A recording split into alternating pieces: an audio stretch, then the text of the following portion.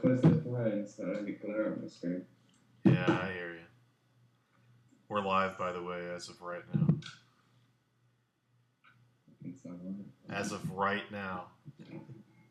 Well, we're so live. Oh, shit. Yeah, man.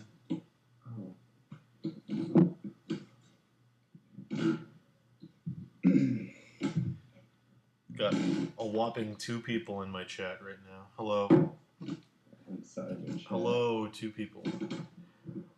So, what are you doing? Me and Sam are here to talk about sex, politics, religion. No, I'm just kidding. Sure. We're talking about none of that. Yeah. We're talking about how Sam's going to go see Louis C.K. and no one's going to go with him because apparently the gods are cruel and I would kill to go see Louis C.K. with Sam.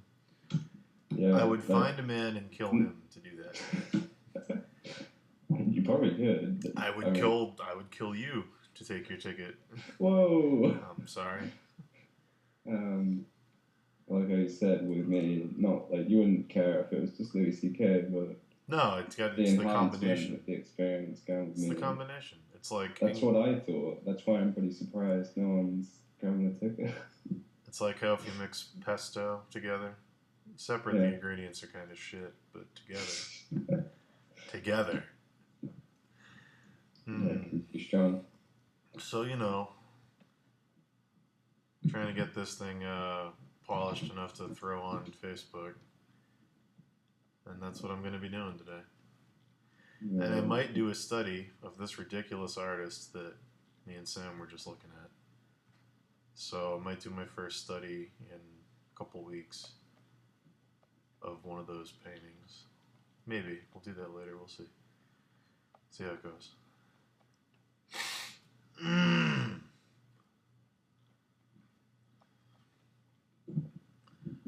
Can you link me your stream? It's on Facebook. I don't care. Right. I'll link it to you. Hold on. Let me I'll get it. Let me put down everything and send it to you. I've got it. Don't fucking bother. Oh, you went anyway. I did. I don't care anymore. How about you turn up your volume? Because it says here that we're plenty loud. I'll turn up a bit. I'll turn up a little bit. Okay. Yeah, that's good.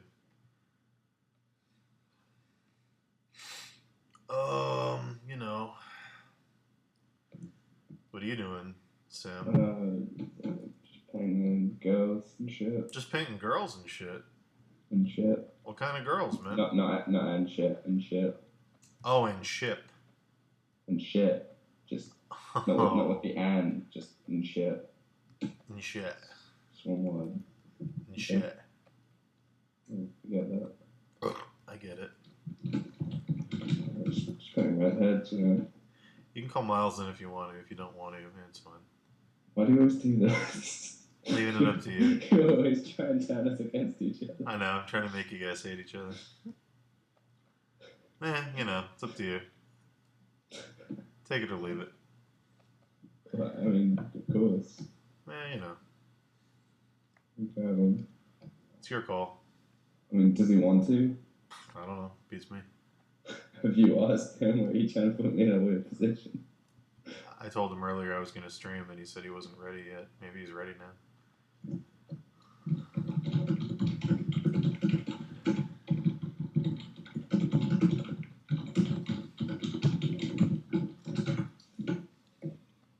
Maybe he's ready. Alright, I get it. You got it? What it is that I'm lazy, and I'm making Sam talk to Miles for me. Because I don't want to take the 2 seconds necessary to go do it. He wants 5 minutes. Of course he does. Everyone wants 5 fucking minutes these days. He's got to put his face on. Everyone wants 5 fucking minutes. I should just tell him you can't have him. Just call him in. Yeah, just call him in right now. Alright, yeah, fuck him.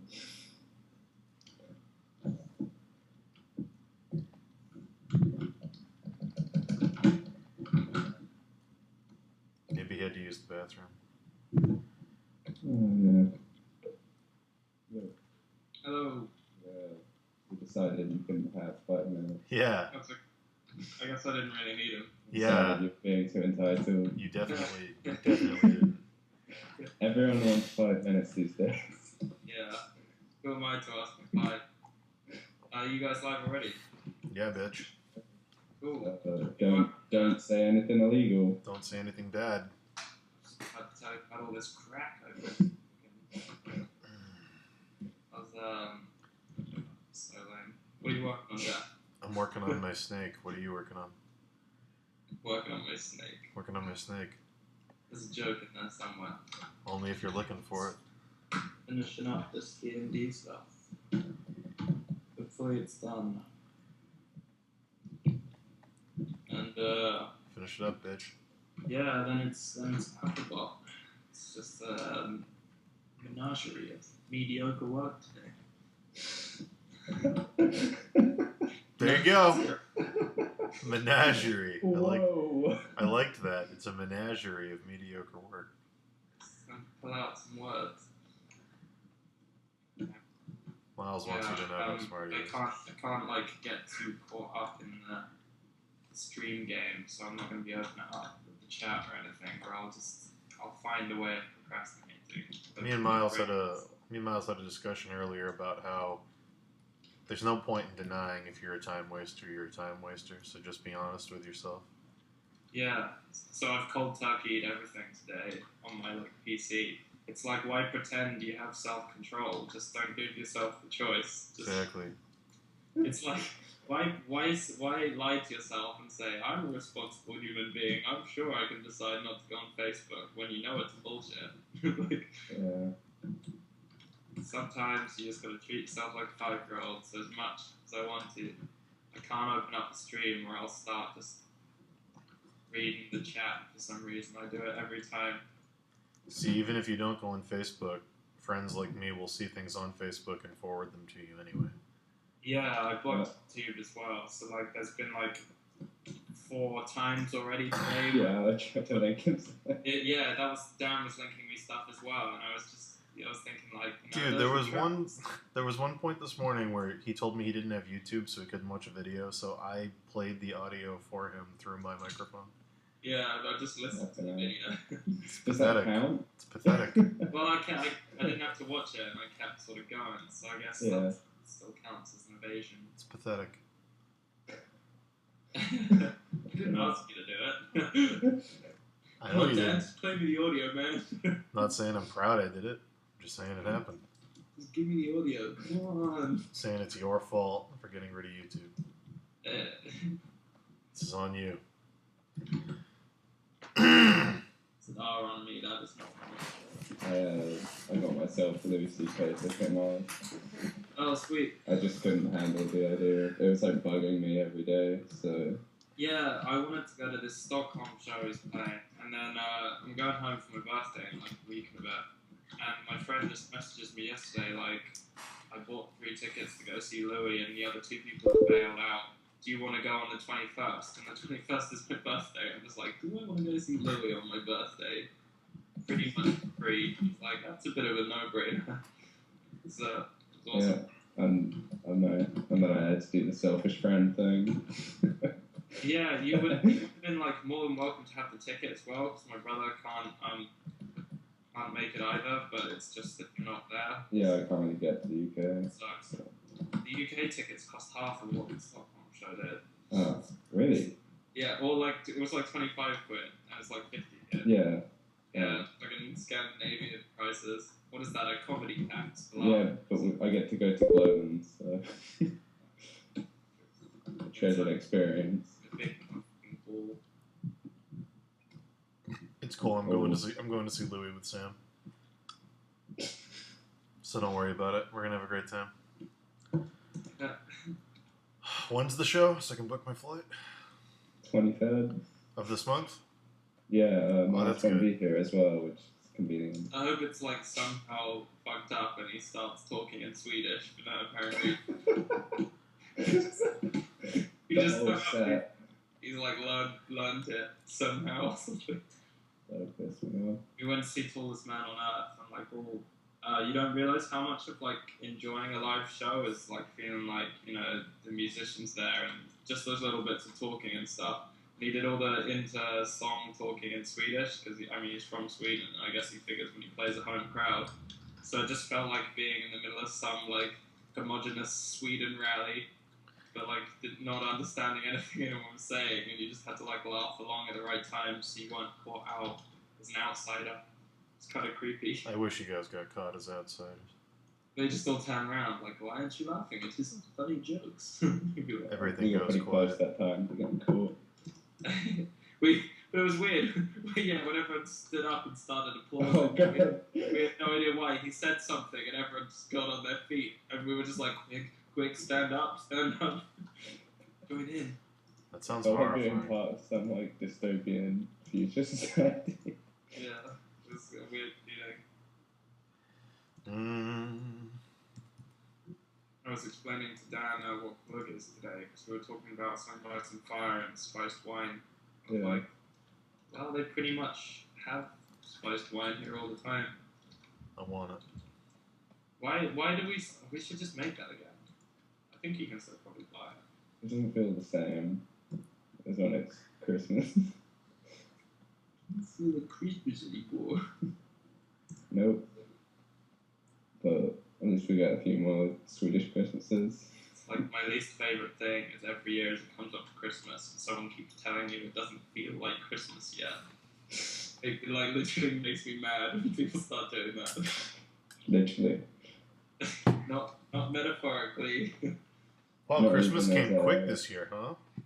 People misuse literally so much that they've changed the definition, and it can now just mean, I think it's like an antonym for It's like an exaggeration. yeah, that it's like they won.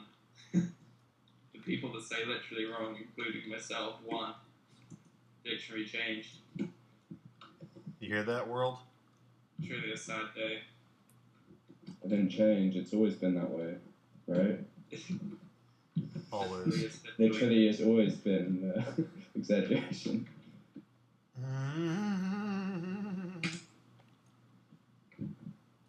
What movies am I gonna watch today, Sam? I don't know.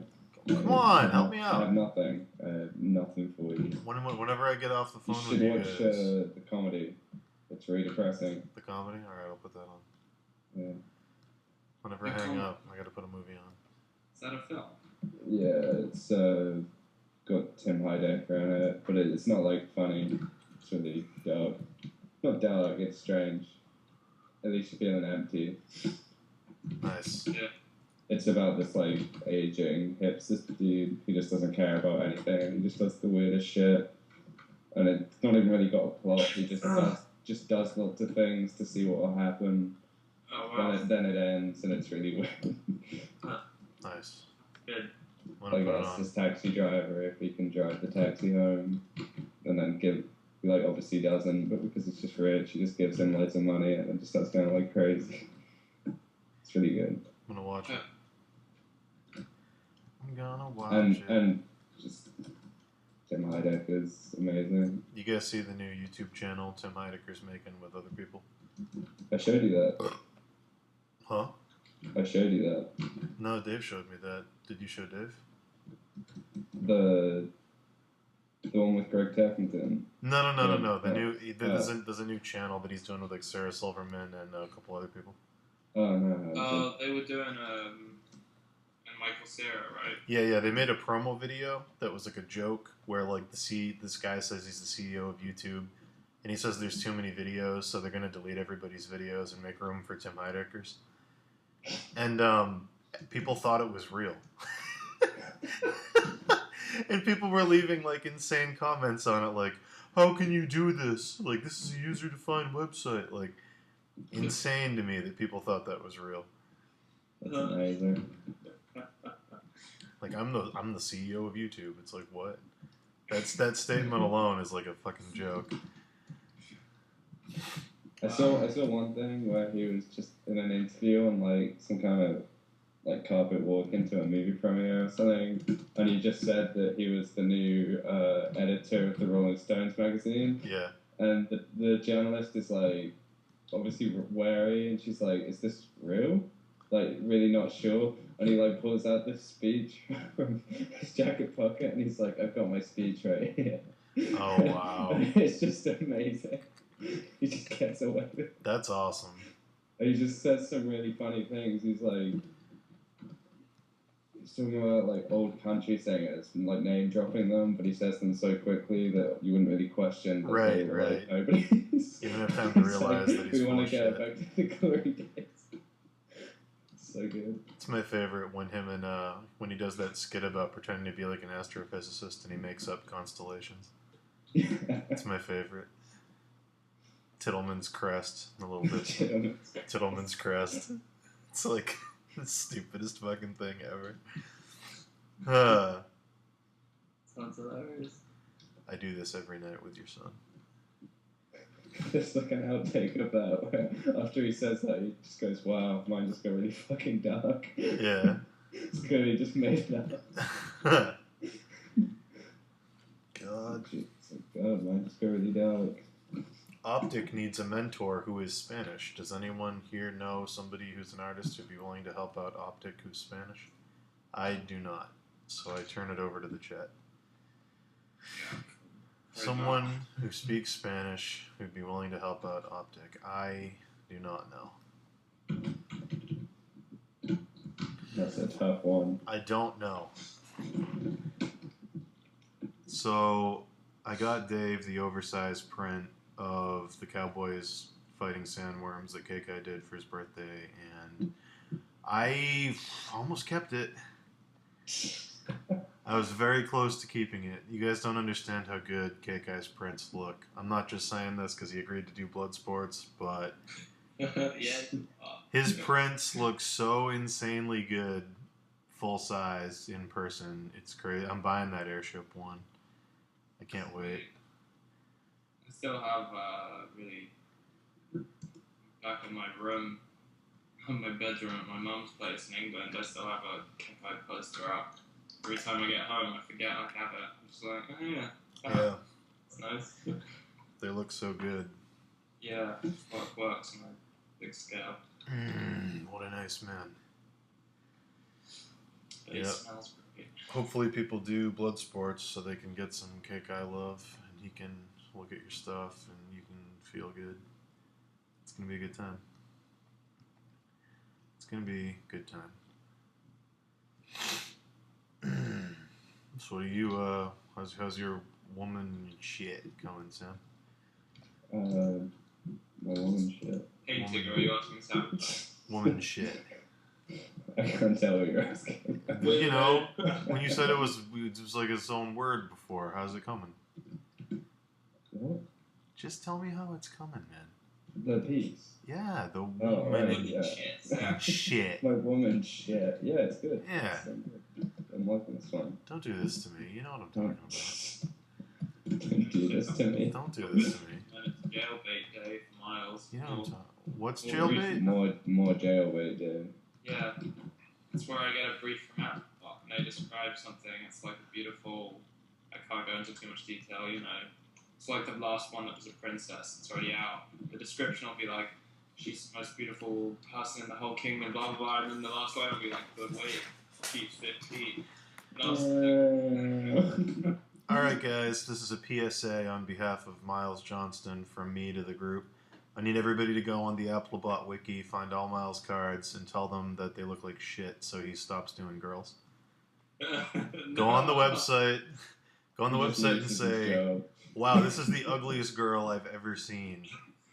I bet this guy could do really great ogres. Well, I had that hilarious thing where, for say, the Eden girl in the forest, there was lots of nice feedback for the regular version, and then the advanced one is all just like, oh, they fucked her up and made her ugly.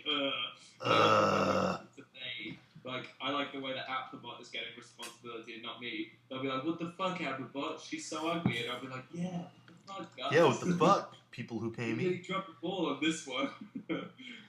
That's why you gotta just paint. You gotta be one of those dudes that Applebot hires who just paints one and then changes the armor and keeps the same face. Yeah, I was looking through their galleries, and I think it's probably the place with the most consistently harsh feedback I've ever seen, just for everyone. Well, yeah. Like, It's pretty great. it's I remember there was one on mine, just some guy had said he liked it, and then someone else had replied to him saying, "I'll trade mine with you then. Anything, stop having to look at this." Amazing. He just hates it that much. Some people liked it. Like, it wasn't all negative. It's just like, if the face isn't super hot, it will get destroyed. And like, that's so. Like, it's. So wait a minute. Actually a standard. I'm misunderstanding something here. Why do the girls need to be 15? Oh, what? Don't ask me. I'm not like requesting that. Yeah, like why would they put that in the prompt? Why couldn't you just paint a hot girl and leave the age indeterminate? I can't really talk about it too much because I don't want to accidentally. I doubt anyone's listening, but I don't want to like either sound like I'm trashing it or give away too much. No, we're not. I'm just asking. Like that seems like a weird thing to stipulate. Game of Thrones style, where like because they're royalty, so it's that kind of royalty are often thrust in young, and I guess. Yeah, we're talking about a game that doesn't take anything seriously though, so that doesn't really work as a defense. It's crazy. I thought that the game didn't have like any lore, but you look at the comments and people are really interested in the lore of the game. Which I find like I didn't know the game had. They kind of seem to be making it up as they go, though. Like the briefs we get and then the final lore written behind it aren't the same at all. Yeah, that's crazy. They didn't make it up. It's weird, but then it's all made up anyway. So I don't know what it's just a very compartmentalized company. Like I think their briefs are written by one team and then they're translated by another and then they're conveyed to you by another art director. And then when you actually make them, it feels like they hand it back to someone else who's going to implement it. And then they just look at what they got. It's like they just then decide a new brief that fully fits what they're seeing now. So it's kind of strange. Like I've had a couple of them where I put them online with one name. Like I put all of those, the forest girl, I named it Eden because I was told that would be her name. Then I found it on the wiki, and it's like Tethra, Joy of Magril, and I'm like, where did these words come from? Joy of Magril, or whatever it says, God. They're just not. People seem to really enjoy it though, and the game seems to be thriving, so that's good. The only thing that bugs me is when they change the card. Sometimes they paint over your stuff, but. It feels annoying because, if they'd asked me to do it, I would have been able to do a better job of it, if you know what I mean. Right. It kind of bugs me that they don't. One of Villa's Galaxy Quest cards, they just destroyed it. I swear. Resolved it. They fucking ruined my Tiger ones. Really bad. Be weird. That's a weird thing for a company to do. That one card I kept asking Villa to share that he didn't. I'm just waiting for it to appear on the wiki, and then I'm just going to post it on his wall. Because it's really good. Like, he's done some really good work for them, and he's just like, I don't know what it is, but he just doesn't want to share it. I swear, it's like... Who... I don't want to say it's one of the coolest things he's done, because we would probably find it insulting. Who does that? Like, who does that for them? Like, do they hand the art off to somebody like John Silva that works for them to do it, or do they do it in-house? What do you mean? Like when they change your cards, like who does that? I don't know. But whoever must be in-house. Whoever did it did a really fucking bad job of mine. Yeah, if you're listening. Yeah. We fucking hate you. I don't know. I would have preferred to do it myself. Like they did a really good job. You have to be very good to see it and think that it improved upon yours as well, because it's just generally quite hard to feel that way about an overpaint that you weren't like consensual to, if you know what I mean. But I agree with you. I would have, in terms of the Tiger ones, if they'd asked me to do it, I would have done it. Like I would have been fine with that. I just don't see why they didn't even tell me there was like a change. Yeah, that's right. Yeah. But I mean, you can't complain about the job. It's true. I'm trying to just be. You gotta, like, the amount of times people would tell me stuff like, you're gonna have to learn to let go a bit with commissioned work, and you like go yeah, but then like when it actually starts happening, it is quite frustrating. Like right now, I'm in the middle of a couple of jobs where I keep having to change stuff. And it feels really frustrating, but in the end, it almost always turns out way better when I listen to their art direction as well. Or if it doesn't matter, like, you know, because it's their work, not mine, essentially.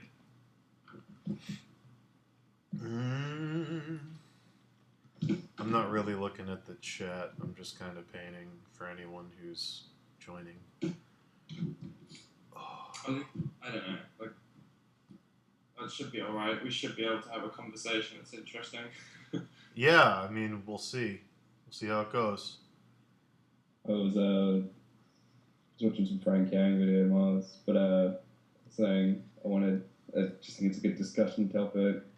Thinking about who's been really into this thing at the moment of like mind fucking people, or what is it, changing their state of consciousness. So like someone could make a video or something from like an idea they had in their head, make a video pretty easily at the moment, and then put it online and like change the way a bunch of other people are thinking. Mm-hmm. I just thought that was really cool with art as well. Like it's just information. I thought that was a cool topic. Yeah, I mean that's how you got to think about it eventually. Like when you see people and when you start thinking about painting like that, you realize it's just it is just information and communication. You start realizing how ridiculous some of the arguments people get into are. Like when I hear someone arguing about like whether it's important that you like, you know, do you hand sketch them in pencil then scan it, or do you start from scratch in Photoshop, or like do you do 3D overpaints, or like when people care about the whole traditional people get too into the method. You got like the end result, whatever it is just going to be like visual information, and it really doesn't matter how you got it. It's just about getting there. Yeah. And then how, you know, like what can you do that's interesting? It's that there is that kind of fact that most people who will ever see your work just won't care that you painted it. It'll just be something they're looking at. Right. It'll just be a thing in front of them. They're not going to go like as much as it would be nice if people like were really into things being painted, just most of them aren't. Like their reaction will just be, I couldn't do that. But apart from that, it's not going to really, you know. It's like that. Oh, sorry. I was going to say, it's like, you know, if someone doesn't do something, they don't understand how difficult it is. So, it's like nice the worst, like the worst painting in your portfolio is still impressive to 95% of the people that are going to see it. Yeah. Like that's the thing. It's so weird to put yourself back in the mindset of a viewer. But unfortunately, on the flip side, your best painting might be uninteresting to 99% of people who see it as well. Exactly. Anything like that's the number one tip for people who want to go professional from hobby is like reaching a point where you start realizing that you can be professional without being incredibly talented if you can like bring something fresh and interesting to people. Oh yeah, I mean, I think like especially now, it's like, you know, you're seeing all kinds of stuff that isn't done technically well that is, you know, the most popular shit in the world. Yeah, I mean, like. I mean, it's why fan art works. Look at what Adventure Time did for art. Like, there's so many people out there who just do that kind of style who are getting huge right now, and there's, you know what I mean? It's like it's crazy. It's great. I mean, it's a good thing. Like, I know some people think that's a bad thing, but it's not. It's a good thing. It's reminding everybody that this very stringent kind of pillar of ideas that we have in like the entertainment art community it's not the only thing out there. It's not like some life raft.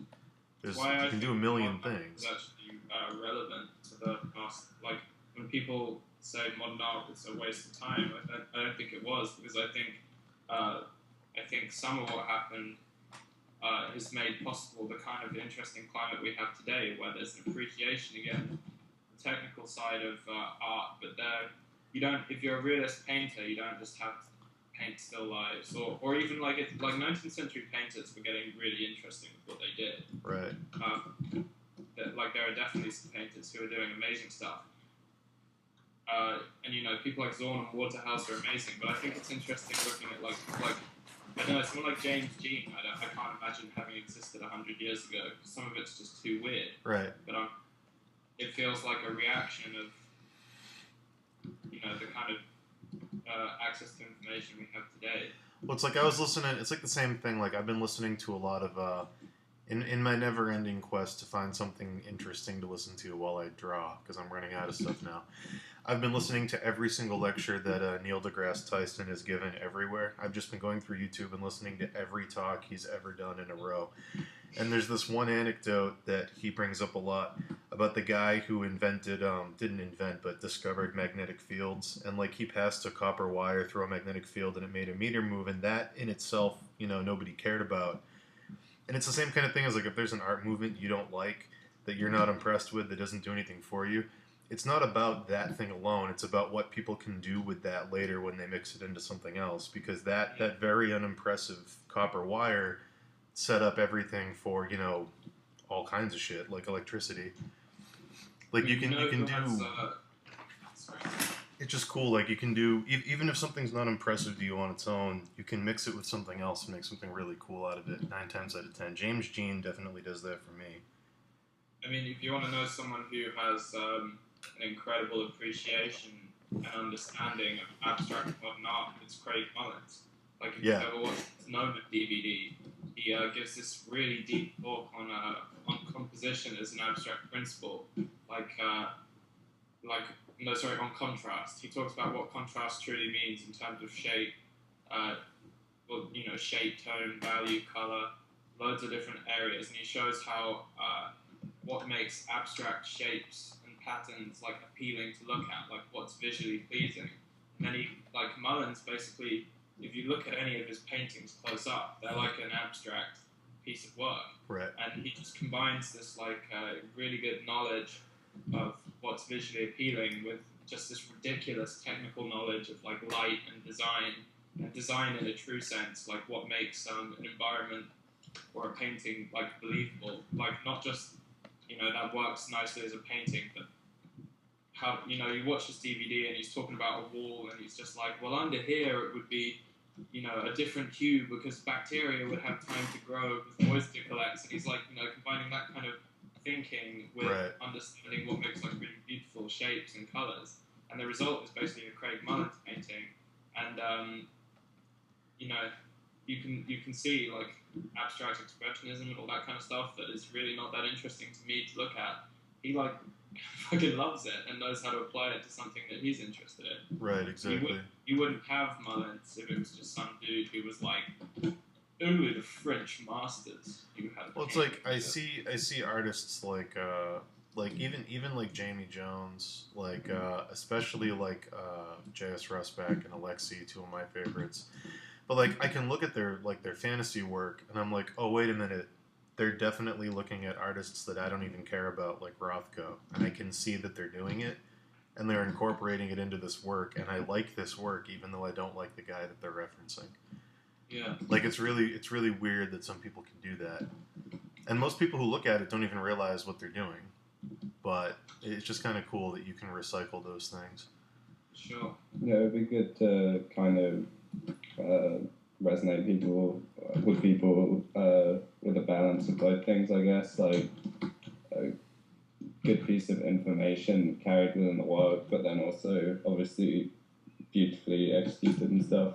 Yeah, when you think about aesthetic, it's a really interesting idea. Like that certain combinations of sensory experience like are beautiful.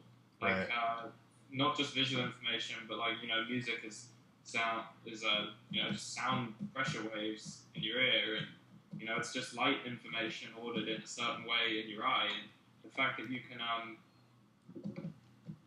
I mean, obviously that you can get into a kind of boring, well, beauty is subjective type thing, but there do seem to be some things which are like objectively more visually appealing than others. I would argue that, you know, I'm sure someone can find. I mean, you can tell like an experienced, expressive painter, like his just base strokes compared to a novice's, I think. Yeah. when we went to see, what was his name? What was his first name? Francis? Something like that? We got confused between Kupka and Kafka, I don't know. No, Kafka's the writer. Keikai Kataki. Yeah. I'm just going to look him up. He was this Czech painter, and we went to see, František Kupka. Like Fran, Frantisek, and then Kupka with K's. Kupka. And he started as like a realist painter. Like he started when he was like early 20s. He was at this incredibly high level. You actually can. It's really hard to find. If you Google his name, you have to scroll down like quite a long way, and you'll find this painting called Book Lover, which we saw, which was like this dude in a like orchard. It looks like a classic, 19th century bunch of hot girls peering at a dude reading a book on like a summer's day. And then from that point onwards, over the next 20 years, he like turned slowly into a purely abstract guy. But the evolution went from like these immaculate 19th century paintings to these like really weird, distorted, like overweight women riding tiny horses on the beach. There was this pastel drawing of a man walking down like an infinite row of sphinxes under this like night sky. They were like insane. They were so cool. And he started like playing around with how you can like simplify temperature and value, and he just seems like he was a genius. Like his work was so aesthetically pleasing. Like even when it became entirely abstract, and he was a really, really good painter. And I was looking at people like him, and I just find that so much more interesting than like not trying to. There's almost no point name dropping. But like talk shit. Talk shit. Just give us a name. Just talk shit. Well, I'm not trying to talk shit. Take someone like David John Cassan, who's an amazing painter. Mm-hmm. Like he paints these incredibly realistic portraits. But I would like. I look at them and I feel like in awe of his ability, but I look at someone like František Kupka and I'm like in awe of his ideas. Like it's not like, it's that difference between how can someone make that and how can someone think of that. Right. It's the kind of thing that interests me because like. Well, it's like every decent piece of stained glass I've ever like. When I went over in Europe, I didn't go. I mean, I got drunk a couple times, but I didn't really go out and do anything crazy. When I was in England especially, I paid a cab driver. I've told this story in here before. Me and Dave paid a cab driver to take us to every little hidden gem of a church in the countryside for 3 days. And I just looked at all the stained glass, and I looked at all the frescoes, and I looked at all the old paintings and stuff that were in these old buildings that had been around for 600 years. And I was like, every single one of those pieces of stained glass was more impressive to me than every piece of digital art I've ever seen. Something about the fact that a guy made that, and it looked as good as it did, and it was one of a kind, and it was handmade, with basically no technology. Every single one of those just. Stained glass in Prague. Oh, sorry.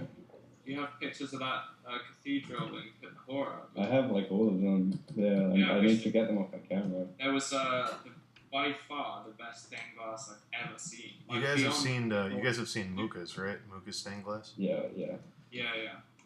I mean, like, never get to Prague. Just go. It's insane how much there is to see. There's just Muka everywhere, like on the buildings. Yeah, and it's just the shit though. Like, this Kutna place is like this town in the middle of nowhere that used to be.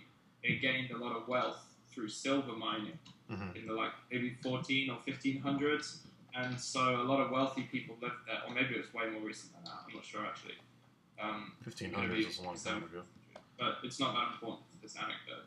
And they basically built this giant cathedral in the middle of nowhere, and all these incredibly expensive buildings. It's like one of the most impressive. It felt like a location from Dark Souls because it was this huge open area, but kind of dead. And it literally felt like playing that game in real life. That's and in awesome. the middle of this like beautiful, bleak winter countryside in Prague. It was really an amazing experience. And we also went to one of the most fucked up places I've ever been. Yeah, that was Ossuary. fucking messed up. These monks had found the corpses of 40,000 people killed in the Hussite Wars. Oh, great. They turned all the bones into sculptures and I decorations. thought they got some from their plague as well. Yeah, there was a chandelier made from every bone in the human Oh, body. I've seen, link these in the chat. I've seen these. Jawbones strung together, and then there were just these skull pyramids, Mm-hmm. and you were staring at them, and they're real human skulls, like more than you can imagine. Each one, once a person with a face, and now just like part of this incomprehensible pile of skulls. Yeah, I've and seen these. There were like skulls that were clearly killed in battle. There was this one that just had an entire hole just clubbed out the front of it. He was hit around the face with a mace or something. Holy shit. I remember just being like, this is fucking unreal. This is a nightmare. This is like a serial killer's palace. Sam, I thought I knew what you were talking about, but I've never seen this.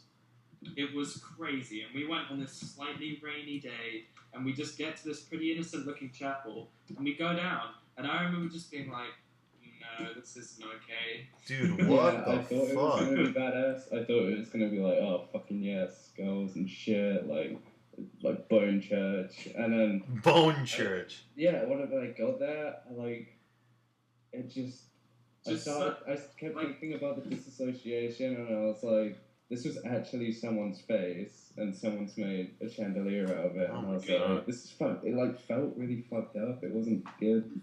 Because, they aren't the people anymore. Essentially, all it is, it's calcified. Well, it's just calcium, whatever bones are made of. You know? I know, but it felt too comparable to looking at a pile of corpses. Yeah. It was too close. Right. But, whatever energy and matter made up their brain and their actual person, is long gone. And obviously, it's just kind of like, it's skeletal remains, but it's this kind of weird thing. It's like this imprint that this many people left in the world in the form of some bones, just all collected in one place. Right. And you just sort of get this eerie reminder that, it was definitely an interesting experience. Yeah, it's crazy. It's like the most, what do we say, the most misguided religious act. I don't know. Clearly trying to. I don't think it was meant to be glorifying. It was meant to be horrific. It wasn't meant to. It was meant to make people happy they were around. It's like, look, we're all alive, but it's like, look, we're not these people. It was like this grim reminder that one day all that will be left is a completely impersonal, like a fingerprint on reality, a temporary fingerprint, which is all it was their way of saying things could be worse. It's like you make that as someone for a present, and you're like, do you like it? I did this for you, and they're just like, what have you done? It's a reminder that you're still here. Yeah, it's weird to think about what a skeleton is, because it's just like it's like a temporary imprint in matter. But like anything I think what makes it uncomfortable is anything personal about you, like any ounce of your personality. Like nothing of that's really left on your skeleton. I'm sure if you ask some dude who knows about bones, he'd probably get off telling you that every leg bone has dents from when he was just a little kid and broke his leg for the first time. But like to a normal person, they're completely impersonal. Right. It's like a really bizarre experience seeing that many. It's kind of cool though. Crazy. Yeah. It was like the most fucked up town. It was like all the people had left. So you've never gone to the catacombs then? No, in Paris. Yeah. No, I remember being told about them when I was there on a school trip. Because that's an impressive amount of skulls in those photos, but like there's some fucking skulls under Paris. Yeah, I've heard about that. It's like probably millions of them. Yeah. Yeah, there's quite a few fucking skulls down there. Yeah, like, do you remember we walked into that cafe, Sarah? I swear it felt like they were waiting for us. It felt like being in North Korea or something. It's like, it was like 6 of us or something, and it's like, oh, there's 6 chairs laid out. Oh, and like, as we came in, like, the music turns on. Yeah. It's like, oh, they knew we were coming. The church called it. Stood there ready. The church called after you left. She's like, yes, right away. It's one of those towns where the people all call each other after you leave to tell the others that you're coming. Yeah.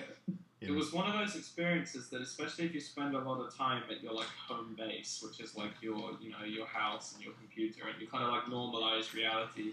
You like think back on a day like that where we like traveled to the middle of nowhere in Prague, and you're just. I have actually no idea where that was. Yeah, I couldn't point to it on a map. It just took a few hours from there, and you just like get this kind of eerie feeling. It's so weird that you do this. Like that can be a day, and then another day can just be like nothing. Like not even leave your apartment. Yeah. That's it. And I'll be talking about that day for years, and it's just like I don't remember yesterday already. There you go, man.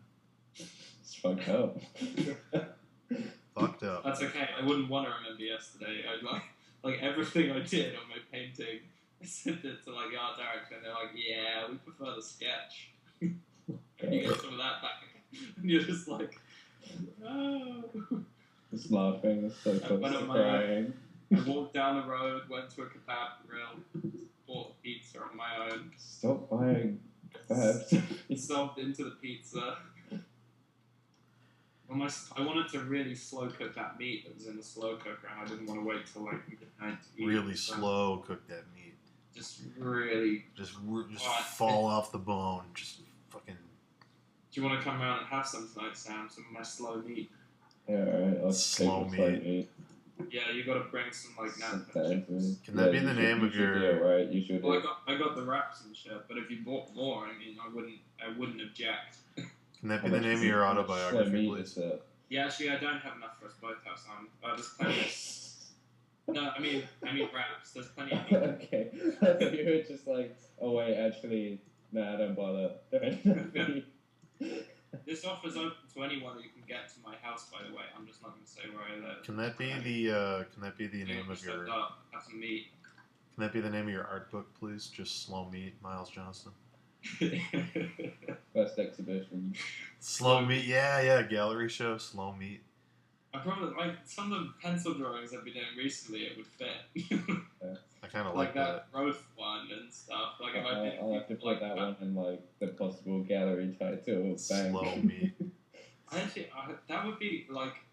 Would you guys be impressed if I could get away with it? Yes. Oh, for sure. Yeah. Okay, well, maybe I'm kind of like, I'd love to do something like that, but I don't really know if you can get a gallery show with pencil work, or if it's really, like, appealing enough for any gallery. Pretty sure you can if you bullshit it enough. Yeah, well, I mean, there's definitely, like, moleskin shows that they put on in a... Just say things like graphite is the most raw art form. There's less lost in the transition of soul to paper because it's such an innocent medium. Like, just say sentences like that. You'll be fine. I'd love to be able to do the whole gallery thing without having to resort to that. Well, I mean, you have to play the game to some degree. You don't have to, like... Yeah, for sure. I mean, yeah. like... Yeah.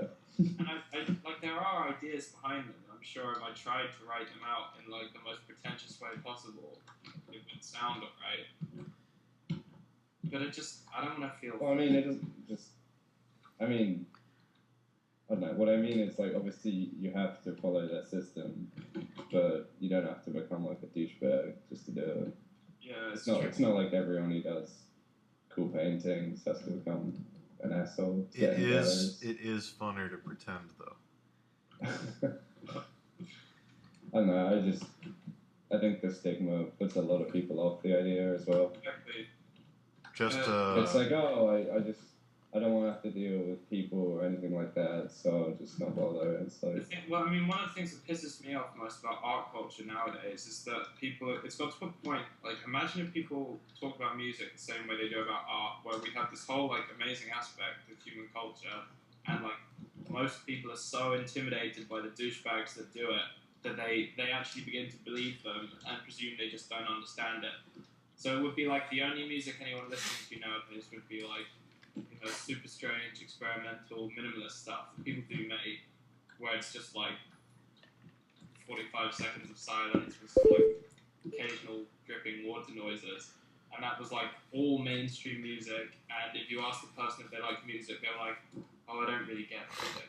So that's kind of like what art's become. It's like we've let pretentious douchebags convince normal people they don't understand it. That's because the pretentious douche, like this is the thing. To be the kind of person who has to be heard and to put yourself out there and force people to hear you, you have to be that guy. So they're the ones that get heard, because normal people like us are perfectly content actually doing the work and living the life and enjoying it. But it's the people that go out there and have to be put on the pedestal that are the pretentious douchebags 90% of the time. So of course that's all people end up seeing, so that's all they end up believing. I love the way we're starting to see with how the internet is changing. Like I think more people probably have access to art in some form than they have for the past 50 years. Like if you think about friends who even if it's just stuff like fan art of Zelda or something like that, more people are slowly finding ways of seeing drawings that they're interested in again. Right.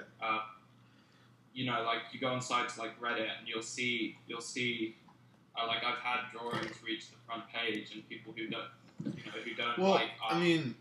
see some, and I think that's really nice because it's that kind of thing. Like now that they can't control the distribution of it, which used to be you had to go to gallery shows really to see serious work. It's the weirdest thing to think about, and it's gonna sound weird when I say it, but it's the first time ever in cultural history where people can decide what's good without someone telling them it's good first. So up till this point, it was up to exactly. Up to this point in history. On a huge scale as well. Massive. Especially getting to stuff not to get into it, but political things and stuff. Yeah. People, and also it's just becoming international as well. When you're on the internet, it doesn't really matter which country you're from. It's just information, isn't it? Whether it's political or social or it's all across the spectrum, because the thing is, people forget is that up till basically the past 5 years, not really even the past 10 years, like the past 5, what music you heard, what images you saw, what art was said to be good, what political ideas were shared, were all predetermined by editors, by art directors, by people that owned magazines. They would hire people who had credentials that justified them saying, this is better than this, so we're going to go with that one. And it would get filtered out. All the other stuff would get filtered out, and you'd never see it because the people that controlled those media conglomerates wouldn't publish it. But now with the internet, people can decide what's good on their own, and you've got the Kickstarter thing, and all these ideas, half the things on Kickstarter, actually I'd say 75% to 80% of the things on Kickstarter that are being funded right now would have been rejected by any of the companies that could have put them forward 5 years ago. Yeah, and I mean, it's just by far the most incredible and explosive distribution of information between people that has ever existed. Right. We used to study in history and philosophy and stuff like that, the effect that the printing press had on the world, and it's huge. The ability to all of a sudden print any book, right? Exploded human consciousness essentially. What ideas people could subject themselves to and become interested in. All of a sudden, they could get prints of all kinds of books and translations, and it completely. Books didn't have to be handwritten; they weren't such a luxury. It completely changed life.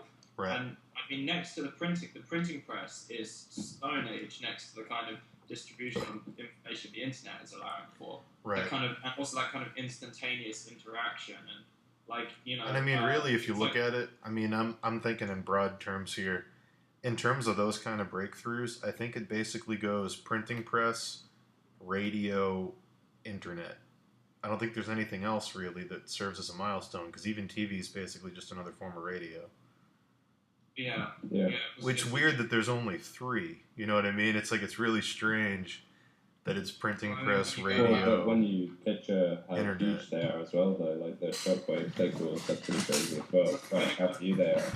Right. Go back, the original one has to be language. It has to be when we turn from, essentially islands of our own consciousness that couldn't communicate into things that could share ideas. Because, they talk about, there's been studies of, if you look at, examples of kids who, there's some famous feral kids examples of people who were, born in the wild or raised by wolves and that kind of thing. What they found is that someone with a perfectly healthy brain terms of like genetics and like that they don't have a disease or a disorder, but who are raised and never learn a language before the age of 3 or 4 or something like that. Like if you haven't learned a language by that age, it destroys your ability to ever become like what we associate as a normal level of interaction. You like can't ever pick the language up fully. Right. And without the ability to have language, you never learn to like integrate socially or basically become like a modern human. You stay like feral, like forever. Even kids who are like rescued, they basically end up in institutions. And it's this crazy idea when you realize like, so learning a language has an effect on you.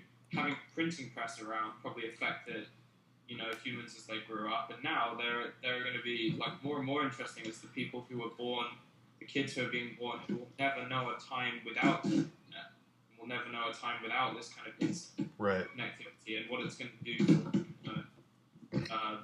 people as a whole. It's going to be really fascinating. The weird thing to think about with the printing press, this is a really, really weird thing to try and wrap your mind around.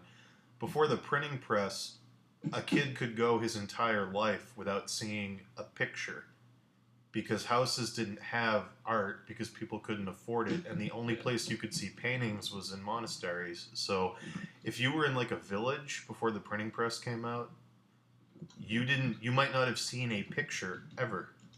Like, isn't that crazy? Isn't that crazy that you would never have seen a piece of representational art in your entire life? Yeah. You know what I mean? Like, it just wasn't something that you would experience. There's kind of a... pornography. Yeah. 5 minutes.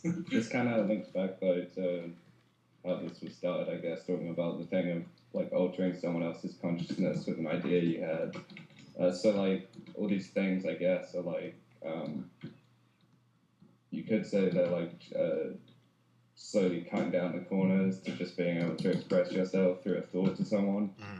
Like, if we talked about this a while ago, I was like, so I have this scar on my arm from an accident, and I was like, what if I could just, like, touch your arm, Miles, and all of a sudden you're me, and you live out the whole memory as if you were me, and you would just experience complete ego death, and then afterwards, you're just like, oh, like, just the empathy would be insane, like, we'd just become would end up with like a completely homogenous society. It would all just be weirdly one or something. It'd be really strange. This wouldn't be you anymore. Have you seen the Oculus Rift thing that's coming out? Yeah. You're talking about the Vulcan mind meld. And it's just like talking about Star Trek. But I wanted to think about that a bit with that painting I did last year, where it was just like, the idea of rather than having personal experiences, just download them, live them out. Like, why go through the hassle of a relationship when you, like, how uncomfortable would it make you? I think that would be the step in technology where I would be the older generation objecting to it. It's like, why go on holiday where you can just download the exact memory of being on holiday and it's just as good?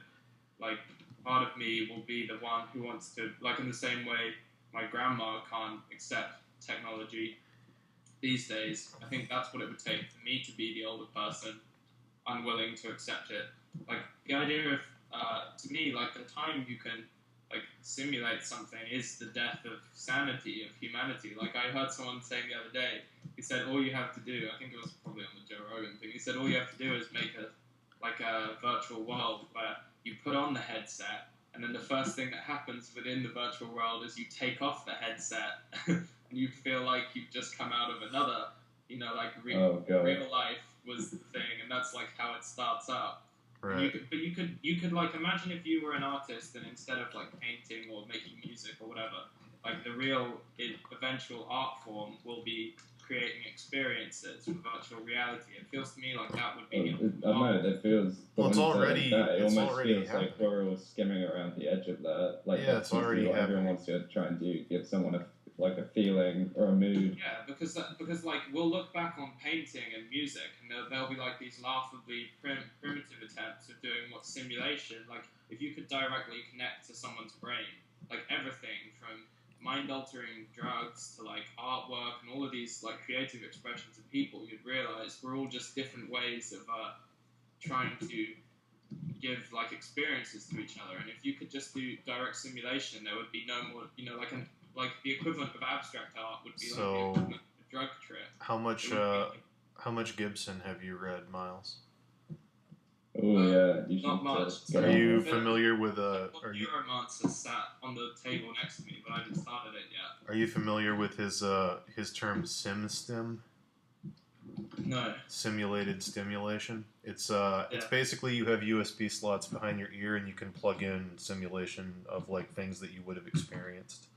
Yeah, He like totally covers that whole topic, and that was in like 1984. It's an idea that I think has existed for a long time, but it's like becoming more like by the year it feels closer. Yeah. In a kind of eerie way, because I was thinking about this, and it does feel to me like that could be the eventual goal of artwork. Why like you said, a painting is just an attempt to communicate. Well, I mean, not to sound like that guy, but I mean, just to rephrase what you just said, it's like, what has art done on the timeline? Okay, so it's cave paintings of things we saw every day, and then it was religious iconography of stories that were told, so they put images to a story. Then it's illustrating books, which is the same thing. You're hearing a story, you're illustrating it. Then we go forward, and it's drawing things that you then turn into real things and you use on the stage. So opera and plays, that's what art did, was to simulate a story on the stage. Then it's TV, then it's movies, and then people go, well, that's not immersive enough anymore, so let's make a game. So you do all the art, and then you play the game, so you're putting the person in the story. And now it's like they're already talking about making VR video games where like you feel like you're in it. So it's like you're saying that's the next logical step for art, and it is. I mean, I think everybody could agree that's where it's going. That's like it interpreted in entertainment sense, I guess. Well, I can't wait till video games lose the word game as being a necessary part and that becomes something else. Because, like, to me, my favourite games have always been ones that aren't about, like, playing a game with rules and winning it, but are more about just trying to, like, be immersed in a virtual world.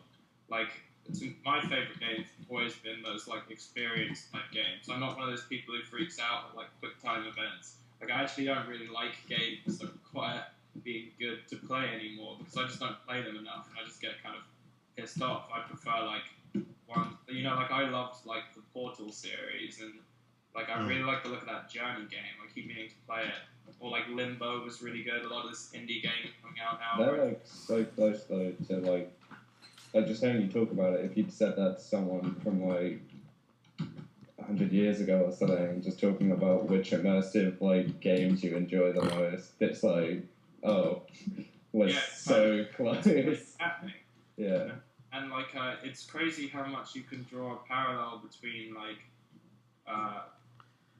what we want music to do, what we want drugs to do, what we want like all of these different things that like you can't argue that people don't have this desire to just change, to radically like shift the way they view the world. Like what is getting drunk if not just like the like socially acceptable way of not feeling like yourself? And I mean that's what a movie is. That's what seeing good music does. I mean, there's only two kinds of art.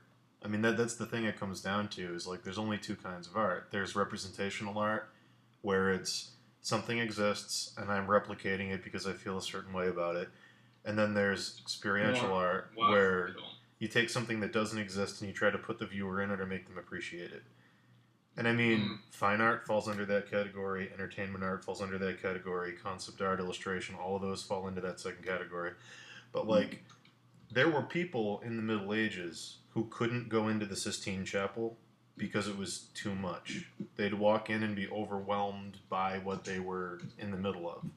Yeah. They'd see all the bodies flying around and the angels and the big war scenes and, like, the big battle. Yeah. And they couldn't handle it. It was too much visual stimulation, and they had never seen anything like it. So they'd go in, and I mean, as ordinary as we think that painting is now, there were people back then who walked into that room and felt like they were seeing the end of the world, and they couldn't do it. Like that, it's crazy to think that's like still would still happen. Yeah. So like I was saying like I showed someone that brain leech painting I did, and Karen, I think she's like scared of leeches or something, and she like jumped. It's snails. Like close.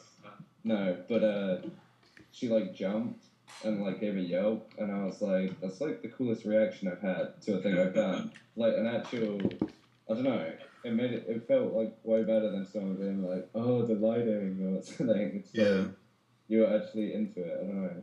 It feels like a completely missing point in creativity to obsess only over technical details. Like, technical skill is there just to make it more like visceral and easier to communicate. It's like it's learning the language before you're trying to say something. Yeah. Well, it's like magic tricks. Technical skills are like performing an illusion. The audience looks at it and they don't even understand that you're doing a trick. Yeah, that's a good analogy. Yeah. You know what I mean? Like, it's like what's going on behind the curtain. But exactly. Like, you wouldn't just show people backstage all the time. You've got to have something. Like, having good technical skill in art is the equivalent of making a man float and have nobody even consider that there's a string. It's just like, whoa, like, you know what I mean? Like, that's all it is. It's a really good illusion.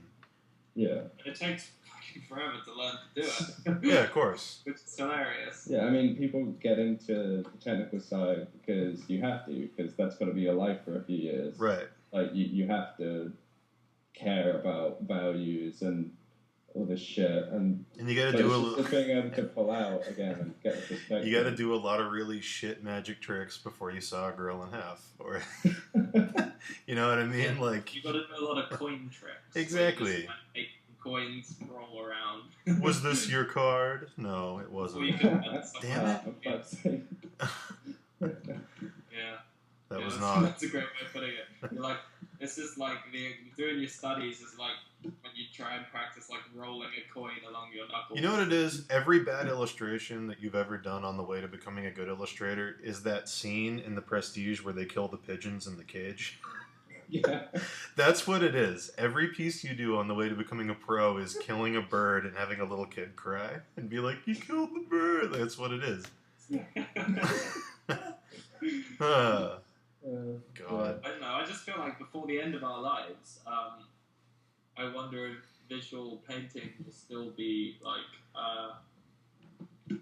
whether it will still, if simulation stuff became true, it might be so overwhelming that it would be hard to, it would appear so primitive and kind of like a novelty. But that's not a reason not to learn to do it, because eventually you realize if you're truly interested in creativity, those skills would translate. So if a new medium came along, like the ability to, make interesting simulations or something like that, I would want to be working in that industry. It doesn't make you obsolete if you've learned how to think about these things and what connects with people. And I mean, it's not only does your work translates over to other mediums because it's all in your brain. Yeah. You're transferring images from your head effectively. Well, it's they don't exist anywhere else. Really, I mean, the weird thing is that really good traditional painters. Okay, so yes, there's a group of traditional painters who are never going to use Photoshop because blah blah blah blah blah. But the ones that give it a shot for more than 4 months, they're just as good digitally as they are traditionally 9 times out of 10 because it translates. Yeah, it's the same thing as people who are really good in Photoshop tend to be pretty good in ZBrush once they give it the benefit of the doubt. Because basically it's the same thing, it's just applied in a different way. Yeah, and I don't know. Obviously it's so hypothetical that it's impossible to even tell, how a medium of creating experiences for someone would work. But I mean, the fact that this is all we do is trying to make pieces that convey something that's not even real to someone. Right. I just feel like we'd be good at it. I don't know. Yeah. You'd be ahead for sure. Definitely. You'd at least be in a position where you could create some beautiful situations for people aesthetically. Plus, to go into that industry than an accountant. So, yeah. Yeah. At least it would look good, whatever your experience was. It'd be beautiful. I don't know, it's a crazy weird topic because crazy weird. Fine, crazy zany weird, but no need to apologize. Yeah, it's really gonna radically change what an entire lifetime can be. Like right now. Well, I think it's our job as artists to change the world. No. But compare what your life could be next to someone from 100 years ago. Like you could like any of us could take up, move to a culture that we've never like experienced on the other side of the world.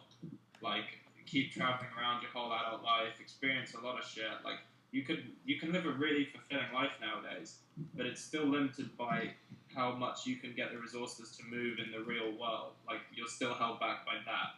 Right. Like if you want to go see a rainforest, you've got to find a way to get there. But like if you could like find a way of just,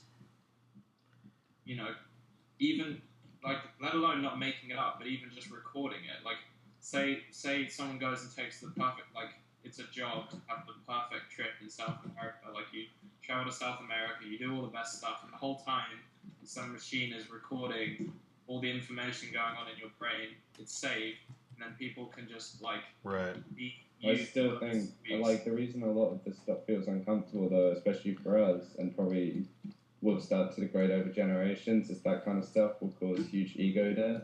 Like you could be a woman, you could be a fat black woman for like a whole experience, and then you have to go out being you, and the absolute head fuck of it would destroy you. And because that's where that leads is we'll end up all just being one big thing, like a beehive. It'll be fucking weird. Okay, sure, it's a 2-week-long experience, but it might not take 2 weeks to run 2 weeks of information through your brain. So, like, I mean, obviously this is getting so stupidly theoretical. It's not like we could know how this made-up technology could work. Well, I mean, you can. I mean, just before you go any further, you can have a dream that lasts 2 months, and then you wake up and it's been 6 hours. Yeah. So imagine if you could like push through, like you hook yourself up to some kind of life support or like some machine, and it can push you through that 2-week trip that like our good friend recorded in South America in like a minute or less, in seconds. And then with the internet, everything ever recorded, every experience ever could essentially be like downloaded, saved, and you could spend a day and you could live like 100 lifetimes in a day. And by the end of it, your understanding of like other people, like maybe people would start willingly going through harrowing experiences. Well, especially because like in a 2-week experience, the way the brain works anyway, a 2-week experience afterwards isn't a 2-week experience because the brain treats everything like a fine stew. You can put in 2 weeks worth of stuff, but it boils it down to the best bits. That's all. That's all your brain remembers. That's all it holds on to is the most visceral chunks spread across that 2 weeks. It's so fucking adventurous that there's no way if you told someone, look, you can experience being stabbed, kidnapped, taken to a back room, and having your kidneys stolen and being left like a wreck. You can experience the feeling of being a mother and losing a child. Like some of the like harrowing experiences. What I was thinking was like taking people that have seen really fucked up stuff, and like political leaders would become gurus or something. They would become like the wisest people ever because they'd be like, we'll sit you down with like a selection of like the widest mix of people we could meet. Some people have like experienced some really messed up things, and you have to experience everything they've experienced. And afterwards, you'd be like, "Well, go do your job." How would that work? Do you think it would be? Do you think it would be offensive? Like, okay, so here's a scenario. You could come up with a bunch more, but imagine talking to a person of another race and having them complain about racism and no blah blah blah blah blah, and then being like, "Oh, dude, I understand. I downloaded that." Yeah, maybe. How weird does that get? Where you're like, my son died. You have no idea what that feels like. I think we would reach a point where it wouldn't even be a cultural thing anymore. It would be like part of some weird thing where we all empathize with each other so much that we're like some weird organism. Like we're all just parts of a thing. It'd be so weird. If you weren't held back by time, like something. You just would have no self anymore. It'd be something that interests me is, let's say you lived 1,000 lifetimes and you experienced all the worst and best things that could happen to a person, safe with the knowledge that your physical body is just going to be sat there for a day and you'll be fine. You like know that whatever I is, or you'll be okay at the end of it. At least your body will be. Who knows what that would do to a human mind? But you wonder if you did that and experienced as much as possible. Do you think that would like polarize people more? Like our personalities would become more different based on the kind of like specific things you experienced, or do you think like as you start to see more and more, would people become like more and more homogenous? Would there be like some kind of like average personality and way of acting that comes out of having seen that much variety? I'm gonna bring it full circle. I'm gonna bring it full circle, and I'm gonna say that if this ever happened and you could download experiences, there would be a fundamental divide in the appreciation of experiences in the same way that there is in traditional and digital art, where some people would say that if you downloaded it, you're just a faker and you had to be there. The same thing would happen. Sure, there would be a huge backlash. Huge backlash. Who didn't want to lose their individuality. Exactly. So you get, like rebel groups who have like real experiences and. Yeah, it would be the same it's thing. Like children from an early age would have like they just have a day or something. You turn like a certain age, and you have a day where you'll get plugged in, and you get like caught up to humanity or something. You'll get showed the shit that like is supposed to make you empathize with stuff. Yeah. Be weird. Yeah, the same thing would happen. As well. There would be people that would just be like, well, that doesn't count because it's not that's not the real one.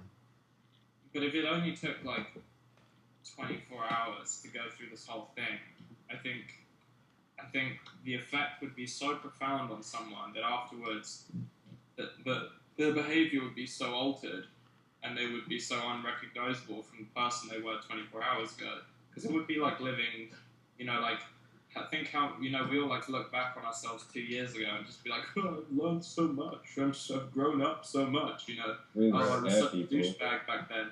Like, this would dwarf that amount of change. Like, you would come out just not the person that went in.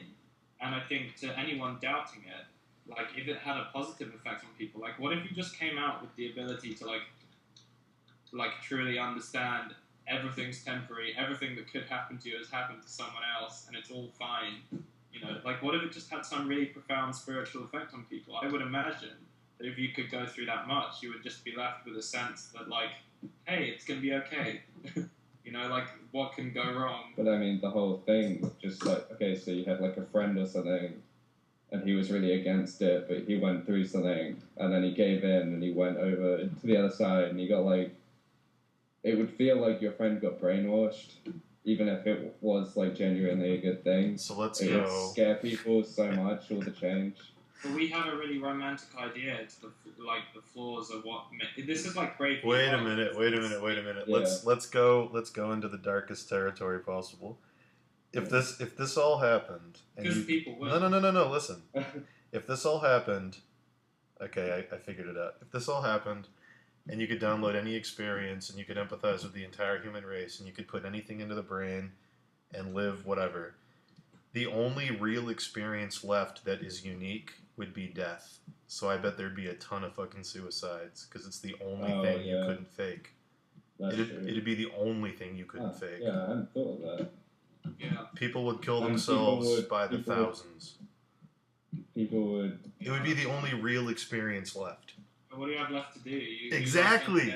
Yeah. Experience the feeling of being an Olympic athlete on the podium with a gold medal. You experience, like, the satisfaction of watching your child be born. Like, it'd be the only... Dude, it'd be the only unknown. It'd be the only mystery left. But I think maybe that would be, like...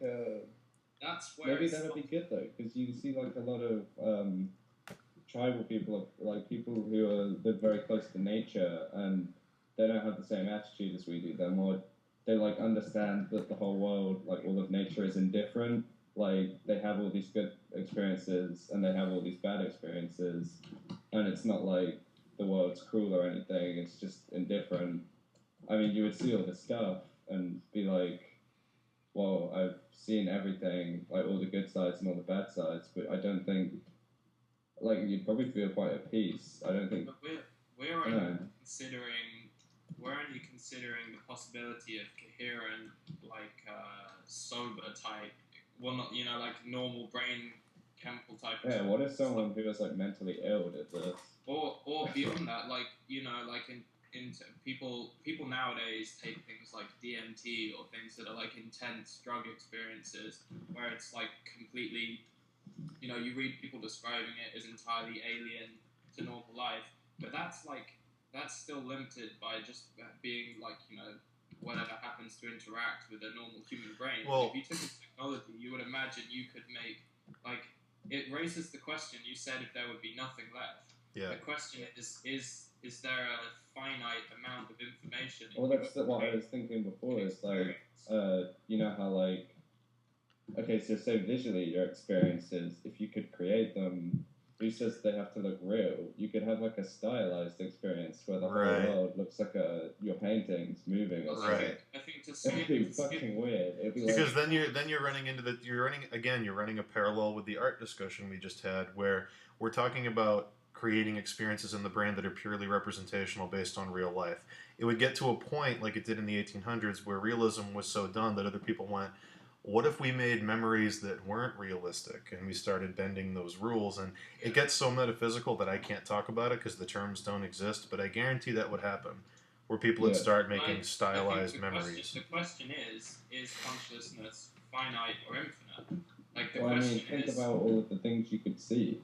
That it would be limited to that, effectively. I've read an amazing blog on whether or not there's an infinite amount of things a human eye can see. He uses the formula for how you find the possible number of images, and I think it's resolution to the power of the amount of possible colors.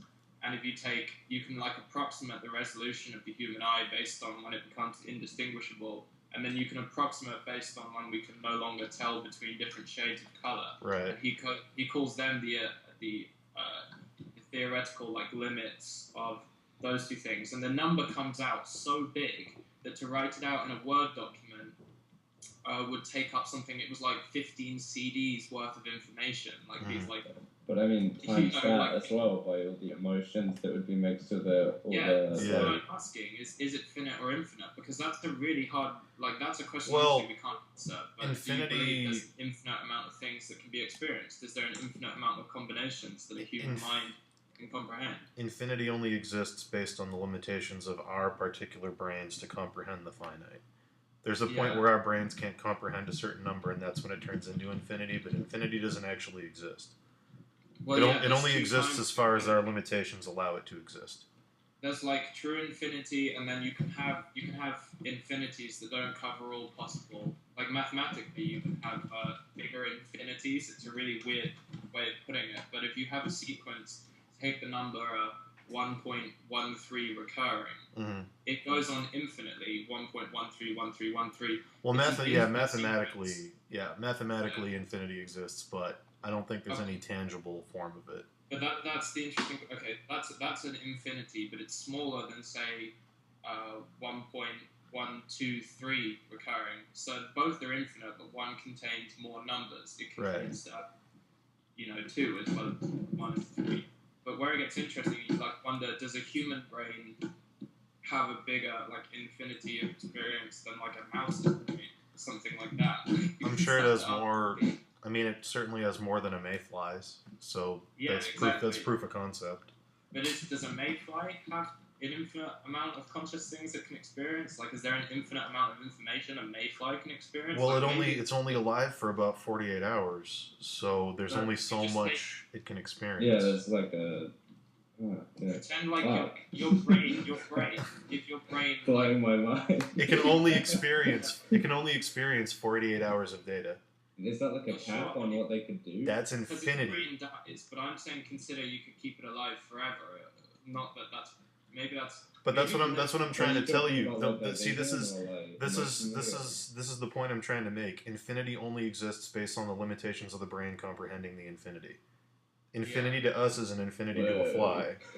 Yeah, but what if you this is when you could get really crazy. You could argue that creativity and imagination and all consciousness. 2 weeks. 2 weeks is infinity to a mayfly. You know what I mean? That could be the expression of some infinite mind, and we're all just different parts of it. That whole when people say everyone is the same thing, the same mind experiencing itself. You could imagine that is some kind of infinity. I don't even know where I'm going with this, but it gets kind of crazy. Yeah, I'm wondering where you're going. It's I don't know. I'm happy to keep discussion. I'm happy to keep playing tennis with you, but I don't know where it's going.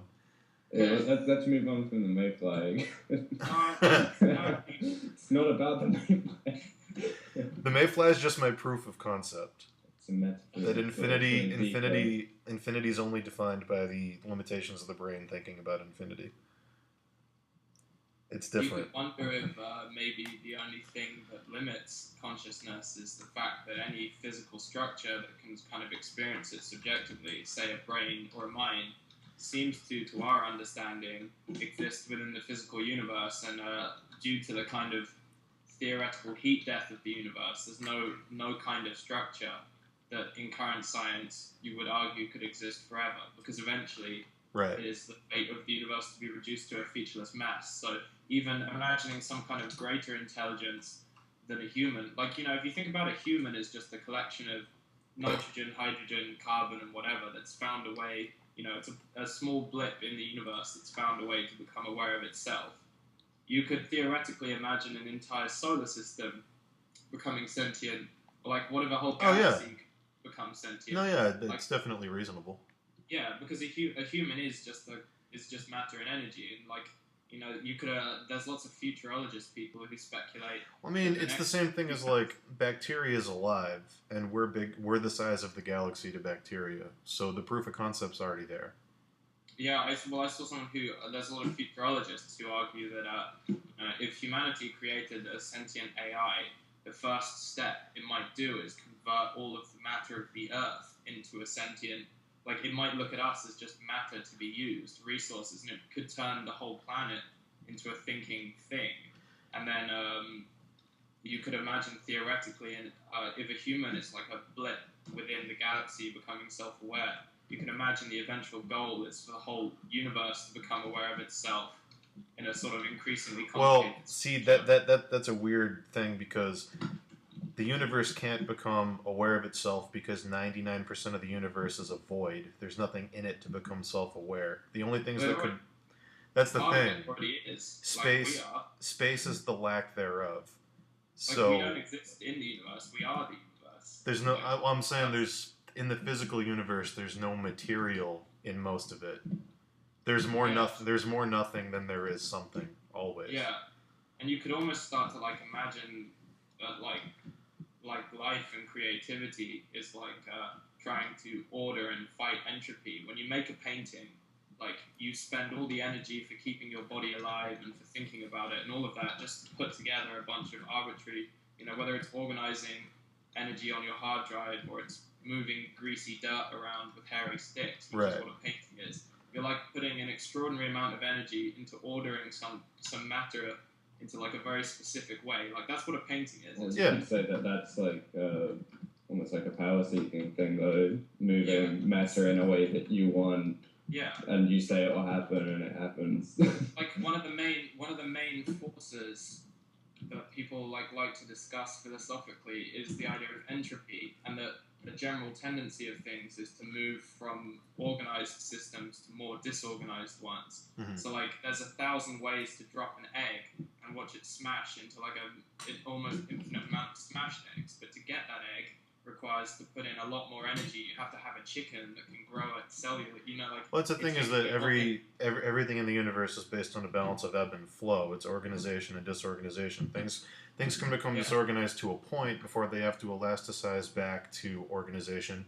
Then they become too organized, and then it has to elasticize back to disorganization. Well, I think that a lot of people argue that it's more like entropy wins eventually, and that it always requires more energy to order a system than it takes to disorder it. You know, like, if you want to tidy your room, it takes a lot of energy to tidy your room, but there's a million super easy ways to trash it. But the Miles, we've already proven that energy can't be created or destroyed, so the same amount of energy is always there.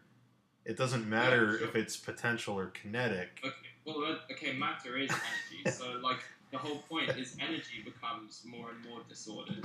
Like, as the energy's always doing something.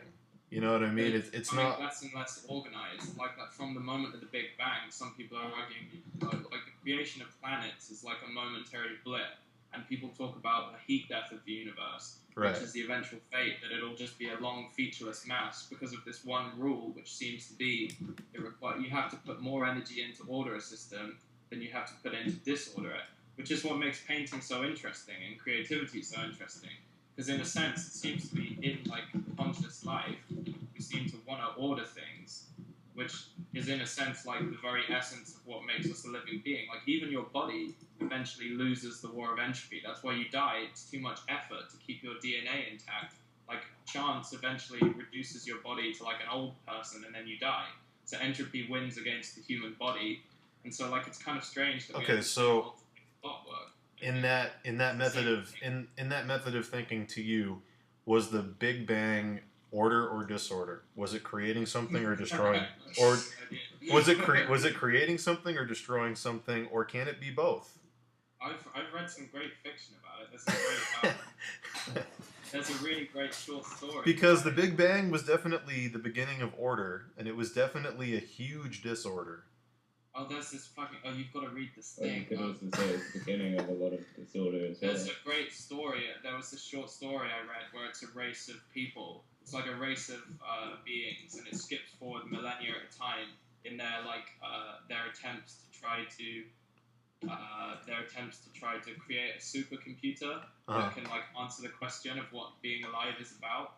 And each time it says it requires more energy and matter. So as the millennia goes on, it goes from being like a big computer, like our Large Hadron Collider kind of shit, into being like a collection of galaxies that are like communicating with themselves. And the eventual thing is, as it reaches ultimate entropy and figures out, all the matter in the universe gets collected together into this one thinking thing. Okay, so hold on. As it realizes what it is, it like becomes the Big Bang for another universe. Before we go any further, for the people listening to this, because I'm not really looking at the chat, but I know there's like 60 people in here.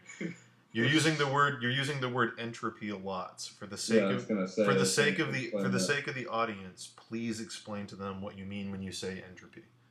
Okay, I'm gonna have to look it up to make sure I don't get it right, because I have an idea. Don't get it right. You've been saying it a lot, so I want to make sure they know what you're talking about. Okay.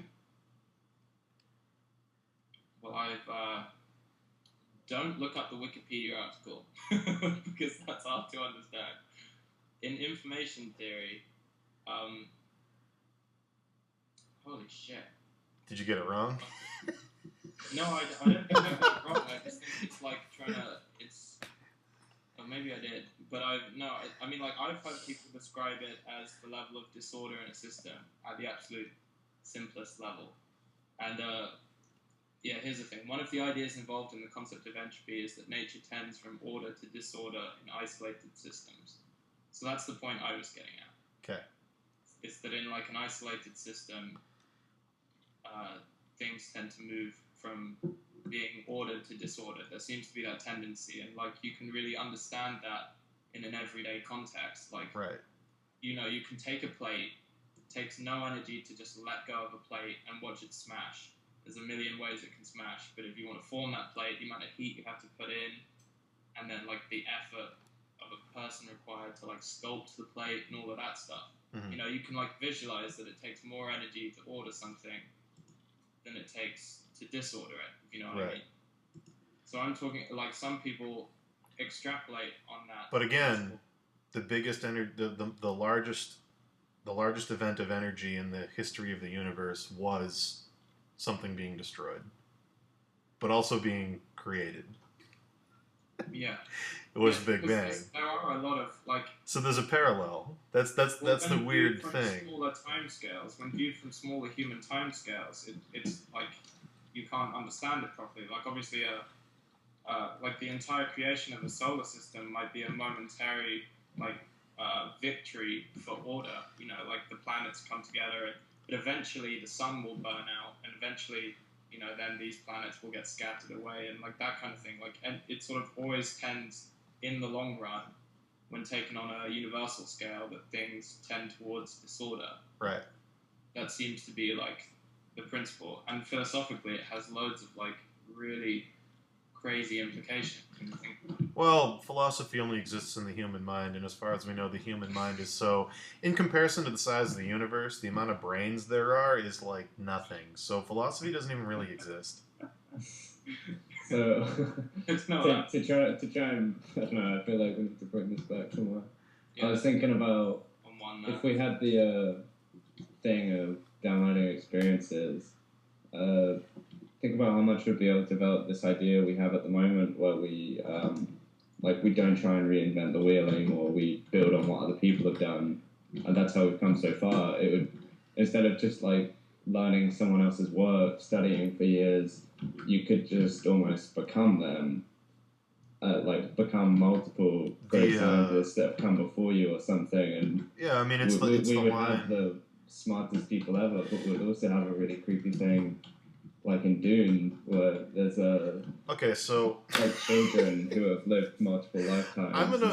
I'm gonna make a parallel here. So what Sam just said was, theoretically, if we could do what we talked about earlier, you could download the experiences and the talent and the abilities of the people that came before you into yourself and become them and be these really good people almost instantaneously. Now, why not just that, but I mean, not just in that. terms of development. In terms of development, so creating things. I'm gonna go as far as to say that would make the world a much worse place, because why did the second and third Matrix movies suck? It's because everybody was Neo. Everybody could do every kung fu move. Everybody could fly. Everybody could do every amazing Superman thing, and it was really fucking boring. Suck for who? That's the thing. It was so fucking boring. Yeah, but who would it suck for? I mean, is that like coming from the fact that it would suck for everybody because accomplishment, as a human race, accomplishment would cease to exist. Do you think a personal accomplishment that can be distinguished by the person who made it, or maybe treating the human race as like a whole organism, like we said before, would probably be the most successful we've ever been. Yeah, what is success? You wouldn't have personal accomplishment anymore. You wouldn't be able to be like, well, so and so made this and it was fantastic. No one else has been like it for generations. What is the human experience without the passion of drive? Well, that's not what I'm asking. That's what I'm asking. Yeah. Yes, I have to find out. Well, I mean, that's what I was saying before, though. It's like the people who would resist this kind of ego death, people who wouldn't want to become part of a homogenous human society. You could argue that the most universal thing in the world that connects all human beings is the experience of consistent failure. It's true. So what happens when you take that away? Maybe the world would be better. Maybe the world would be better, and maybe there'd be a rash. A lot of people would do a lot less fucked up shit. Maybe there'd be a rash of suicides. You know what I mean? It's a coin with two very different sides. I still think it would cause a wave of suicides if we just perfected robotics enough that most jobs weren't needed anymore. So many people would have no fucking clue what to do without the kind of momentum of everyday lives. Here's a fun idea.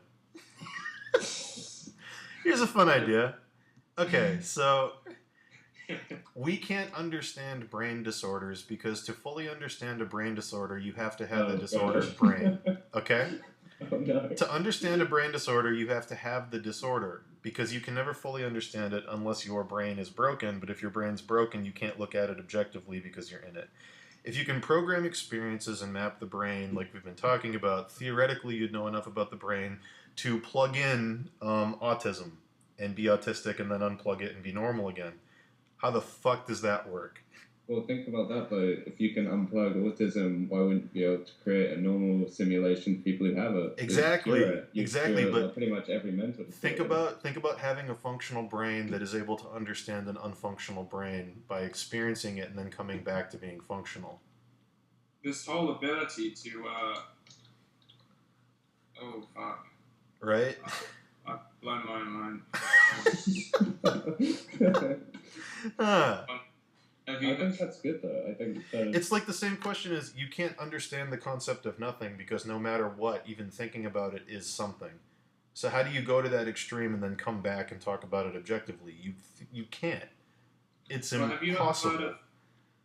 Have you heard of I mean, you've probably thought about it if you haven't heard of it written by the person anyway, but someone's come up with something, I think it was Searle, named it the hard problem of consciousness, which is the idea that, like, the easy problem is, like, functionally how our brains work. I mean, we haven't got that nailed yet, so it's not easy, but it's easy relative. It's like, you know, how our brains are physically structured in like, you know,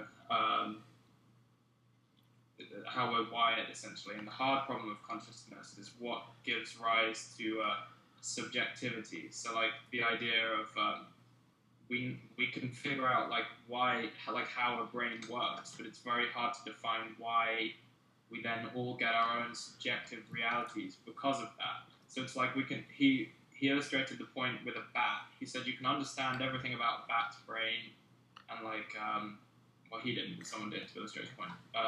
You can understand everything about a bat's brain and how it works functionally and how it navigates with sonar and, like, how it bounces sound waves off which it receives in its nose or whatever it does. But the thing is, no matter how much you understand that, you won't know what it feels like to be a bat.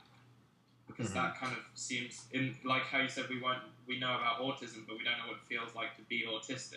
Right. It's the same thing. You understand it functionally. You understand how a bat works, but you don't know what it feels like to be a bat. Oh, wait a minute. Okay, so if we could do this theoretically, if we knew enough about our brains, which are so insanely complex, to plug in these experiences, theoretically I could plug in bat and experience what it's like to be a bat. Unless Searle's hard problem of consciousness isn't, like, unless you can't overcome it, Right. It might just be the case that for some reason, no matter how much we learn about the brain, we never figure out, like, we always remain these isolated islands of our own consciousness to each other. Like, you learn everything about my brain, you learn how it's physically working, but you just never find out what it feels like to be... I don't know, it's just every like huge milestone, like the internet or something, though, it's like they're like steps in between doing that. It's like you like create a painting or like have a talk like this, and you're showing what you think about as your consciousness. Mm-hmm. Yeah, but it's not direct. It's like we still have steps in between. But it doesn't, like, no matter how complex it gets, it's sometimes quite hard to imagine it ever becoming direct. Like, what if, even if you, like, discover all the information, you still just live it as you? You don't fully, like, you never get that subjectivity. Like, you can never feel what it feels like to be someone or something else. Well, there's the crux of the whole issue. We're never going to be able to would never work then. We're never going to be able to understand. I mean, I think this statement's true. We can never fully understand anything until we come up with a way to delete ourselves from the equation. Yeah, like, you would have to not, like, how would you be able to... Ego can't exist. You have to have ego to... Yeah. Ego has already achieved. Yeah. Ask someone who's taken too much ketamine. Yeah. Like, I've had friends who have said they... that's not just me being conservative. I've never done it. But I've had friends who've experienced the feeling of just, like, not even knowing what they are, yet alone who they are. Just utter ego death. Right. It's like, you know, and that's a really strange thing to think about.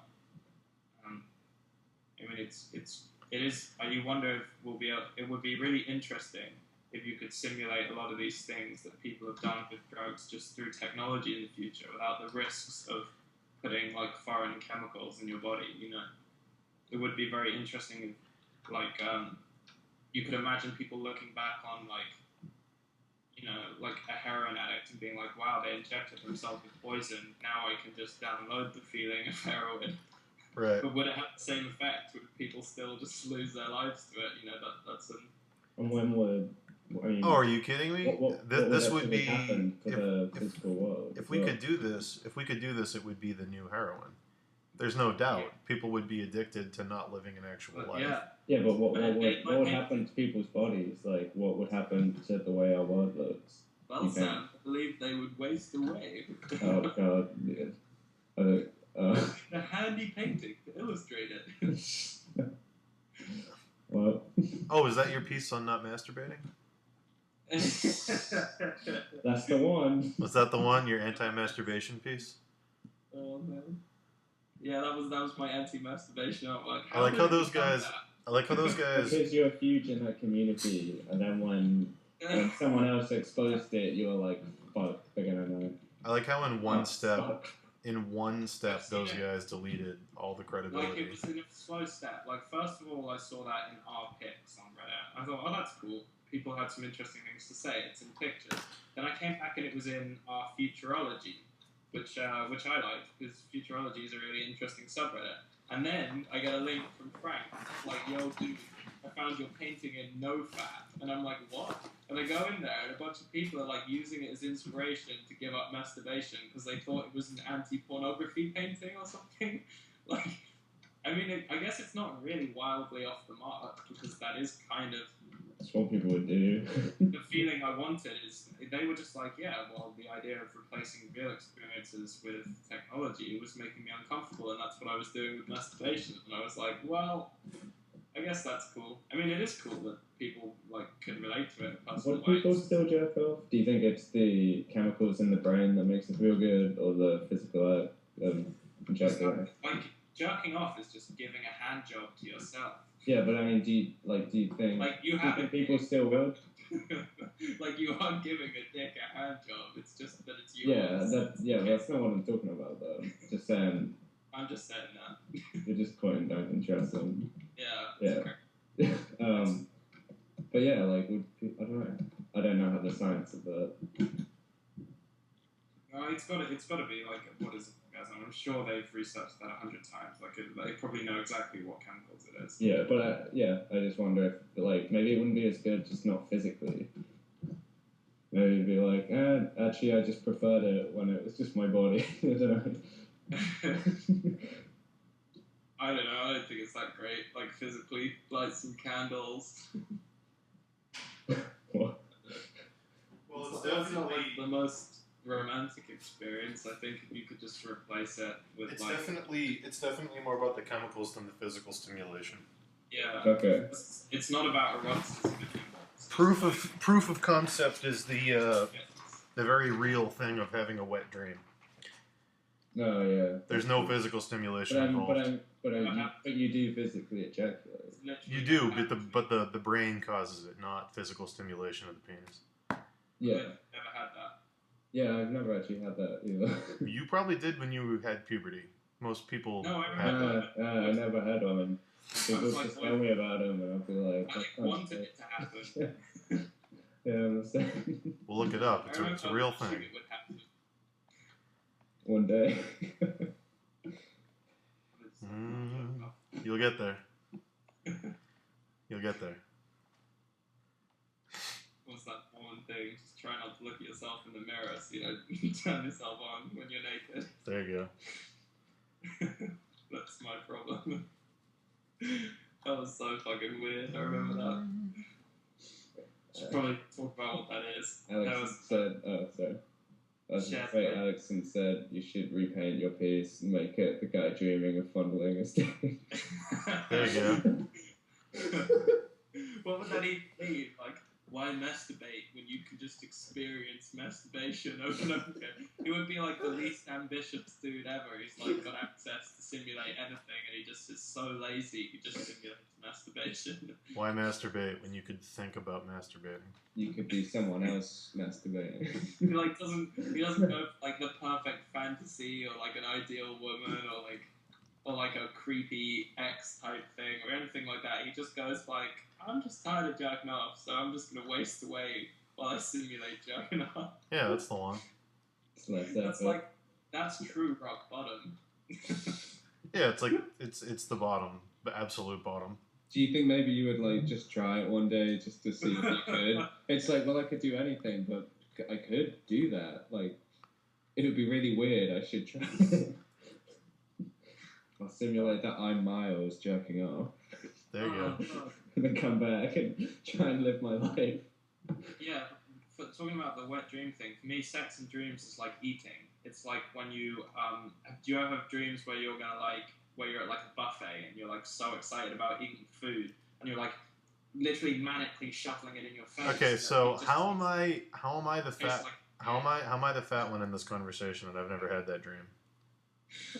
I frequently have dreams where I'm just pounding food in, and I'm starting to So feel you're a greedy person. I'm starting to feel like guilt and become aware that it must be damaging me. Like, I'm eating for like hours, and I'm just pounding it in, and it's so unsatisfying. It's like chewing air. It's like chewing air, and sex is always the same. It like becomes more and more manic and weird as you like attempt to try and feel something, but it's not quite vivid enough. Like, I obviously have some really like. Yeah, you said some fucked up stuff to me before. I've had some fucking weird dreams. Well, now's the time. He says he just goes around trying to have sex with like anything. Yeah, as soon as I'm lucidly aware I'm dreaming, it's like I have to fuck things. And it's like my mind is trying to challenge me and make it weird. But it'll be things like there'll only be like people in my life who I could never sleep with, like people like Sam or like just random friends that you could never be intimate with. And you're just like, maybe if I just imagine hard enough they'll become a woman, because I know I'm dreaming. So I start trying to will them into being female, and like I have just the most fucked up. The fuck is wrong with you? And he'll be going, "What the fuck are you doing?" I'm like, "Dude, I'm dreaming. I gotta take advantage of this." The fuck is wrong with you? Like, what if he just takes something one day? There's something wrong with your brain. Yeah, but I was saying, what if... Has anyone else ever had that dream except you? That's fucking crazy. Oh, I'm only dreaming for so long. I have to will my friend. He took something and had a trip and didn't know if he was dreaming or not, and he's like, "Quick, I have to fuck something," and he's just like, "Just be or something." Sam, he's like, "I have to imagine." Sam, I don't know if you heard, but he just said that in his dreams, he knows he's dreaming, so he tells you he has to will you into a woman so he can fuck you before he wakes up.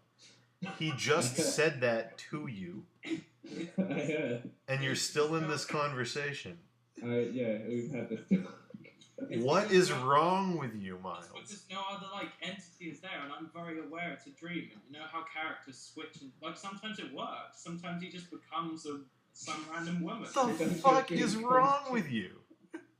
Like no, most fucked up ones. It wasn't you, Sam. It was like Clem or one of our old friends. It was when they became like a woman in body, but still had my friend's face, and they were like, "What are you doing? Stop it!" I like how your brain simulates that against you as well. That's your brain telling you to still. Okay, so part of it. It's weird. Has anyone else ever had that dream? Because I feel like it's only you. I'm just being honest here. I don't have to share these things. I probably shouldn't. Dude, like, I'm so glad you told me that, but now I'm, like, legitimately concerned. But they're so self-aware. Like, I know it's fucked up and weird, but it's I'm legitimately concerned. Like, I'm just gonna wake up, just to see it through, it'll be fine. It's like you telling me to see it through, it'll be fine. But it's like the buffet thing. Like, next to, like, real life, it's, like, empty and it's not quite right, so it becomes more and more manic and, like, fucking frustrating, and then I just wake up and I'm just like, oh, fuck. I gotta sort this out. I've never had a dream where I wanted to will Dave into being a woman. Because I thought my time for acceptably fucking him was running out. You don't want to will him into being a woman, it's just he's the one who's there when you become lucid. And you're like, oh, for fuck's sake, you know, like, you're like, I'll be like scrambling through these like dream environments looking for anything. It's really weird. So dreaming to you is like flipping through the channels on a TV? Or like, is that what you're telling me? Looking for it's not like consistent. Like things will change. Like people, places, everything changes in this like inexplicably bizarre way. I love dreaming, but I just sometimes worry about the dreams I have. Yeah, me too. No, but like crucial to that, in my defense, is that I know I'm dreaming, so I know it's not real and has no consequence. But the fucked up ones are where I do something really awful, and then I start freaking out and thinking I wasn't dreaming. I start going, oh fuck, I have to wake up. What if this isn't a dream? And then like the consequences start like closing in on me. And then when the ones where you fuck me, and then I'm worried that maybe I wasn't dreaming. And then, so okay. So you weren't dreaming, all right? Are there ever moments? Are there ever moments in real life where, like, you're at the gym with Sam and, like, you look over and you remember the dream where you fucked woman Sam and you get an erection? No.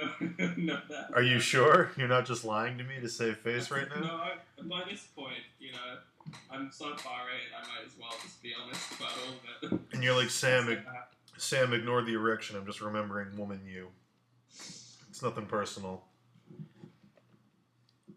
Well, I mean, I didn't take it Yeah, to look, heart. Jones gets it. I always run away hoping to find someone to fuck. It always ends up bad. That's exactly what happens to me. And one day, my dream persona got so sick of it that it was just like, what if I can... I'm aware of what a dream is, and I'm aware that people can change who they are. So what if I can try and will that into happening, but with the added kind of time pressure of knowing you're going to wake up, which leads to these messed up situations where you have, like, where you just... Well, what I just described. But it's just like, Sam, hurry up and be someone else, would you? I'm gonna wake up soon. Wow, that's insane. Whenever a dream turns lucid for me, I start panicking that I'm not doing something interesting enough. But it's not like running around trying to fuck people. But I'm like, people like can fly and stuff in dreams. Why am I in my hometown walking down the street? And I like try and fly. And I remember the last one I had, I just kept trying to jump up and down, and I got higher and higher each time, and then the police all came in, and like a huge circle of cars, and then the dream ended. It was like the dream was closing in on me. It was fucking hard. That's the same panic as mine, except mine's more lucid and a little bit rapier.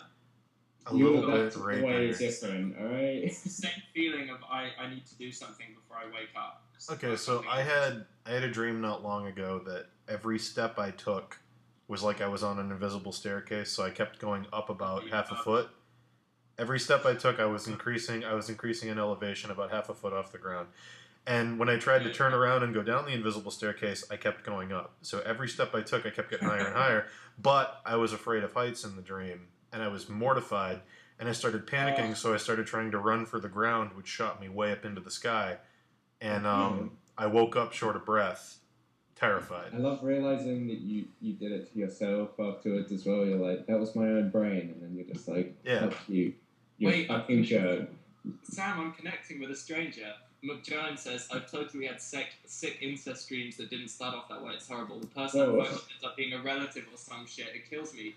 That's the kind of dream I'm talking about. That's like where it's just not the person you want it to be. And it leaves you in such a weird state. But I didn't feel like I had control over it. It doesn't... Yeah, that makes me sad. That's like something to do with the brain though, isn't it? We like mask that kind of stuff in dreams a lot. Like... I fucking love dreams. They're so crazy. Like, mine are so crazy, and sometimes I just wake up, like impressed at how bizarre they got, like, in really interesting ways. Like, do you ever get, like, weird rules? Like, I had this one where every time I tried to look up, as I moved my head up, my eyelids are stuck at like a halfway mark. So if I'm looking at the ground, my eyes are completely open. But if I try and look upwards, my eyelids are like at a fixed height. So I sort of close them by rolling my head back. And everyone will be stood around like, oh my god, there's something beautiful going on in the sky. And I'm like trying to look at it. And as I roll my head back, my eyes close. And I'm like there freaking out. Like, oh, my fucking head's broken. And like... And then I start trying to rage Sam again. No, that sounds like a dream about feeling like you're missing out. Well, do you ever have dreams where you're like walking on a narrow cliff edge and it just feels like the whole ground is sloping to the left and you're just falling in and you can't help it and it's terrifying? For some reason, my dreams like always take place with a bunch of people I never see anymore, and I thought. Like, have no effect on my life. Like, that guy you sometimes would see around, like secondary school or something. Yeah. And stuff like that. And they're always... and they're always at parties. It's always at, like... Because I guess it's, like, the close... Because it's, like, the closest experience to being, like out of it, I guess. Surrounded by people in, like, strange situations. So... They're never good. It's just like the setting for the part, like for the dream, if you know what I mean. Like the excuse as to why everyone's there. And like I have like whole friendships with like people I don't even know, and then I wake up and I'm like, they were a cunt. They weren't like that. They weren't great. Yeah, it's weird. I have a lot of dreams. I have a recurring dream where I drive off of... I'll be driving on something, and then it will just end, and I'll go over the precipice, and then I'll wake up. And there's that feeling of terror where your stomach comes up. That gut feeling. I get that a lot, and that always wakes me up. It's weird. I nap earlier, actually. Only like 10 minutes in or something. I had just like all of a sudden a really weird feeling of falling, and then I somehow jerked my head against the pillow like I was falling into it. And I was like, that was only like 10 minutes. What the fuck? I wake myself up. Like just as you fall asleep, you jerk or something. Yep, I always wake myself up, having like I'll like flail around, wake myself up. Yeah, the theory is one theory I've read. It's not really like a theory that you can prove right by nature. So like survival theory or something. Yeah, it's not really scientific, but it's interesting. And they said it's possibly the idea that if we used to sleep in trees, like as a leftover, the feeling of your muscles relaxing is similar to the feeling of falling. So it's like a reaction to rapidly, upon your muscles relaxing in a certain way and feeling like you're falling, your body jerks you awake to try and, save yourself or something like that. I've gone with that since I heard it because it just sounds cool. Has the sound gone weird for you guys? Yeah. Miles is called tinny. Miles has gone tinny. Yeah, Miles is called quality's dropping. My net sucks a little bit. You sound fine, Sam. Alex mentioned the school dream. I don't know if I talked to Miles about this before. But I'm back at school, and then I'm like, oh no, like I never realized. So I'm like, I've done everything else, and I'm like, but I'm back, and I have to do it again. Yeah, and you're trying to explain to people like, no, there's been a mistake. Like I'm trying to talk to teachers, and they're like talking me down. And I'm like, there's been a mistake, I shouldn't be here. Yeah, the horrific part of mine is as the dream goes on, I lose touch with, like, at first I can lucidly remember, no, I moved to Sweden, I went to sixth form after this, I did loads of stuff. But as the dream goes on, I buy into it, and I slowly forget my life. Fuck. And I slowly forget, and I'm like, maybe that is imagined. Maybe I am just back in year 7, and I'm 12 years old again. And then it, like, gets really weird, and then I wake up, and I'm like, no, it's good. Okay, so... I'm not making this up. I swear to God, this is true. I had a dream once that I was I think 42, and I had a daughter named Stephanie, and I loved her very much. And I woke up and I remember loving my daughter Stephanie. I remember how that felt, and that's really weird. Fully in love with a person. And they're like the most perfect person, and you can't explain why. You just feel like dream girls. Yeah, dream girls, and then you wake up and you realize they're not real, and it's like the worst start to a day ever. It's like the most. You had that one ages ago. It took you like ages to get over it. Yeah, so there was this person. I was just like, Sam. She was fucking perfect, and you were just like. I remember for ages you were laughing and saying that's creepy, and then one day I just went around yours, and you're like, oh, it happened to me too. Must have been talking about it, but in my head. And it was like the worst feeling. I was just like, no one real will ever be that nice, ever that good. It was so pathetic. Well, that won't make you like feel like good consistently. Maybe I don't know. It's just weird that I had a daughter. So it's hard to define what good is. Like I had a daughter in a dream, and I loved her. Like I actually had a daughter. Like that's like how I remember it. Like I really loved her. And it never happened. It's like so fucking. It's so weird. That's probably fucked up since. That's probably the weirdest one. One day you have a daughter, and as she's born, and you see her face, you're like, that's her. What's the thing? Like I don't. Just one day you realize it's exactly the same as it was. I remember vague You end up sleeping with a girl and getting really intimate, and there's always this slightly strange feeling, and then one day you realise she has the face of your dream daughter, and you don't know how to feel about it. No, but that's the thing, like, I don't remember how my dream daughter, like, I remember vague things about how she looked, but I don't remember specifics. I just remember the feeling. One day you just fucking a girl, and you're like, you're my daughter. You're my dream daughter. That's why I like dreams so much, though, because when I try and explain them to people, it's like, that wouldn't freak me out. It's so weird with, like, oh, well, there was like a door closing, but with it, there was like an intense feeling of like, being uncomfortable or something. It's hard to explain. It's like if it's feeling, it's worse. Yeah, and like you don't ever remember dialogue in a dream. It's like because no one can talk because you can't hear anything. Well, that's what people are communicating in thought and feeling to you, and it's so strange.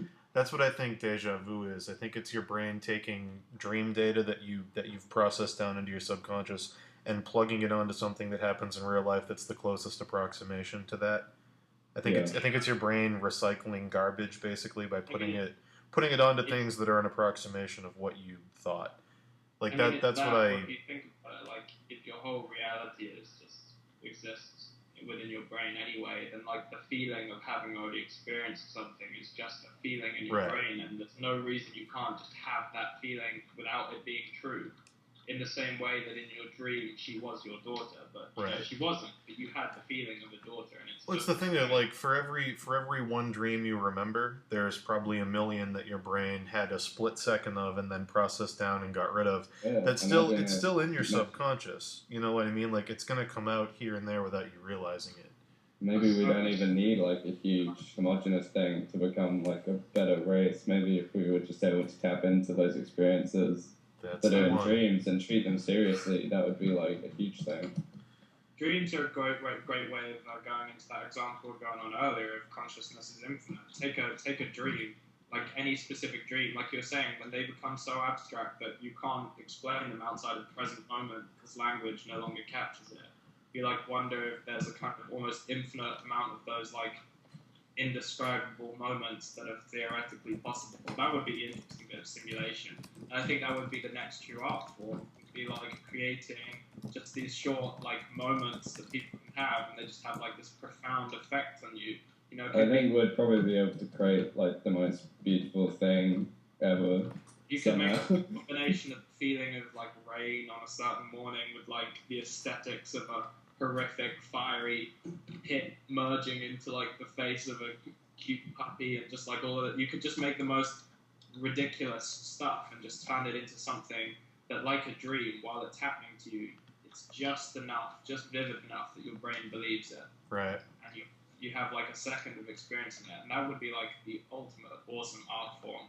Would just be living these out, and someone would say, "What's it like?" And you'd just be like, I have no words to communicate it. You have to do it. You have to, that would be such a cool.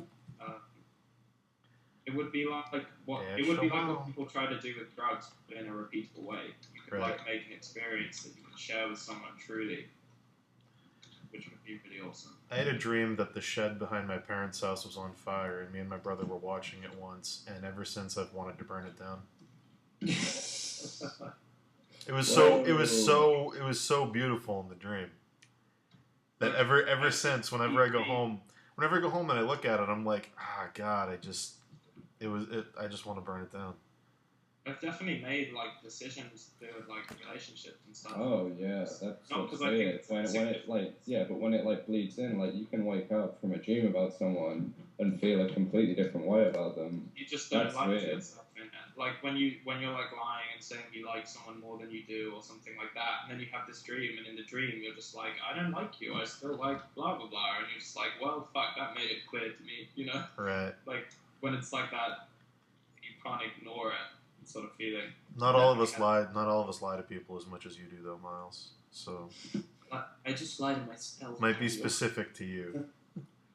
Not all of us are terrible people. So. Here's hoping I dream of you tonight, Dan, and become lucid. But I don't know, like Dan, I could just have like a dream that you like killed my mom or something, and be like you're a fucking jerk. Like I can't explain why. I know you didn't do anything, but I just don't feel comfortable talking to you, and that it's weird that would like affect real life. Yeah, it's weird that your subconscious can throw an alarm onto something based on an experience it didn't actually have. You know, I don't really listen to that kind of thing because then it could be like sometimes. It's not like listening to it. It's like you might literally just feel it. Like you might not be able to help it. Yeah. Well, there's like you know, I might just feel really not comfortable around it. Have you ever seen a guy where there's no trigger involved? Like it's not a racist thing. It's not like an experiential thing where it looks like a guy you used to know.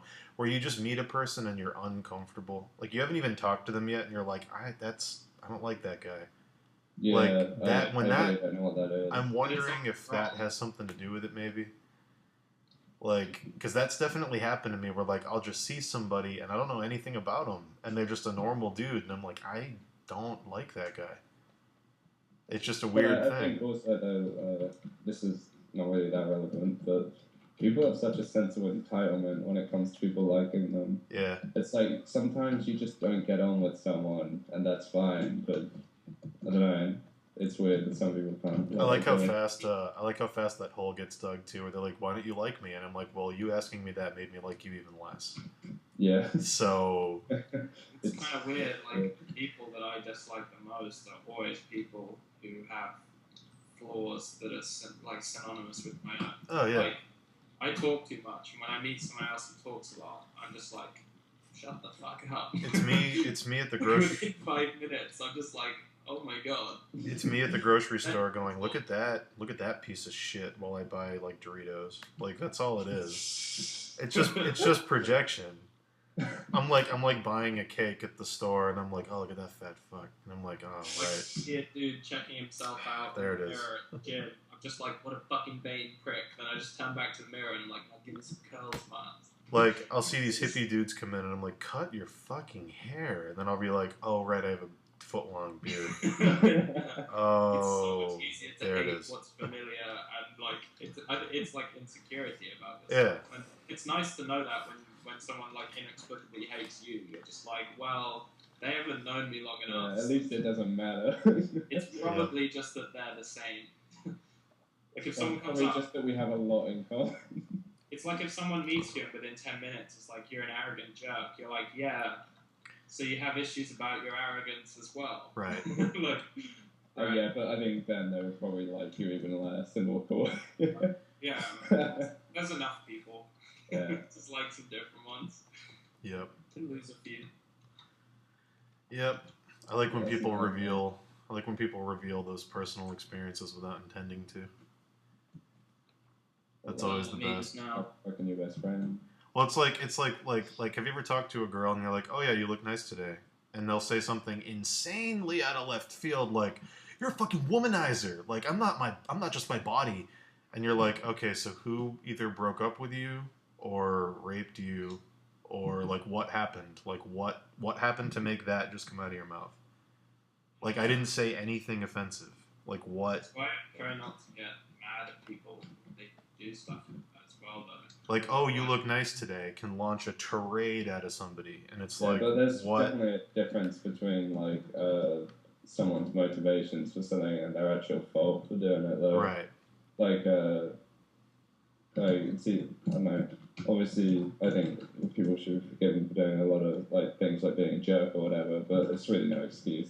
Yeah. Like, it's pretty hard. Like, I find it pretty hard not to be a jerk sometimes. Well, it's like some people can go... But I have to, because I uphold that. I don't know. Some people can legitimately go from 0 to 10 in like half a second. It's like crazy to me how fast they can just flip that switch, and it's like kind of scary. So, yeah, but maybe you don't want to be around those people. I try not to actively. Yeah, fuck that. But yeah. I think like when you meet someone and they're a jerk, you just have to picture yourself like your worst day. If it's the first time, you like picture yourself on the absolute worst day. Imagine how you would feel meeting yourself there, and then just like that's typically how I try and treat it, you know. But then if you meet them again and they're the same, fuck them. There's like a 3-strike warning. It's like, okay, maybe someone died, and then the second time you're like, maybe it's a really bad month. But well, you know what it is. You know what it is. You know what the ultimate warning sign isn't the switch being flipped on.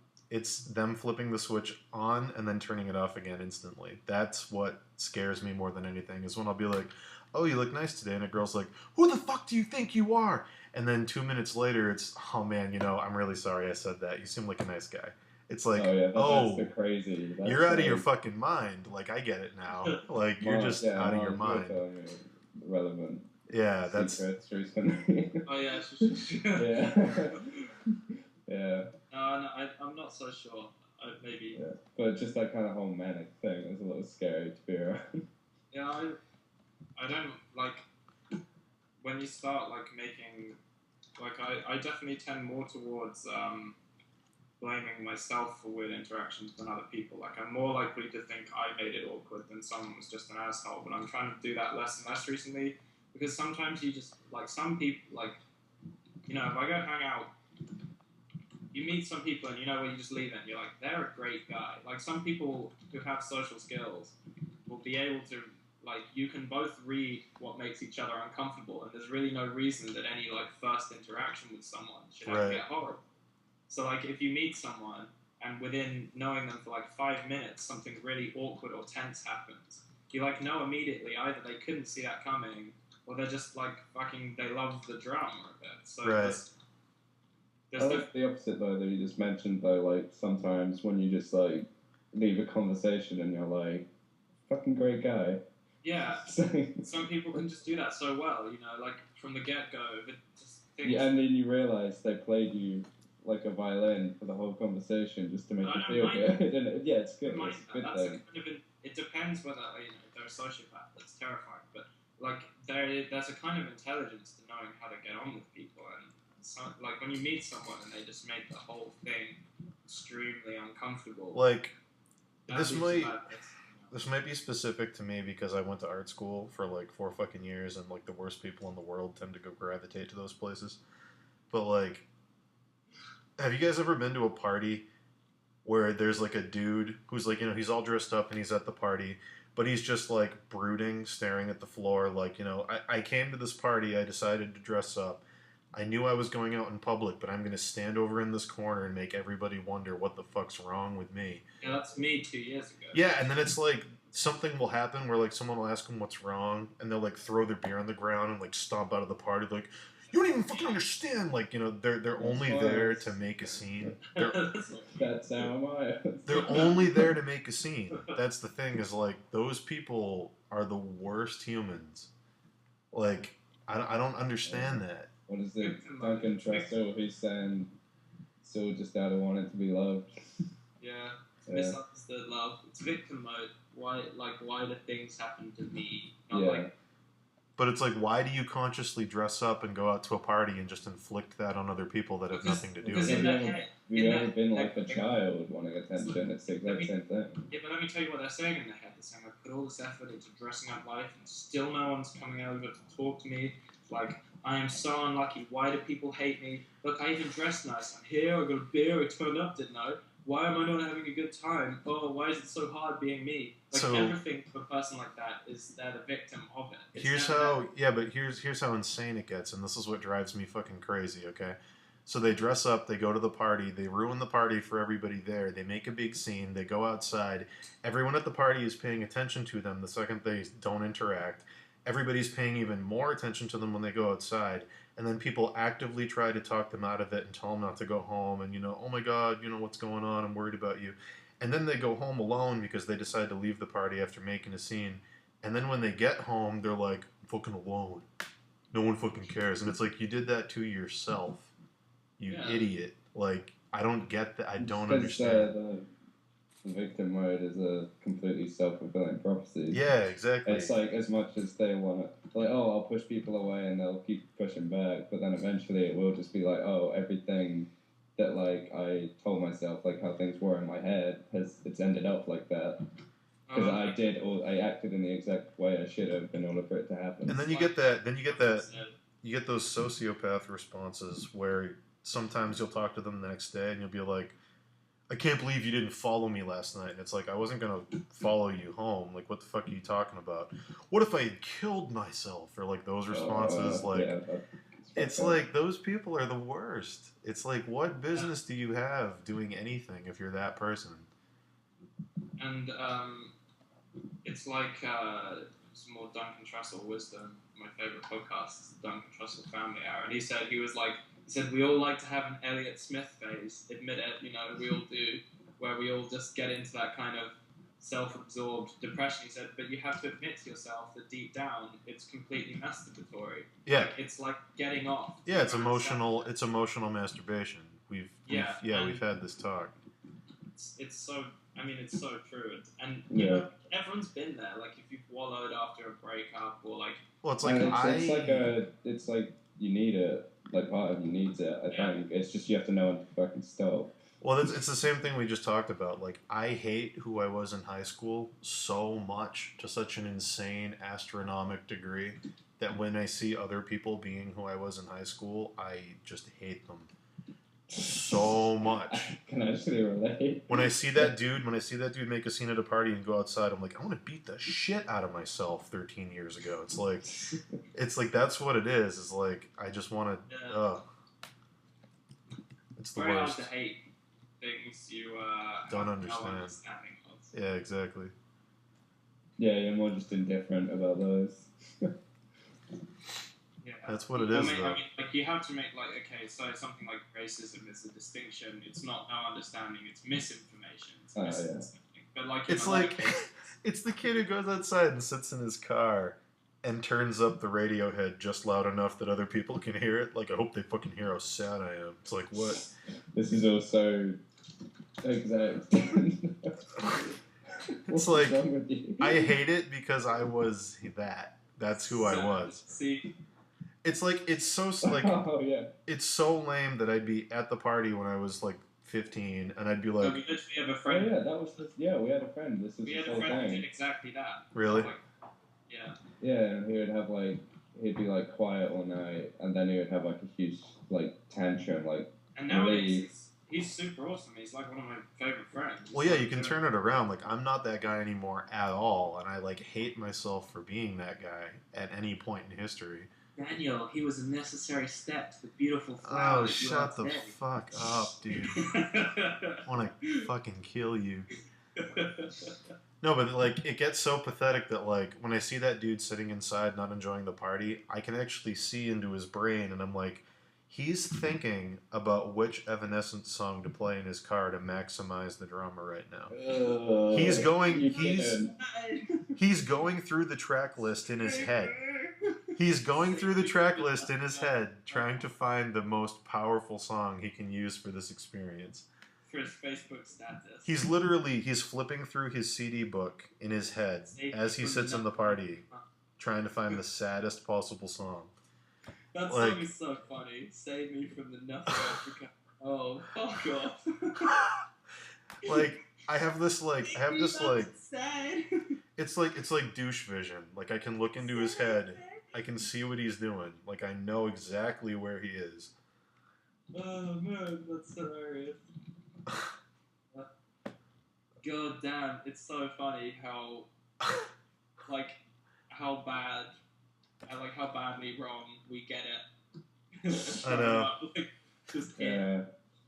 Oh, for anyone listening on demand or in the audience, I think pretty much after we got out of the metaphysical talk and went into this personal experience talk, I think pretty much everything we've said has been 100% from the male perspective. Yeah. I don't think women have to deal with any of this. Maybe they do. If you do, that's great. Leave a comment. Say, like, oh, yeah, I totally did that, but I've never known a girl to do that. I've never... Yeah, I think it's because girls really don't understand, like... No, they have... yeah, for sure, but I mean, the perspective of, like, it's... I don't know, it would blow a lot of girls' minds if they knew how much easier it is for them to get laid than it is for guys. How much of an effect that has. I was talking to someone the other day about this, and I was like, having sex is what happens when you stop saying no. Yeah, but for guys, it's like, you actually have to pursue that. I mean, that's not completely true. No, not always. Well, it's but like, I feel that's true. I have a friend who will remain nameless because she might be listening to this, but she was like, I don't have any game. I can't meet any guys at parties. And I was like, you showing up to the party is the game. Yeah. Like you don't need to do anything. Target by that. No, like you don't need to do anything else. Like, as horrible as that is, it's 100% true. It's like you don't need to flirt. That's on us. What's like, that quote, Sam, that Alphonse Huxley had that Frank Yang said? He said, an intellectual is anyone who has interests other than sex. That was just his definition. Because he said, good. For the majority of people, you can trace back everything they do to sex. Like, whether it's earning money to buy bigger cars, so they can roll up in their sick rides, get out with their high tops on, kind of thing. Like, a lot of people's interests will come down to sex at a base level. Like, what are they... I never understand those dudes who, like, buy the cars and stuff, thinking it's going to make girls into them. Like, what?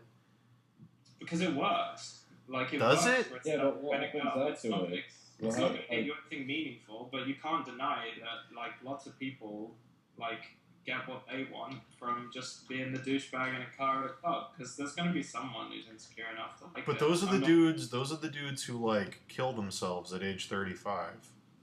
Yes. Like I don't. Yeah, but they got 35 years of getting some sweet. Fair enough. Yes. Okay. Fair enough. Yes. I don't know. Maybe it's great. It's like impossible to tell. Not being like. Yeah. I've never been on that side of the fence, so maybe it's like the dream. Maybe it's literally the shit. Yeah, that's a good point. Such a shirt on. Maybe if you could experience it for like a day, you would just never go back. Me going to a bar is like a billboard that says, "I don't want. Is anyone else interested in not trying tonight?" Like that's. Oh my god, Connie in the chat quotes Papa Roach, "Cut my arm into pieces, this is my last resort." That is the perfect song. That is the song to get your friends a little bit worried about you. Yeah. Cut my arm into pieces. Did it. This is Did it. It's on. Please stop. Not even for a joke. I can't get over people who still like it. Like it is a beyond when it came out, if you happen to be 15. I just don't think it's forgivable. I feel like every time I walk into a bar, when I go out with friends and stuff, every time I walk through the door into the bar, I feel like it's that sigh before somebody says something depressing. Like I walk through the door and it's like, is anybody else tired right now? It's like, I can't do it. I can't do that thing. At least not where I am right now. I just don't get much joy from the bar hopping thing. Like, yeah, like whenever we go out, it's just like a small group of friends or something for drinks. Conversations like this. Yeah, this is like our social life. But like, I can't. The girls that are in our friendship group leave. Yeah. I can't lie about stuff anymore, which means I can't flirt anymore. I've lost the ability to do it. I can't do it. So, like, if I'm interested in a girl and I go out and do stuff like that, she's like, "Oh my god, we should dance and stuff." I don't really want to do that. Like, I'm like, I'm into you. I can't flirt with you. Sorry. No, that's good to a degree, though. I think that's actually. I mean, like, I'm at a point now where I'm just like, these are all the things I feel. Take it or leave it. I guess I'm gonna go home. Every girl Like, I've ever been with, without exception, has started at a party that's been hosted by friends. That's like the only format that works for me. yeah, I can't do the bar thing. I've tried. You don't I can't like a douchebag for do talking it. to them. It's like we're at a party. It's to do with they're like, it's almost like they're pre-selected by your friends so that you know that you would like them. It's like, this is probably the psychological thing, Right. rather than just like dipping your feet in a random pool and seeing what. That bothers me. Like, I have no problem talking to people, but I don't like being talked Oh no, to. but I just mean it's like a there's higher no- likelihood that you would get along. It's if you just got so friends. shallow at a bar. Like, it's like we both know. Yeah, like, exactly. at a party, you're Yeah, I can't do it. It's yeah. You're You're like not- both there. You're gonna talk. It's what you do. But at a bar, it's like the second you go over and you say hi and you do your smug little smile. But what you're saying is like, so what are my odds? Like, It's like going there's to a no bar. chance for legitimate friendship. Yeah, going to a bar to subtly try to get laid is like being the only fat guy at a masquerade party. It's like it doesn't matter what fucking mask you're putting on. Everybody knows exactly who you are, exactly what you're doing. Like you're not tricking But anyone. I mean, some people just do it. Maybe we all just think too much. Like, I don't know. Some people can just do it. I don't know. Like, I can't do it. I feel like it just feels too transparent for what it really is. Because it is. I don't know. Yeah, it's just Yeah, so I mean, think back, like any girlfriend I ever had, I met at a party. Yeah. Without exception. Or anyone I've ever hooked up with has been at a party. That's kind of strange. I go the dangerous route. I go the worst route possible. I do the route where I become friends with a girl, and then 6 to 8 months into the friendship, I'm like, I love you. That's the thing for me. It's it sort of really gets you off. it's different. It's the only way. It's different maps. It's different maps to the same destination. I can't. Like, I don't think I've ever done that. I'm like, whew. Does it ever You work? go. No, it never works. It never, No. and it will never work ever. It's impossible for that to work. It has to be clear from the absolute No, I get-go definitely. that you want Yeah, it like Sam, to. like obviously there've been people that have been in friendship groups for a while, but it's never been like 8 months. It's always been like ambiguously like, are we going to be dating from the beginning? You know? Yeah. I've got like a way of thinking though that's like I had a lot of things where I like tricked myself into thinking that someone didn't like me, and then later on they did, and they tell me, and it's so annoying. So now I just go around presuming that everyone already wants to sleep with me. Nice. And it's doing it the opposite way and being like, oh, you don't. Oh, okay. What's wrong? It's so much like much better. It's just, like for me, it's not about like the fear of talking to people or social anxiety. It's just I can't stand the disgusting feeling of like dishonest. I'm really bad at the dishonest interaction. So like a party to me is like we're both here already. We're meant to talk. That's fine. Friendship groups like just people you meet in real life. Like I can talk to people. But a bar is just like I have to go over and say things that I blurt stuff out. Yeah, I like just will blurt something that I'm thinking, and I'll be like, oh god, just something too honest. Well, that's like that time we went to the expat meet up here, and I just ended up asking the dudes if they'd ever tried jerking off while he. Wow. Or, like, That was so fucking weird. Get, like cheese dust, and I just like leave those events, and I'm just like I shouldn't drink and talk to new people. Like, it turns out so badly. You just gave up. Like you tried at first, and then it was just complete destruction. I like discover new things about myself. Like I didn't know I was like that. Yep. Wow, I love how once we pointed out that this was really guy-based, we then did the wheel even more in that direction. Yeah, that's just it. Like, we've covered up philosophical space. We were waiting around in a pool, and we went, I think we're in a pool, and we started swan diving. I think we're in the water right now. We're doing cannonballs now. Yeah, we're pretty fucking deep right now. Oh God! Welcome to man talk. It's fun not lying.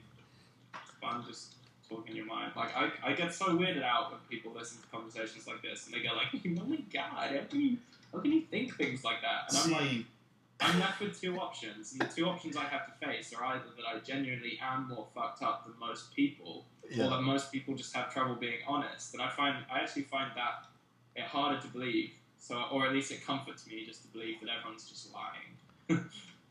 Everyone is. I think everyone's like people. I think most people. I think a lot of people lubricate themselves better to slide right through society without any hitches like yours. Yep. I like that. I like that term. Just about masturbating with cheese dust. Lubricating themselves. Speculate. It's true. Why no one jerks off and eats at the same time? Like you would think they would combine. Yeah, you're talking about drinking a glass of milk. Yeah, I said why not just get it? Like no one even drinks. I said no one gets like a nice hearty glass of whole milk while they're jerking off and just warms it up. Takes a sip every now and then. It's just something. Get it lukewarm, body temperature. They don't combine well, and so I just tried to talk to these guys about it, and they were all just like so. There was a girl from the Isle of Man. She left, so they were so people weren't enjoying that. That's really awkward. Two people who were kind of. Yeah, I think they more found you like a novelty though. Yeah, but I just decided they were like the most boring people. Well, like those are the kinds of things you want to throw out at parties and stuff because that gets rid of the people you don't want to know anyway. Yeah. You know what I mean? Like that's like you don't want to become a jester as well. You don't want to, but really. I'm fine to be a novelty if it's just a few people. It's really good, like when people are having fake conversations, and you know what I'm talking about. It's really good to drop one of those anecdotes in. It's like I know I have some substance to me, so I don't care if it's a stranger I'll never talk to again. Will always just remind me as the guy who asked him if he jerks off while drinking milk. It's just like, oh, fuck it, let him think that's all I am. It doesn't matter. I don't know, the fake conversations are boring, but I wouldn't say that I'd go out and say stuff like that. like the philosophical talk we had earlier. It's Yeah, pretty much reached a point where we don't even bother with the fake talks anymore. Yeah. It's like a social group. That's like all we talk about. It's just interesting stuff. Right. We've gone through if you everything don't, else. if you don't enjoy what you're talking about, then like why the fuck would you want to talk to someone about it? I don't know. I love. I just don't bother anymore. I love our friendship group out here in Stockholm. Like there is just no small talk anymore. Like we'll go straight to the deep end at the weirdest times. Like I'll meet Frank at like 9 a.m. Like the first thing we talk about will just be like one of those dream conversations about like, you know, raping Sam in a dream or something. And then I had this sweet dream, bro. Yeah. Fuck Sam up. Like I love when you reach that level of comfort with someone that you don't need to like ask them if they like sunny weather more than rain. It's true. So how about this weather we're having? I just like, I don't know why. I like being real around fake dudes. It's the funnest fucking thing. They don't know what to do. It's like I imagine get into fights though with them. Like I've never been hunting, but I imagine that's what it feels like to like snipe an animal. I don't know, like I've never been hunting, but I assume that's what it feels like, because they're like sitting around in a circle, they're all wearing their hats, they're all wearing their sunglasses, they just played beer pong, they're like talking to fake girls about fake stuff, talking about like, you know, emotional things and just talking bullshit, and ruining that conversation for them and dragging them into the light is like the most satisfying fucking thing in the world. It's like being a vampire slayer. Yeah, it's crazy. It's like watch them react to sunlight. I don't know why that's the most satisfying thing in the world, but it is. Like the cognitive dissonance, though, of just like shutting it out the moment it enters. It's like the only thing they can do, though. Yeah. So it's just like, oh, this guy's just fucking weird. And it's that's either like the easiest way they could deal with it. It's either human being isn't weird. They mumble. Stupid hairless. Oh, this guy's just a fucking weird. It's either they mumble and walk away. They go, dude, that's fucked up, and then they leave. Like it's one of three responses every time. It's they mumble and they walk away. Dude, that's fucked up. Or they're like, man, you're fucking crazy, man. It's like that's all they can do. But what I do like is like going to a party and like taking someone who seems like that, but like slowly bringing the weirdness in. Like an easy way to do it is to act really gay around them. Yeah. Until they're like so uncomfortable that they have to accept it. Right. So by the end that you've like changed them. Think of your things you kept telling me the other week, Sam. Well, it's like that's the thing. Like, if I'm at a party with like bro guys, it's 100% guaranteed that I'm touching dudes that night. It's gonna happen. I'm putting my arm around them. I'm sliding my hand down their back pocket. I'm brushing their neck when I walk by. Like, it's 100% guaranteed if I'm at a party with bros. The problem I have sometimes when I do that, like I've stopped doing it recently because it's a bit of a problem. But but they when they realize you're laughing at them, it can actually get like really tense.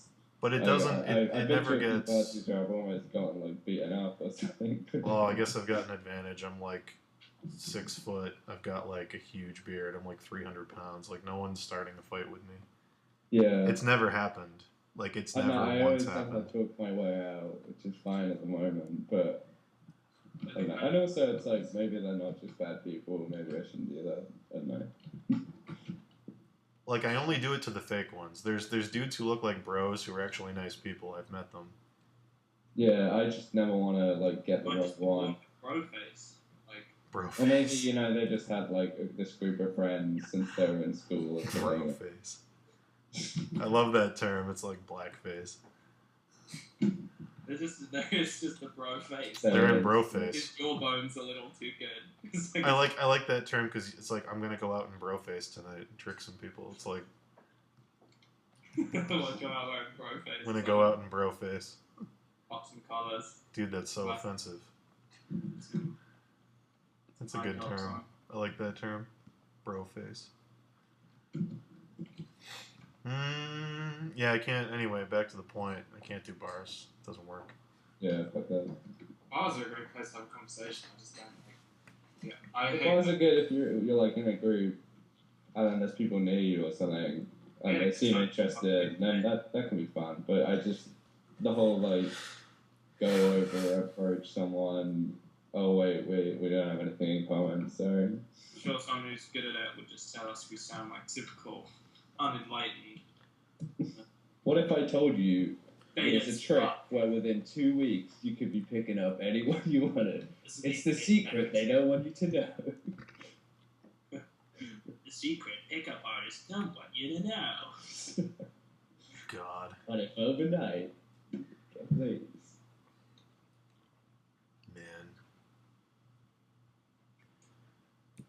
It's the secret personal trainers don't want you to know about. I mean, Get a nothing. six-pack in 5 hours. Nothing makes those guys more uncomfortable than walking up and they're like, "Dude, who are you?" And you're like, "I'm the guy who's not getting laid tonight," in front of them and all their friends.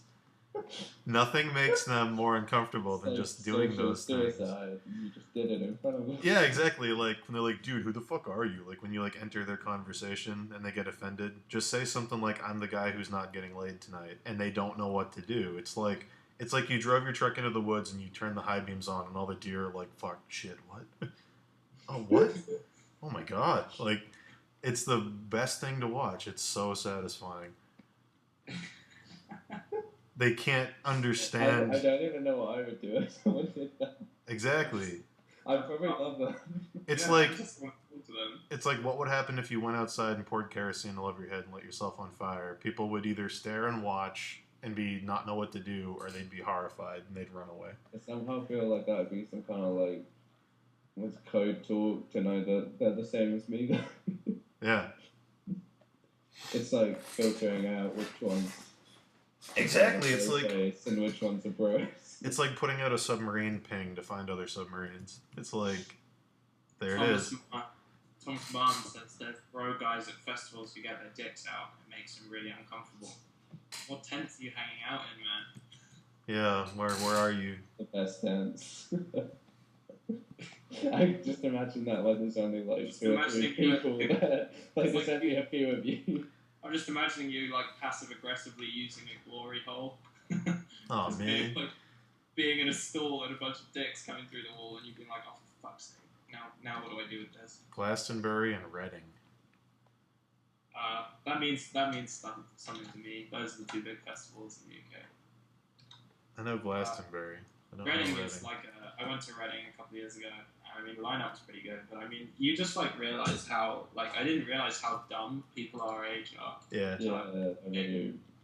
Like I just didn't realize how like the level of stupidity. Yeah, it's fucking. That everyone was stupid. It's just the ones who were like beyond what I thought was possible. It's like I would never. You could never pay me enough to go to like Burning Man. I will never go to that. It's never gonna happen.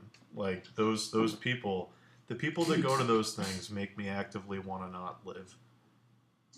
Like I just don't want to be alive when I see those people. What's annoying about those people as well is they can make you so cynical that like conversations we had earlier, like people want to avoid them because it's like, oh, I don't want to be like pretentious. It's right. It's like it ruins a good thing. Like fucking idiots ruined. They like turned everything philosophical into just some new age bullshit, man. Like I know. It's so fucking annoying. Dude, you're harshing my buzz, man. But all you can do is just like ignore it and be interested anyway. Those people just make me want to die. I'm not letting fucking idiots like ruin shit for me. I think same with art as well though. Like That's for sure. Some people do that with paintings, just like trying to, I don't know, like especially I talked about this with Thomas before, like if you were to try and create like a piece that was like quite personal to you, it's so easy because of the amount of people who don't have any technical skill that do that, and they're like, picture about my girlfriend. Yeah. And it's like cringy, but it, like I feel like that's ruined something that could be cool. So now like everyone would look at like that kind of thing if you said that and be like, yeah. Right. Yeah. No, yeah, I know what you're saying. It like ruins something that's cool. Yeah, Thomas, you wrote someone pissed on me while I was watching Blur. There's like an old family friend of mine who I like finally decided is just too fucking annoying. Who pissed on me in a bar down a staircase. I like ran into him at the top of the staircase, and he just like pulls his dick out and starts pissing on my leg. I'm like, what the fuck are you doing? And so I started trying to walk down the stairs, and I like didn't realize I was increasing the arc, and he was like getting near my head. And this dude like was so trashed he doesn't even remember it. And I'm like not the kind of person who fights people, so like it was like one of the only times in my life I legitimately had a reason to want to just punch someone in the face, and I'm so like fucking passive that I didn't. And I was just left with this horrible feeling of like, and no justice will ever come of this. Right. Like, there will never be any repercussions for him. It just felt, it was such a like harsh lesson in reality when you just let a dude like practically piss in your face and you don't do anything about it, and too much time has passed. Or is it like that is power, like the whole like violence is No. power thing? See, I can't, think like, I punch you in the disagree. face next time I see it. It's been too long. Miles, I disagree entirely. I So think it would be more effective for you to go to him now, beat the shit out of him, and then go, that's because you pissed on me 5 years ago. Because then every decision he makes from that point forward, he's going to go, what could this do to me in 5 years? He's gonna micromanage every single decision he makes after that. That dude's too violent. He's too like, I'd rather just fucking leave it now. It's like I don't care. It wasn't like a power thing. He's like. I mean, he got power from it. You let someone piss on you. He probably wanted me to hit him in the face. He's like pretty self-destructive when he gets fucked up. Like he's the kind of dude who does a lot of drugs and stuff. And it just kind of got to the point where it's like, I'll let someone else do it for him. Like someone's gonna beat him up one day. And you know what it is? Me. It's those Western revenge movies where the kid's just having a good time, and you walk up and you beat the shit out of him. And he's like, what are you doing, man? What are you doing? And then you give him a little reminder, and the Ennio Morricone music comes on, and there's a flashback. And he realizes what he did all those years. It's the end of Once Upon a Time in the West. That's what it is. It's happened like last October. It's the end of Once Upon a Time in the West. I'm not. Still fucking up. Well, I've won. I Still don't care. fucking up. I mean, Fuck him up, man. I just don't care. What's his name? Let's put him on blast. What's his name? Look at his fucking name now. It's his fucking name, man. He's self-destructive and wicked. It's weird. Until you give us his name, you're just another kid who got pissed on. That's somehow like so fleet though. Do something about it. It's like the town attitude. It's like, oh yeah, he just got his dick out, pissed on Miles at Emporium. It's like, you know, it wasn't like even in front of anyone. He wasn't trying to humiliate me. It was just us. It's like it got to the point where I was just like, the only way I can win is by ignoring this, getting on my fucking plane in 2 days, and just moving back to Stockholm, and just being like, fuck this town. yeah, I always think about doing that. Imagine being like 37 and going and finding the bully from grade school and beating the shit out of him as an adult. I just think I would be a dumb thing. That must be the weirdest thing. Can you even imagine that? Like to be the guy? Like, the guy's not the same person anymore. Like even physically, like what I it know. takes 10 years for brain cells to replenish. He's not even made of the same matter anymore. Can you And I'm imagine sure he doesn't realizing? feel like the same person. Can you imagine realizing what's happening, being the bully that's happening to, slowly? Just the realization. That must be so crazy. That's one of the craziest things about a human mind, is the only thing that's consistent. It's just this one abstract feeling that it's still... But like, say you've served a prison sentence for 30 years, and you've like fully come to realize the wrongness of your actions, and you're not even made of the same physical matter that the person who committed the crime was anymore. Right. Like, how weird is that? Like, you're like serving the crime with another person.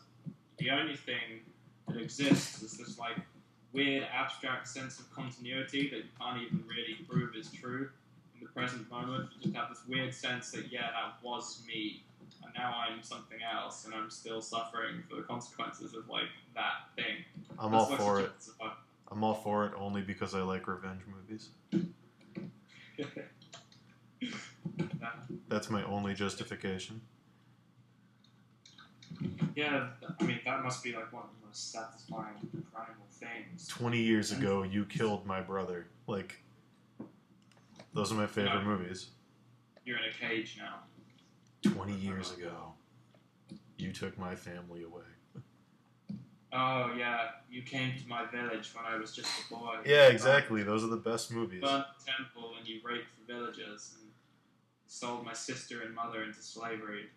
Now I'm here for Are we just talking about Conan? Yeah, we're talking about Conan. I haven't seen Conan. Is that what happens? Yeah. That's I the was whole thinking- plot. thinking He's more just chasing this guy. I was thinking more about like samurai movies, but I guess. I mean, it's those Any- two. It's like a lot of them. Yeah, I love those movies. It's probably like one of the oldest story archetypes because it would have happened to so many people. Oh yeah, it's or the at best. least the fantasy of them. So many people who, like you, did nothing when they got pissed on but fantasized about it. Have you guys seen? Well, there's some guy out there who probably would have. Have you guys? I don't care that he pissed on me. Have you guys It's seen? pretty sterile. Have you guys seen 13? Have you guys seen 13 Assassins? Oh, yeah, I keep hearing about it. My God, is that my favorite? Like, he's I gonna know get. that. Is it? It's like one of my favorite. He's gonna get what's coming to him. It's a true story. Yeah. It's like one of my favorite. He's gonna get what's coming to him stories. It's so fucking good. It's so good. It's on Netflix if anybody needs to watch it. My God, is it good? I love Old Boy too. But Old Boy is like one of those films that you just kind of like are aware it's amazing, but just wish it could have never happened. It's good until the end, and then you're like, that was a good movie, but I never want to watch it again. Yeah. Being raped by a story. Yeah. Yeah. Yeah, you really bought into Like wanted psyche it here. like wanted it to be a satisfying revenge movie, and instead it just left me feeling so uncomfortable. Yeah.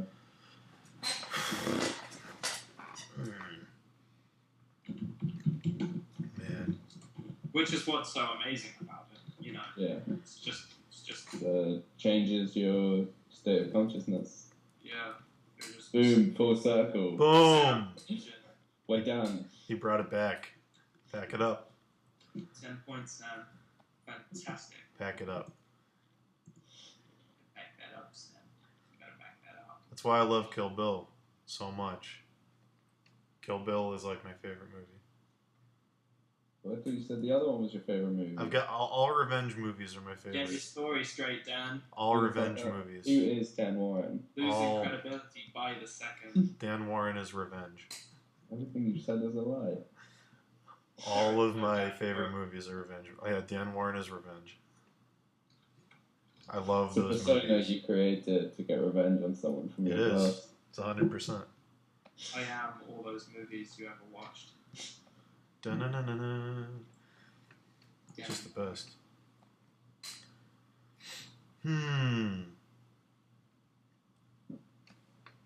Well, yeah, this got fucked up.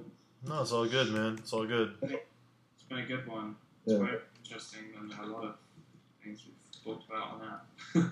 Yeah. Like, I like a good conversation. I don't like bad ones. There Me you go. too. This was a good one. What do you know? That's the same for me.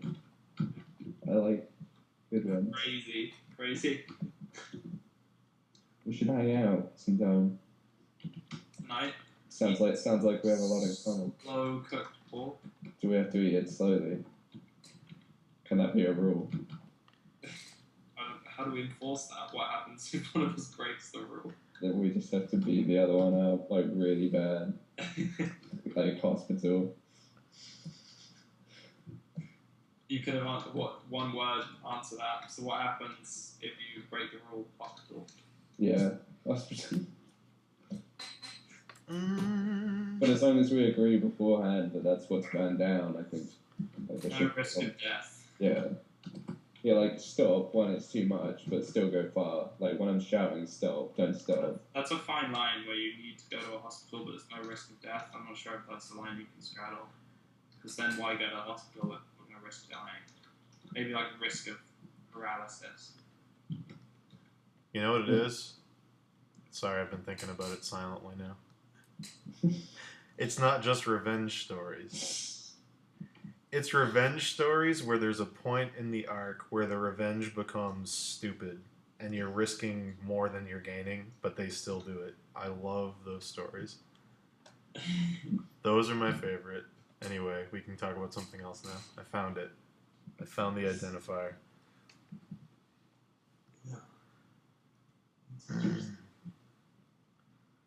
Like, I don't know if you guys know True Grit, the book, the movies.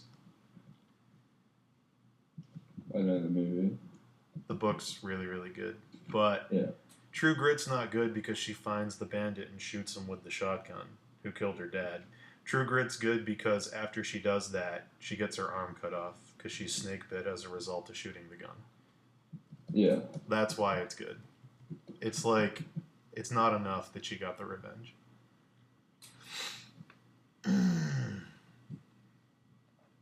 Teenage Mutant Ninja Turtles the movie. Spoilers, she kills him. Teenage Mutant Ninja Turtles the movie. Huh? Teenage Mutant Ninja Turtles the movie. Yeah. Is a great revenge story. Yeah. Best. 1991. Have you really seen that, Sam, or are you just saying that? I saw it when I was a kid, but I don't remember the plot. The one where they're all in the suits. I remember that one. It's the one where Turtles at all. Shredder kidnaps Splinter. That's the one. I thought Splinter was a bad guy just from looking at Dave's. Whoa! What? Splinter's their master and mentor. Splinter's the rat that makes them. Just because rat would be a bad guy. You idiot! Are you kidding me? Turtles is already blowing my mind, and I haven't even got into it. Challenging stereotypes. I want to stab you in the face. Beautiful. Splinter's a bad. What? Splinter's a fucking asshole. Man, I think Splinter's a bad guy. The fuck? Do you think Casey Jones is a bad guy because he wears a mask? Is Casey Jones? Oh, I'm gonna kill you. Yeah, I thought he was a bad guy too. I'm gonna hold you down and drown you. I thought they were all bad guys in this round except the turtles. I'm gonna drown you. I'm gonna drown you in a shallow river, so it takes maximum effort to hold your head down. I want it to be the easiest scenario for you to get water, so I have to try extra hard to kill you. Oh, whew. Man.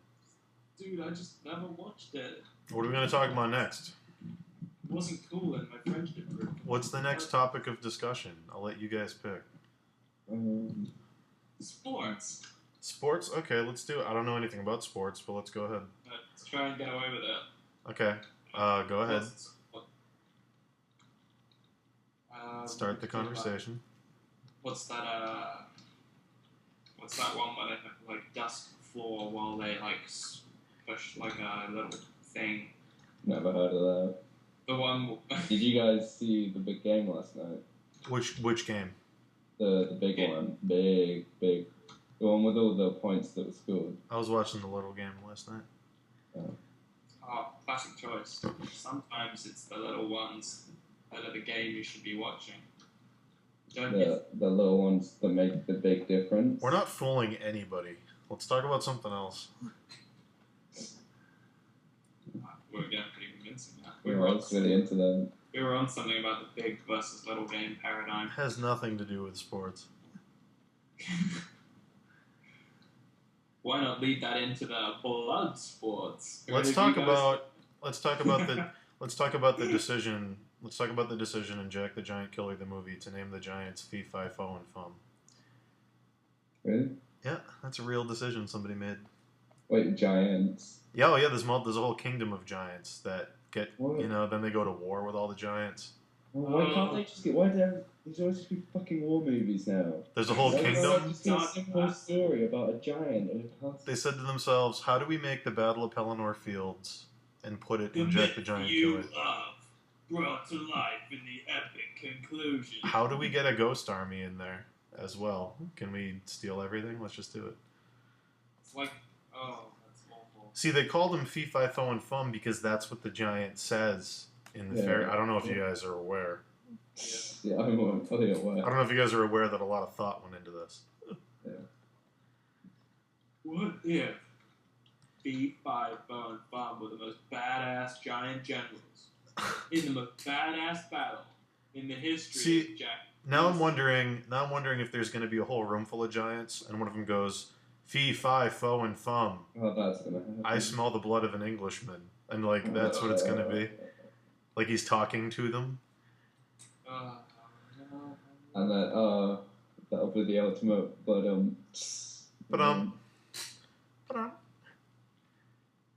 yeah, there's going to be all kinds of good stuff. Ryan himself, yeah.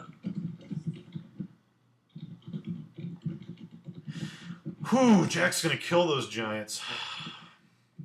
Turtles is one big when I was age from where I was living. I was living over in Southeast Asia when I was like 3. So like turtles weren't weird enough for people to care about them. That's my theory. That's a good theory. They were like on the cartoon was on TV. Yeah, but no one I knew watched it. In Brunei, we got the like Asian selection. So you got some Western programming, and then you got a lot of anime on Cartoon Network as well. So like I remember watching like Sailor Moon. Like, whoa. Yeah, with like Dexter's Lab and all that kind of shit. But yeah, no, like I just missed them. It was one. And they're like, aren't they like late 80s more than 90s? Yeah, but they were like still getting ahead, if you know what I mean. Like I remember watching it. I don't know, I'm sorry guys, I'm sorry. If I could go back and change my whole childhood for this one like detail, I would. Oh, by the way, I just want to point out for the record, in case anyone doesn't remember, there was a stream a while ago, some of you might remember, some of you might not, where me and Dave were joking about how bad Jack the Giant Slayer was going to be. And I predicted with Dave that in the marketing campaign they would use the "You Don't Know Jack" thing in the trailer, and they did do that. So, oh no! Let me bow out and say you're welcome. Called it yet again. You don't know Jack. I called it yet again. Wait, sorry, I must have missed Slayer. I'm not keeping up to beat here. What's the "You Don't Know Jack" thing? It's a phrase that people say. Okay. You don't know Jack. Okay. Yeah, they used it in the trailer. Yeah, it's some stupid. I don't remember exactly what the trailer says, but we saw it in the theater when we went to see Django, and it was something like, "If you don't think killing giants is exciting, then you don't know Jack." And I was like, "Oh, great!" But they did it. It's even more specific because when me and Dave were talking about it on the stream, I said what it's going to be is scenes of the movie sliced between the words "you don't know" and Jack flying at you in between them. And they did exactly that, where it's like, "You don't know Jack." And it's like the worst fucking mess I've ever seen.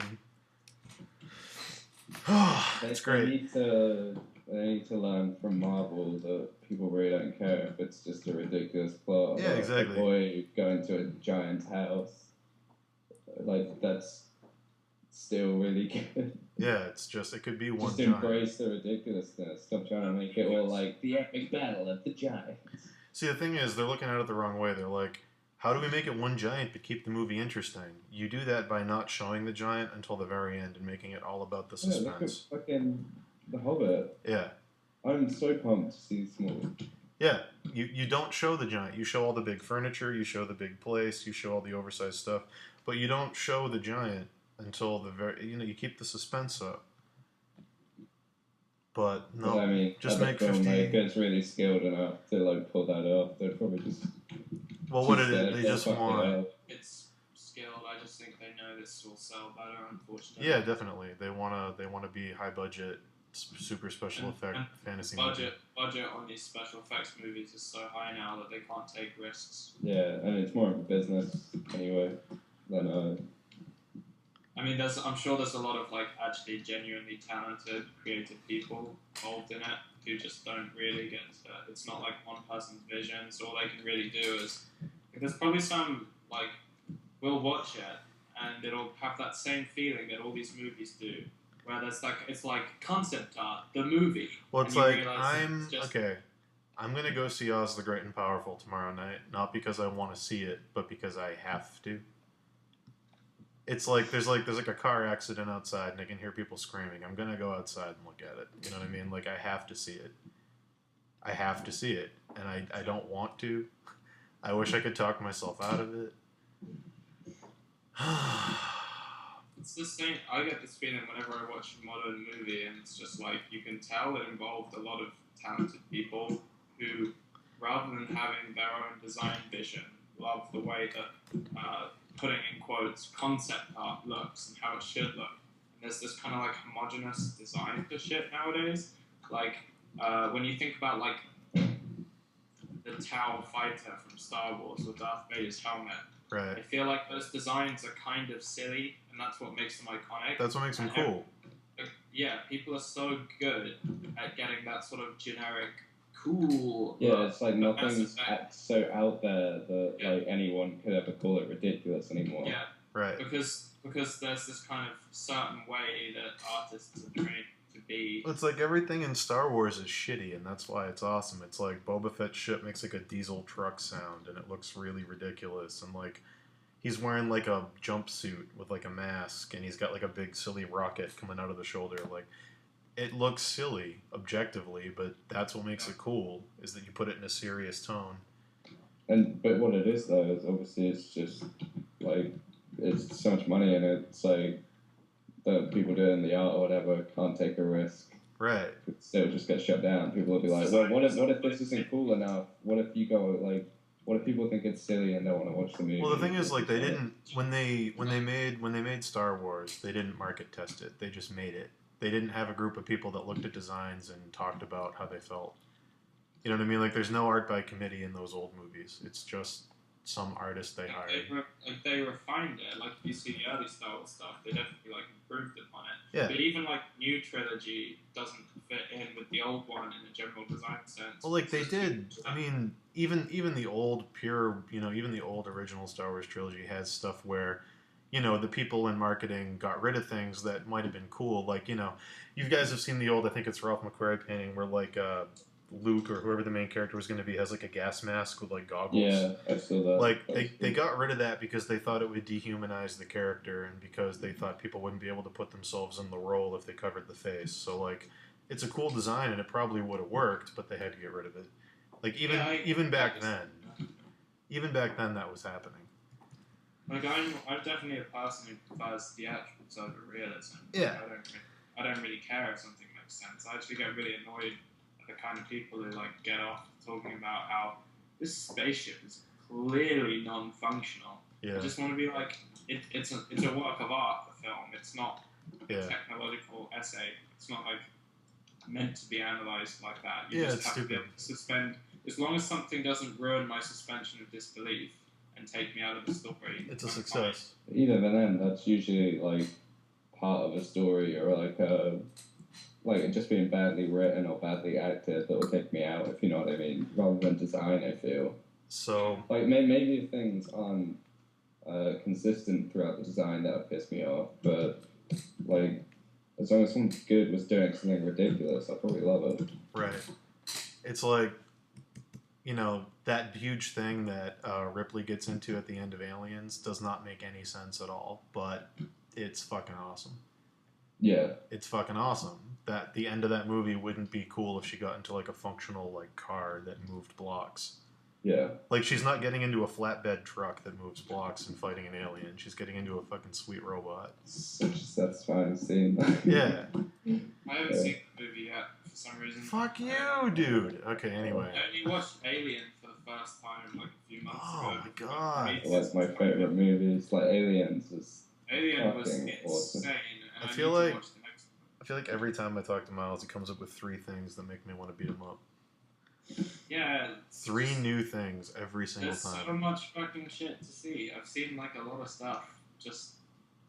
But some things are priorities. You haven't seen The Godfather. Oh, come on. Anyway. So, I saw the chat real quick when I was shifting windows on my off monitor. People were saying, oh, is this going to be good, blah, blah. I don't know if it's going to be good or bad. I'm not saying it's going to be a bad movie. All I'm saying is that I grew up on those books. Those are the books that made me want to draw when I was a kid. That was my introduction to art. They have a really special place to me because that was like my childhood. I read those books like 60 times through, the original 14. I know the origin story, The Wizard of Oz, by heart. I know all the cool things that I love about it. and the movie has nothing to do with any of them. How did you feel seeing my terrible Oz artwork that I had to do for Legend of the Cryptids? I didn't. What did you paint? The princess one is meant to be Princess Ozma.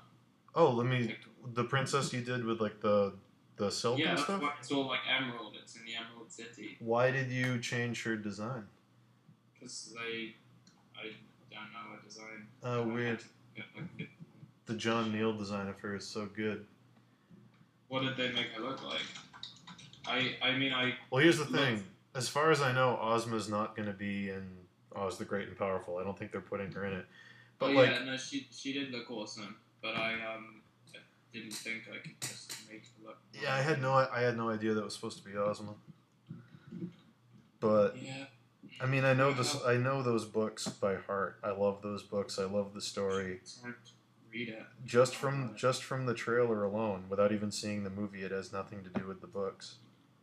So I'm like, I don't know. The books were already good. I don't know why they had to change it. But that's just me being a nerd. I mean, that's just nerd rage. It's in the Emerald City and that kind of thing. But Let me look at this again. Let me look at this again.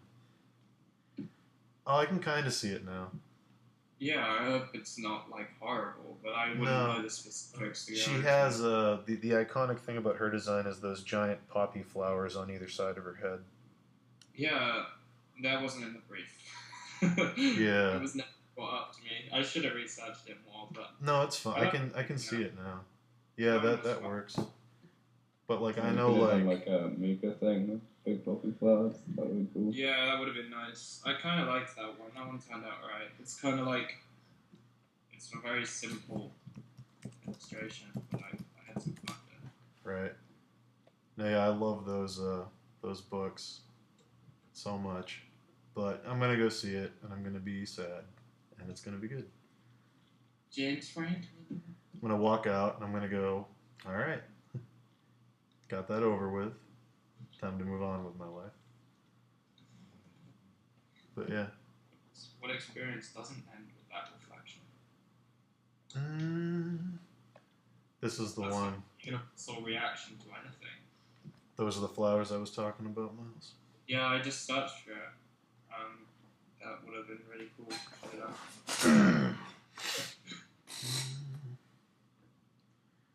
But yeah. I'll look one I was talking about in the chat.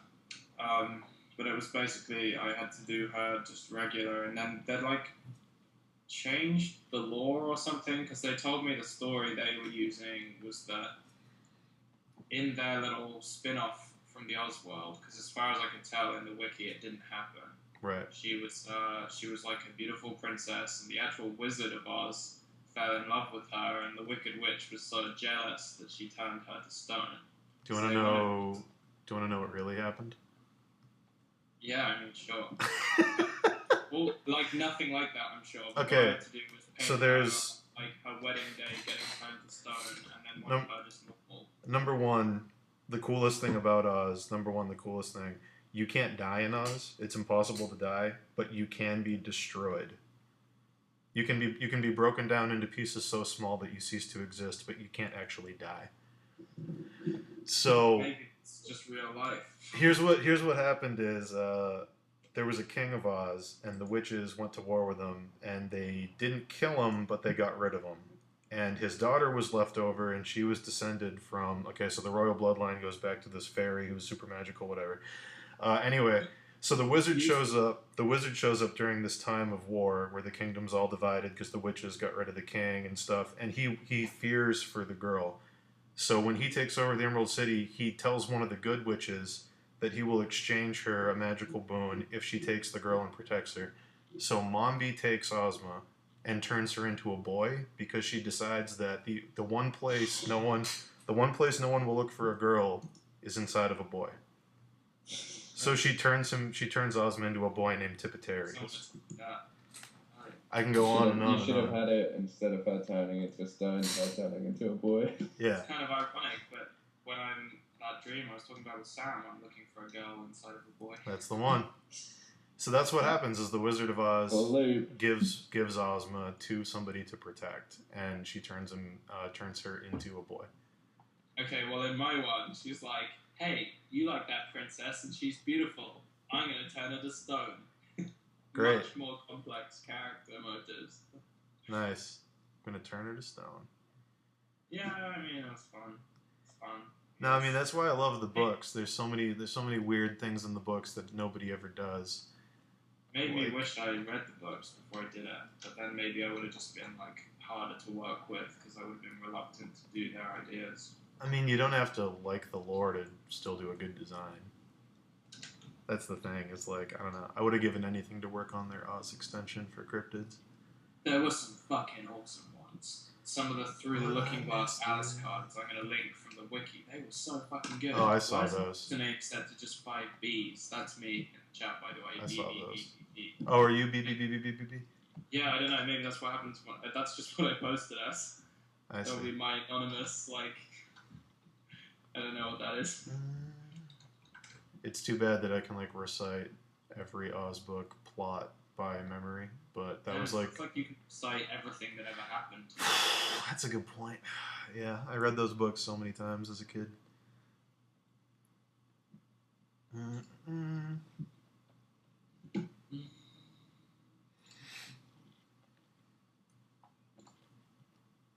gonna link you some of my favorite Oz cards. They were so good. There were these, I'll just show you them. I remember just being like, who the fuck made these? I need to know.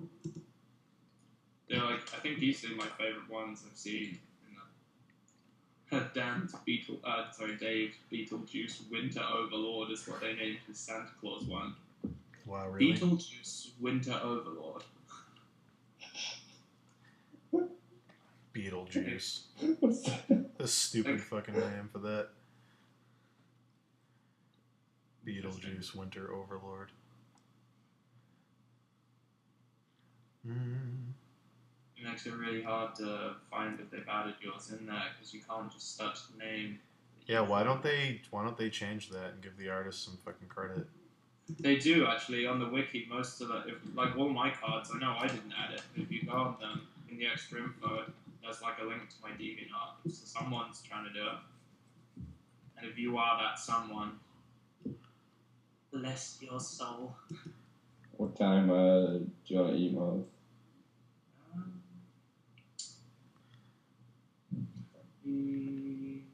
I might eat before as well. Eat before as well. I mean, double up my gains. Gains. Yeah. You think you're ready for double gains? No one's ready for that. What were you gonna say? Well, I mean, it's ready whenever. It's not like cooking. Yeah. Oh, okay. Alright, let me show you these cards. They're so fucking cool. I'm gonna link them to you, Dan, and in the chat as well. Yeah, bitch.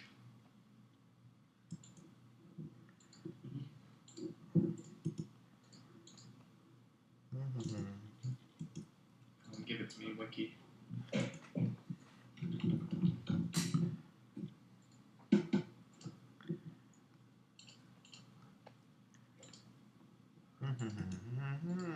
Alright, so the first one is this one. Yeah, I've seen that one. You've probably seen both of them, huh? Yeah, I've seen them. Really liked this But one. this is Alice in Wonderland. Yeah. Oh, that's not the same thing. What am I talking Yeah, about? Alice in Wonderland is Yeah. Oz. Oh, for fuck's sake, why am I so stupid? Hey, it happens, alright? Calm down. So little girl. Stupid. It's a little girl getting lost in a magical place. It's okay. Are any of the Oz ones online Don't yet? worry about it. I think they are. Yeah, I couldn't tell because the ones I did were an event, so they weren't the same as a card. They were like a boss thing or something weird. I don't know. I'd be interested to see if anybody did any of my favorite characters. Can't see any obvious ones. There's like over 150 characters in the Oz books. Oh, Yeah, they're here. Unique Iris of Oz, Witch of the North, Dorothy. Yeah, they're here.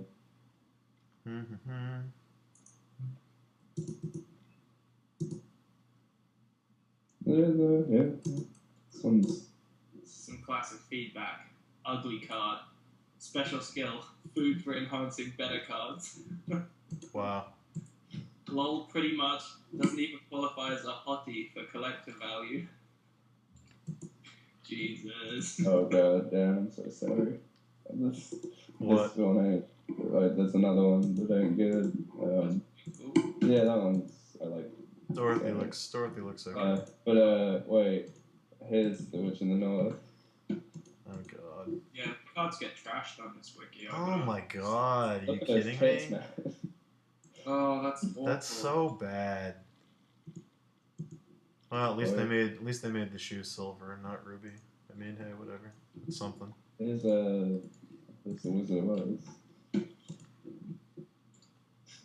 That's just a bad picture. Oh, that link didn't even work. Yeah, you didn't link the full thing. Oh, right, hold on. Wow, that's trash. That's so trash. Oh my god, that's awful. That's fucking. I love that I can't work for them. Anyway. I love that I'm not good enough to work there, and that's their Wizard of Oz. The other Dorothy one's quite nice as well.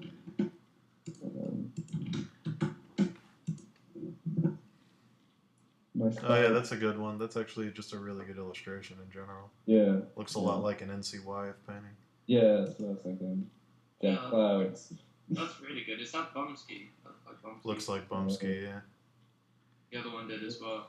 No info on it, so yes. They gotta change I feel like that's such a Bumsky face and clouds. Yeah, for sure. That's beautiful. I like that. I'll be right back. You guys can keep talking. Good.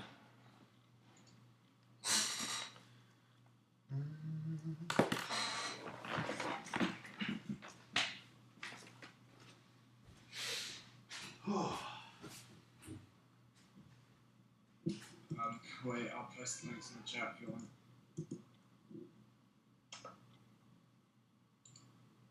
Just trying to remember which ones they are. Come up with a group consensus whether these are Bumsky cards. Oh, someone else has already found one of them. Yeah, that's the one, the Oz Wayfarer one. That's the one that gives it away to me. With the anime stuff, Chris is saying, you need to find the artist. Some of it, really wins me over. Yeah, there's some really awesome stuff. Badass ones. It's pretty fun browsing their wiki. There's some pretty great work in there. Yeah. So much stuff I never hear about as well.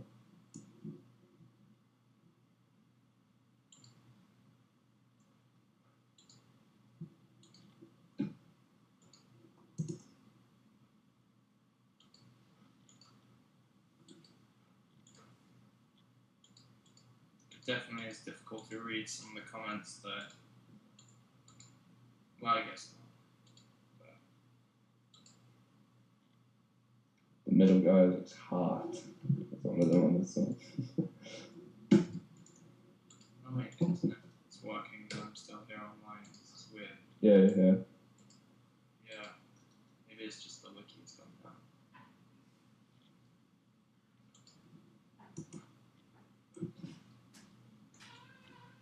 You getting any more comment love on the forum?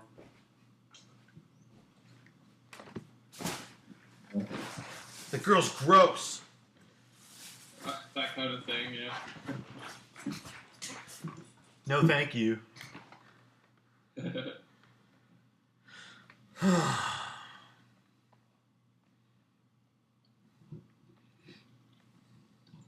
can you do?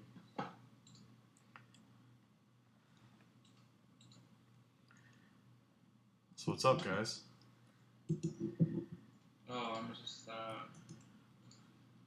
just perusing through these now. Cool, bro. Reading comments on people's art. It's very interesting seeing what works for people and what doesn't. I think there's something to be learned from it. Apparently, For once, I think they got the X version right. The regular is typical Legend of the Cryptids. Look at me, I'm a hot girl art. But the EX art is like, yeah, I'm hot, but I will freaking destroy you. Wow, that's an insane That's comment. what you gotta go for when you level up. Yeah, I'm still hot, but I'm also strong. I'm hot, strong. I like someone who said this, well, it's like that Rogan thing. There's no reason that a grown human should have a right freaking. Yeah. That's a good point. The worst is frickin'. That makes me want to, like, just. Oh, did someone else do a Skeleton King? What the fuck? Yeah, they did. They tested out a few. Outraged Skeletons. It says outraged. Yeah, but I had to do a lonely Skeleton King. Wow, great.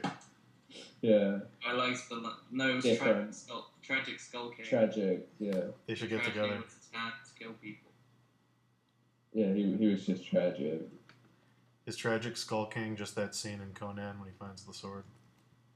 Yes. Alright, that's all I think of. Crom.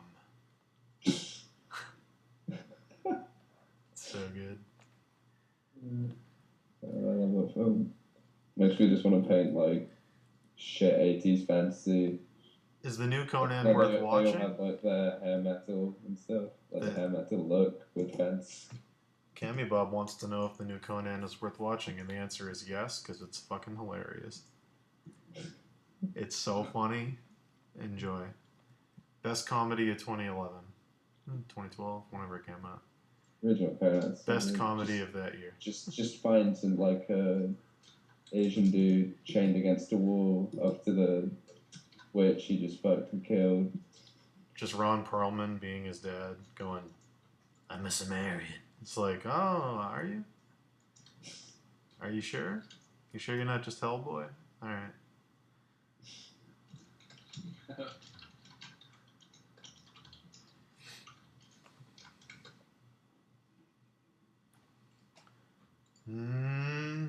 Yeah, I'll come over, Miles.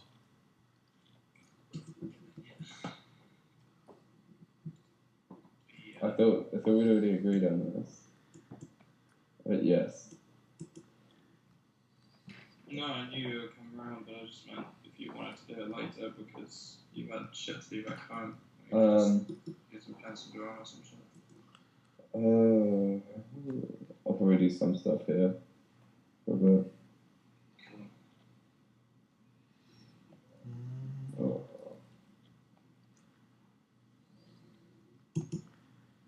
Oh my god. Just a picture of, you know, Dave Palumbo's one he did hand painted in oil, where it's like the chick with the pointy ear and wings and everything. Yeah. Someone commented, in my honest opinion, her ear is too much pointed to be realistic. Nice. Nice. It's got like wings and horns. This is why comments matter.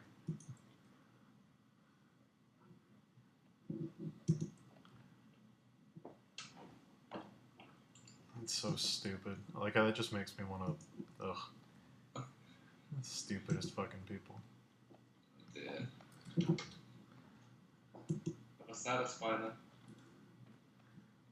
We're catering to this audience.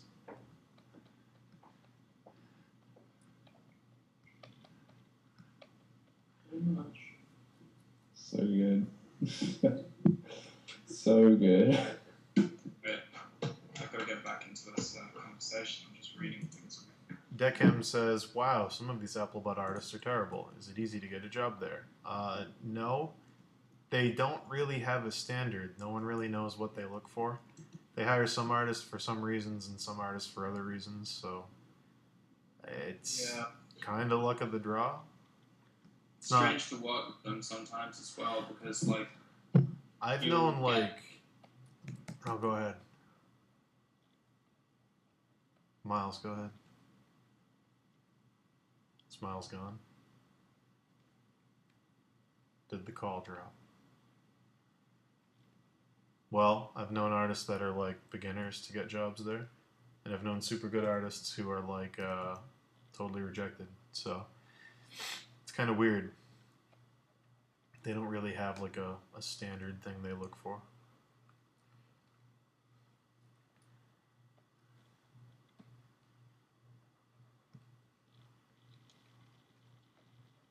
I guess the call dropped with them, so it's just me now.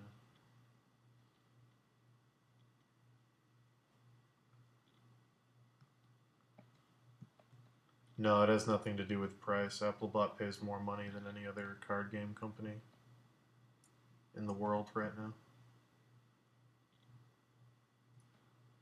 Has nothing to do with price.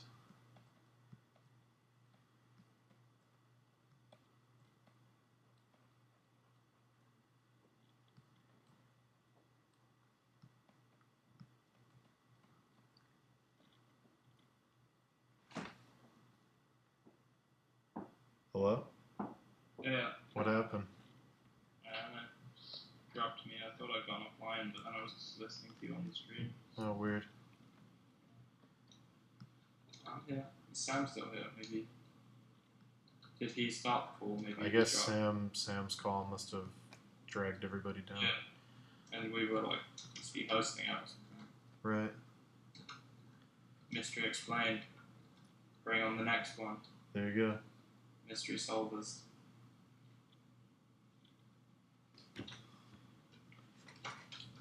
We went so deep earlier, I don't know where to go now. Where does it go? Where does it go from here? Can you go? It's the only way is up. Hope so.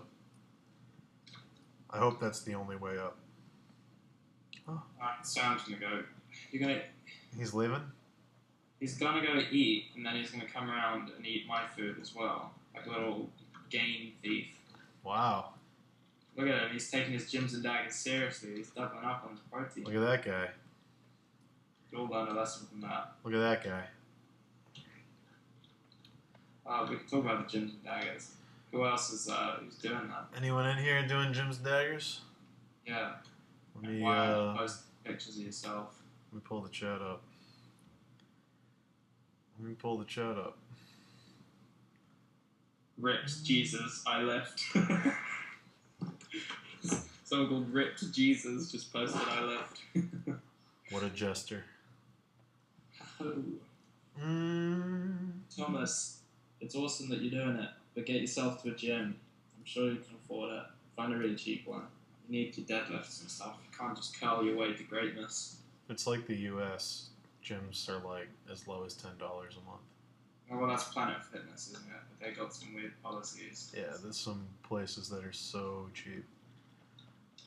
I just go to the Y. I don't know if you guys have those over there. The thing you've got to do is none of them are expensive. If you go there and say you're interested in buying a year, there's always some kind of discount, especially if you're younger or a student or something. Like Stockholm gyms are usually like 500 kroner a month-ish, which is like Kroner. $60 or $70 a month. Like, it's insane. But I went in and said I was a student. Well, no, I just got it for being under 20, like the reduced price here. Like, that's the cut-off age right off. And I bought a whole year and it worked out at like 200 a month, which is like $30 a month. And like, if you go 4 times a week, it's just not really that much money. It's like as much as you'd spend on milk in a couple of weeks. If you just consider it like that. It's like not that bad. Divide it out. Just do it once. Just bulk buy it and commit to it. It's good motivation as well if you pay for a whole year. Right. It takes a special kind of like loser to then not go.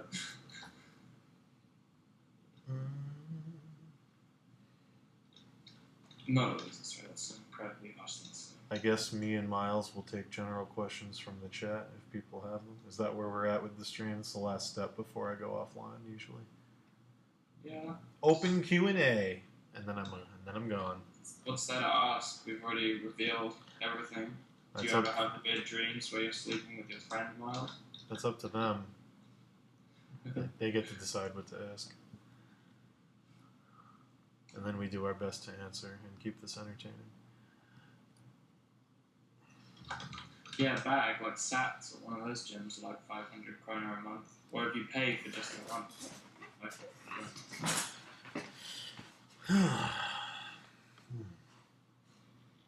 Dan, talk about the composition in this, please. Talk about the composition in this. Okay, I can talk about that. There's a big diagonal line through the page. You can follow it right here. The leaves kind of do it. The snake's following it. The tail's following it. Keep in mind, this is number 5 in a set of 5, so it's not just a single composition. They all go together too. So it's the opposite end of a big long diamond. So you've got this big triangle here.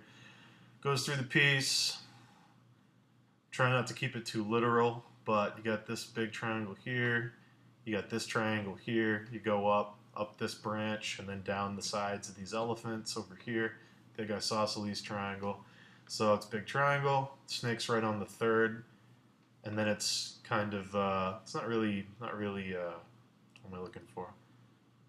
Anyway, you got this big triangle here, and then you got this diagonal going through the whole canvas, and then you've got this opposite end of the triangle.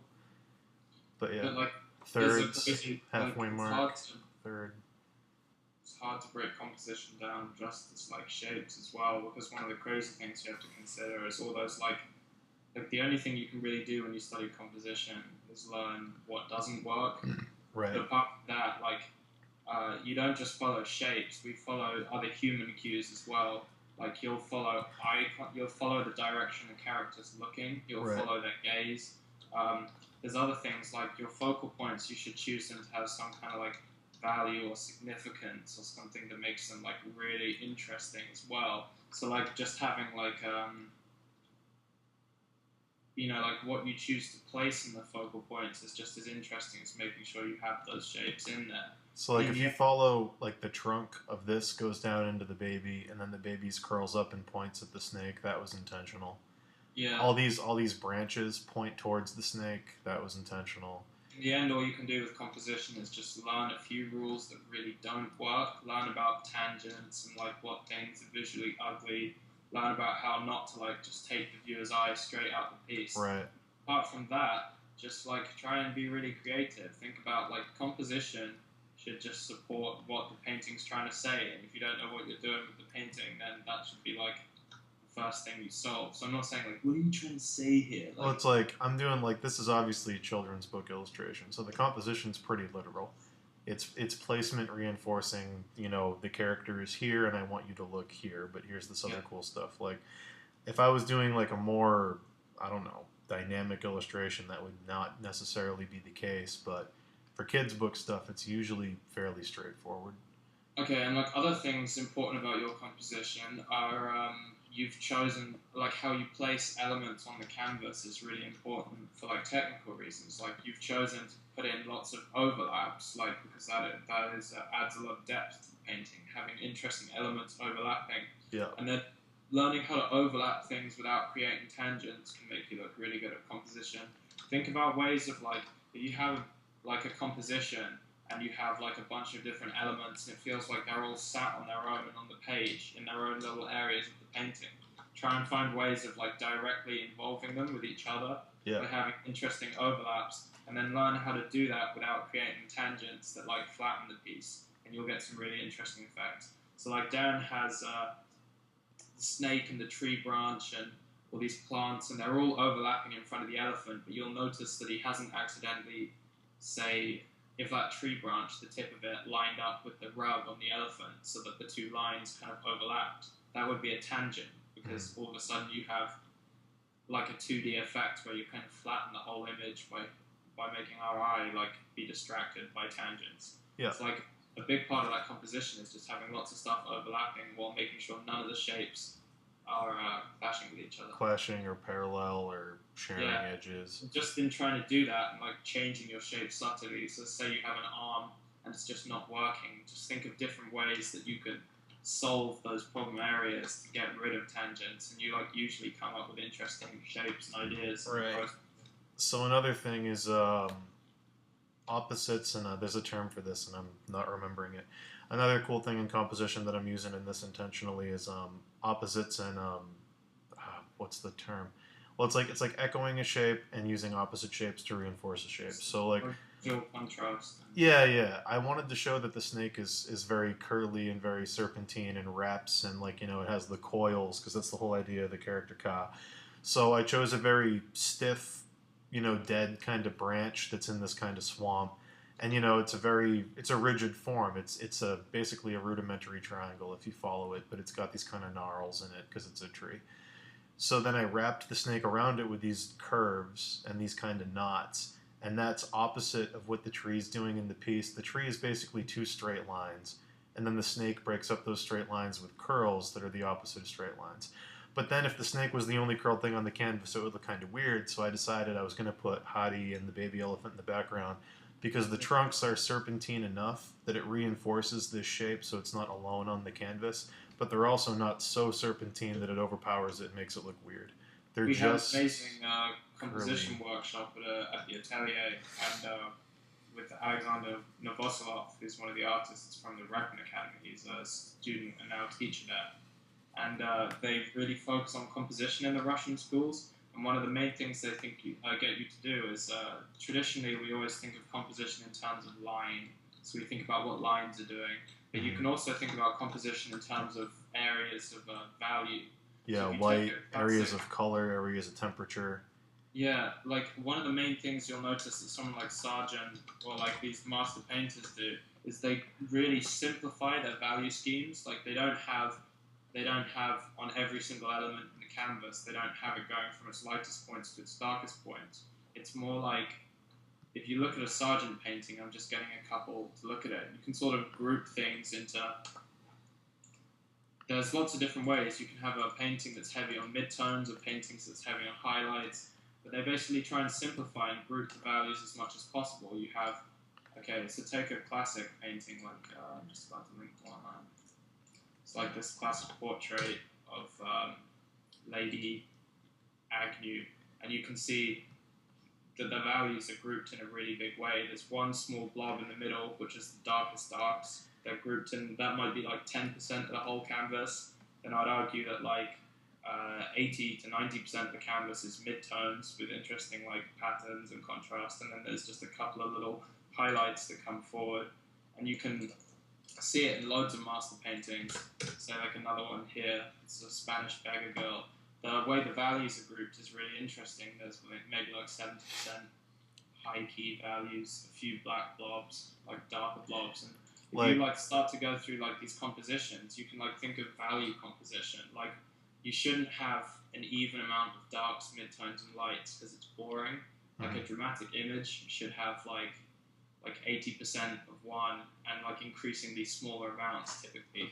Like it's typically the way it goes is you have either a huge amount of midtones, then like a small amount of darks and an even smaller amount of true highlights, or maybe you can like play around with the balance of those. There's lots of different ways of being successful, but you shouldn't just have a mess of values. If you look at a lot of digital painting, it's just shapes and color everywhere, and it's just too complicated. It just is often like, made more complicated than it needs to be. It's really interesting to think about composition like that. Mm-hmm.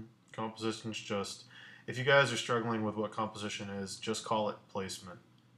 Placement of temperature, placement of color, placement of line, in relation to how the eye... Shape, texture. Yeah, in relation to how the eye is going to move around the canvas and how the canvas is going to balance itself in a harmonious way. Composition... And try to come up with contrast in all of those aspects. Yeah. Like round versus sharp, have like areas of intense detail versus areas of nothing. Like you should have focal points. Okay, here's a cool little sketch of his. Here's a Sargent sketch that he did from life. And what makes the composition interesting, I'm B in the chat, by the way, I don't know why, is in the space, if you look at, imagine how much space those two women sitting and dining together takes up, and the amount of detail in that space. And basically, you can almost cut that in half diagonally, and in the entire right diagonal, the amount of shapes, objects, like contrast and light going on, versus how kind of comparatively empty the top is really interesting to think about. It's not equal everywhere. It's all about that balance of like high versus low detail. So there aren't darks, like the door, like those little, the top left, the entire left side of the canvas features no darks whatsoever. And So 80% of the information on the canvas is in this bottom diagonal triangle. Do you guys see Yeah. that? And then 20% of it, which is basically just this door, which is only there for balance. If this door wasn't there and it was just the columns over here, the whole image would be lopsided and it would fall in one direction. So this big door is here for balance. This light is here to show you that the light is moving. It's coming through this arch, because see, that circle mimics the arch in perspective. So these are here for a reason, these two values and these two shapes. But all of the information is in this bottom triangle.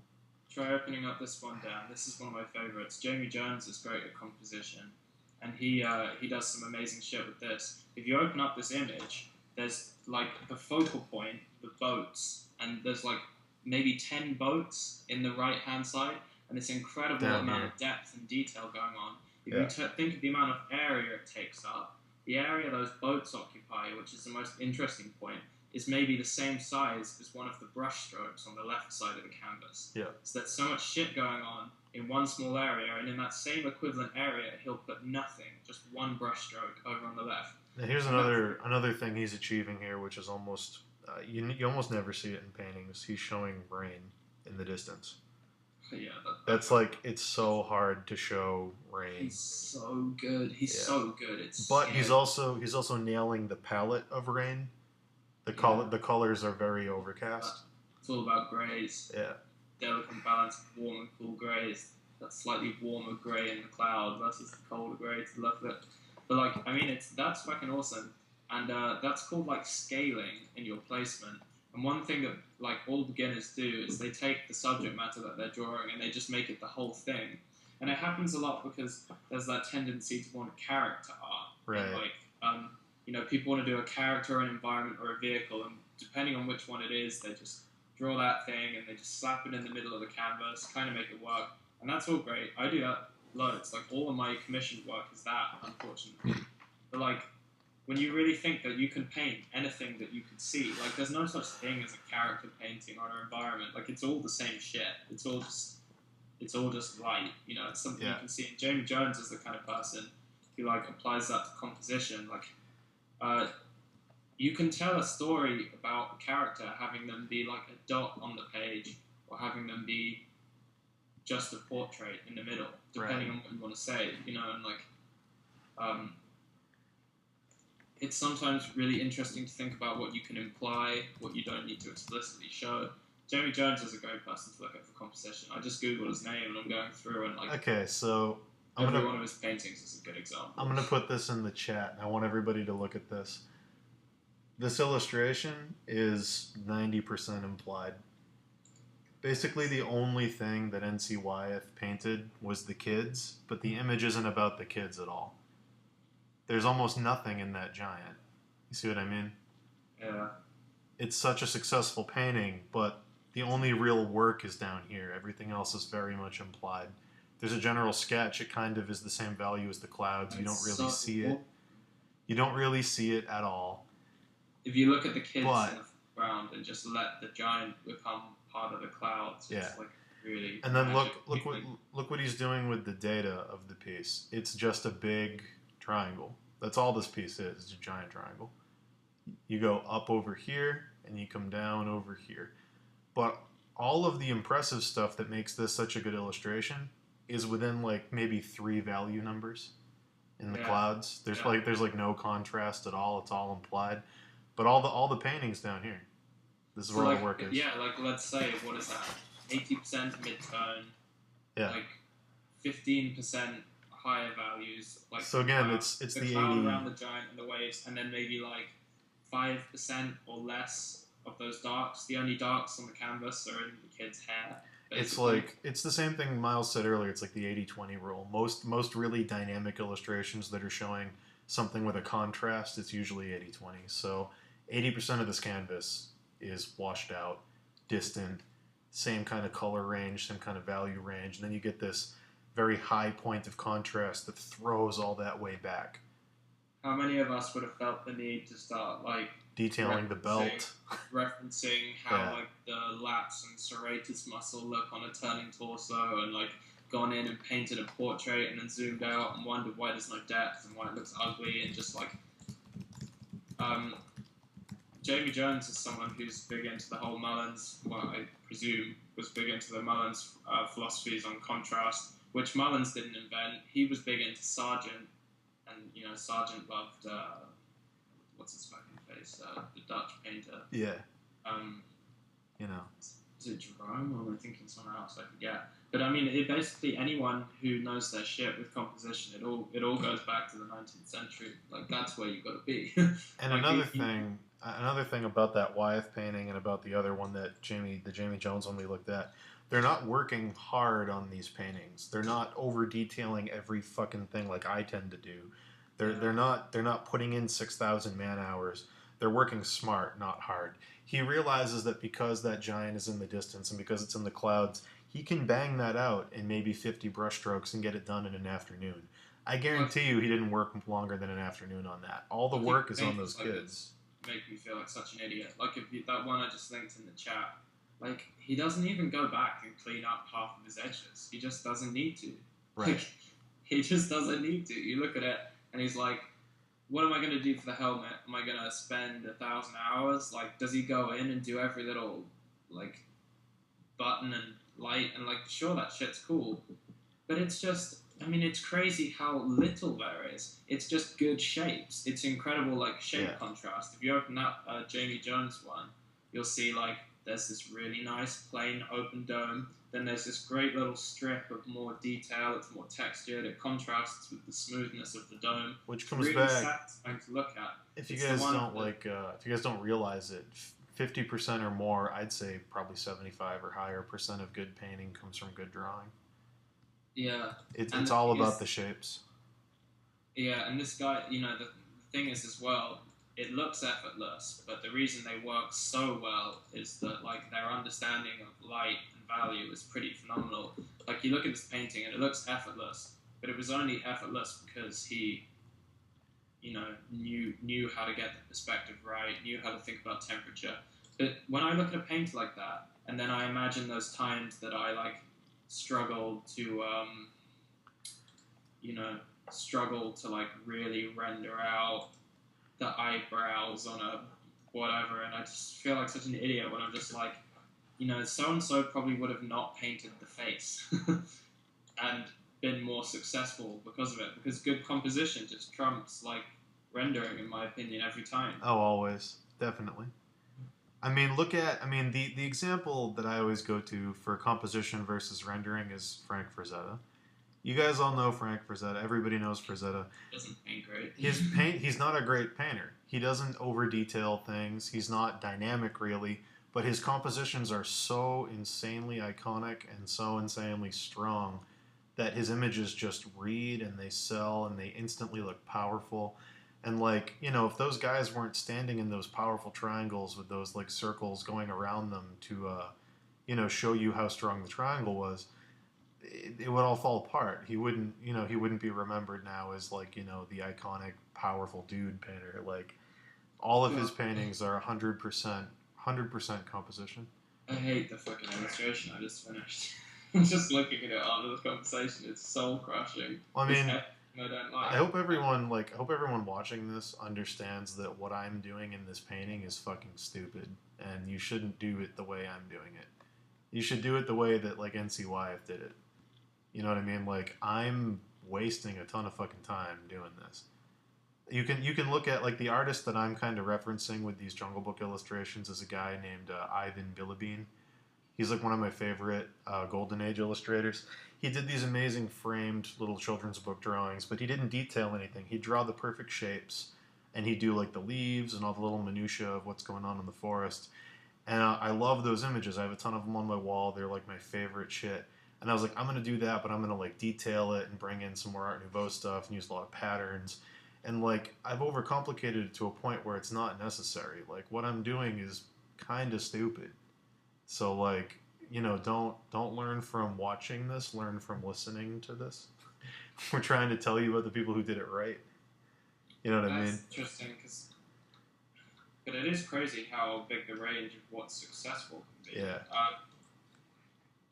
Let's take one of James Jean's, like, one of his new pen drawings, like one of those crazy detailed abstract ones probably breaks all the rules we just said that makes good composition. Well, you're getting into fine art. Yeah, but I mean, everything we've talked about up to this point has been composition based in illustration. Sure, but I guess fine art's the wild card. Fine art's the wild card. Why draw the line sometimes? Like good fine art should be able to, in theory, I think, adhere to the same rules of composition at least, because it's meant to be appealing. Right. I mean, there's a lot of overlap, but you do have to say as a warning in the beginning, like, we're going into fine art territory. You know what I mean? Like, there is a lot of overlap, but some of the stuff that those guys do doesn't fly in this. A lot of it does, but some of it doesn't. Like, there's only so many ways you can balance a composition for a book illustration. You know what I mean? Like, mathematically, there's only so many because it's rooted in squares.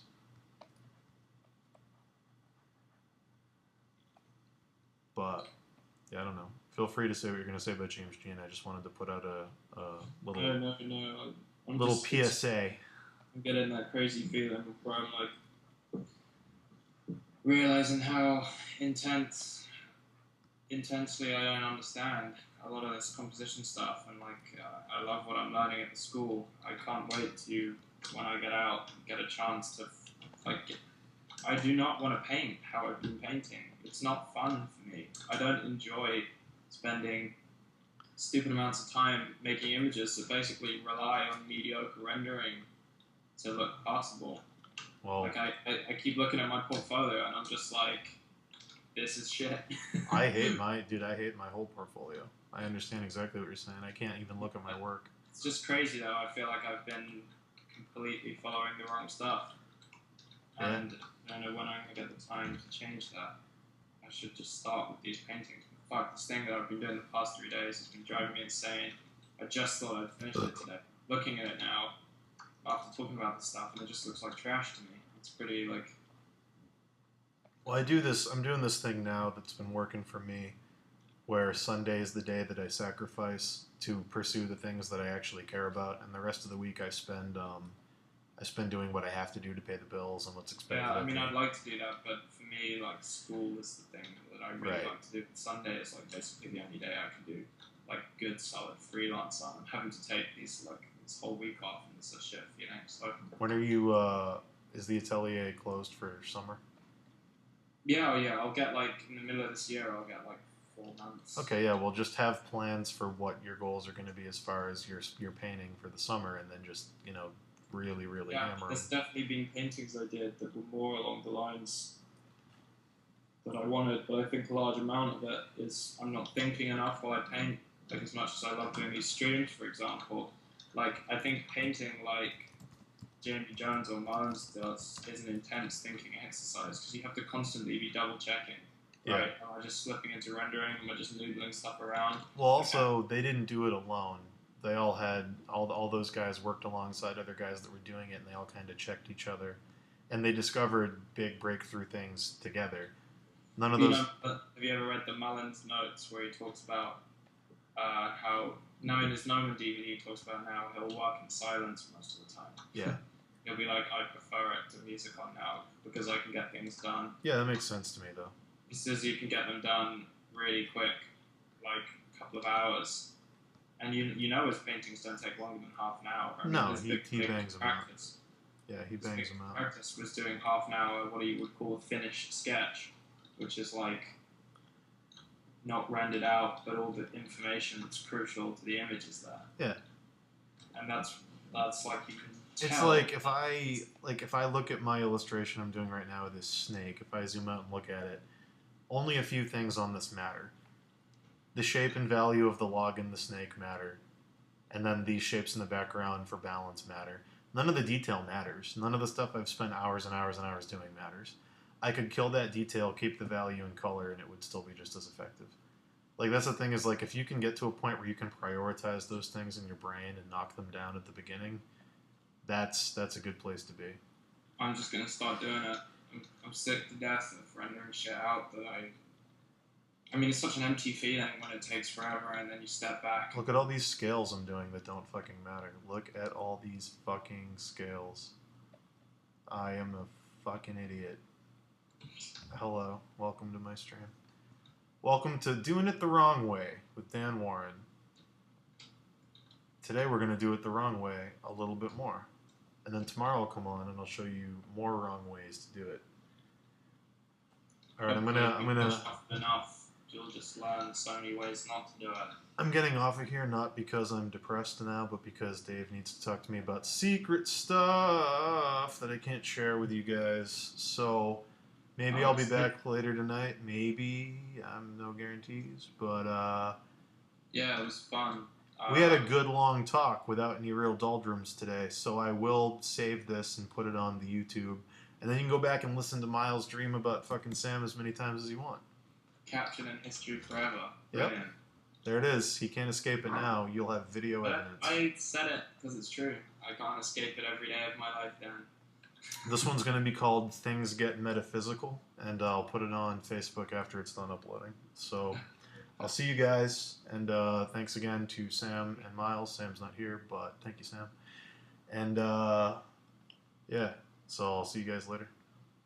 Yeah, thanks for watching. Bye.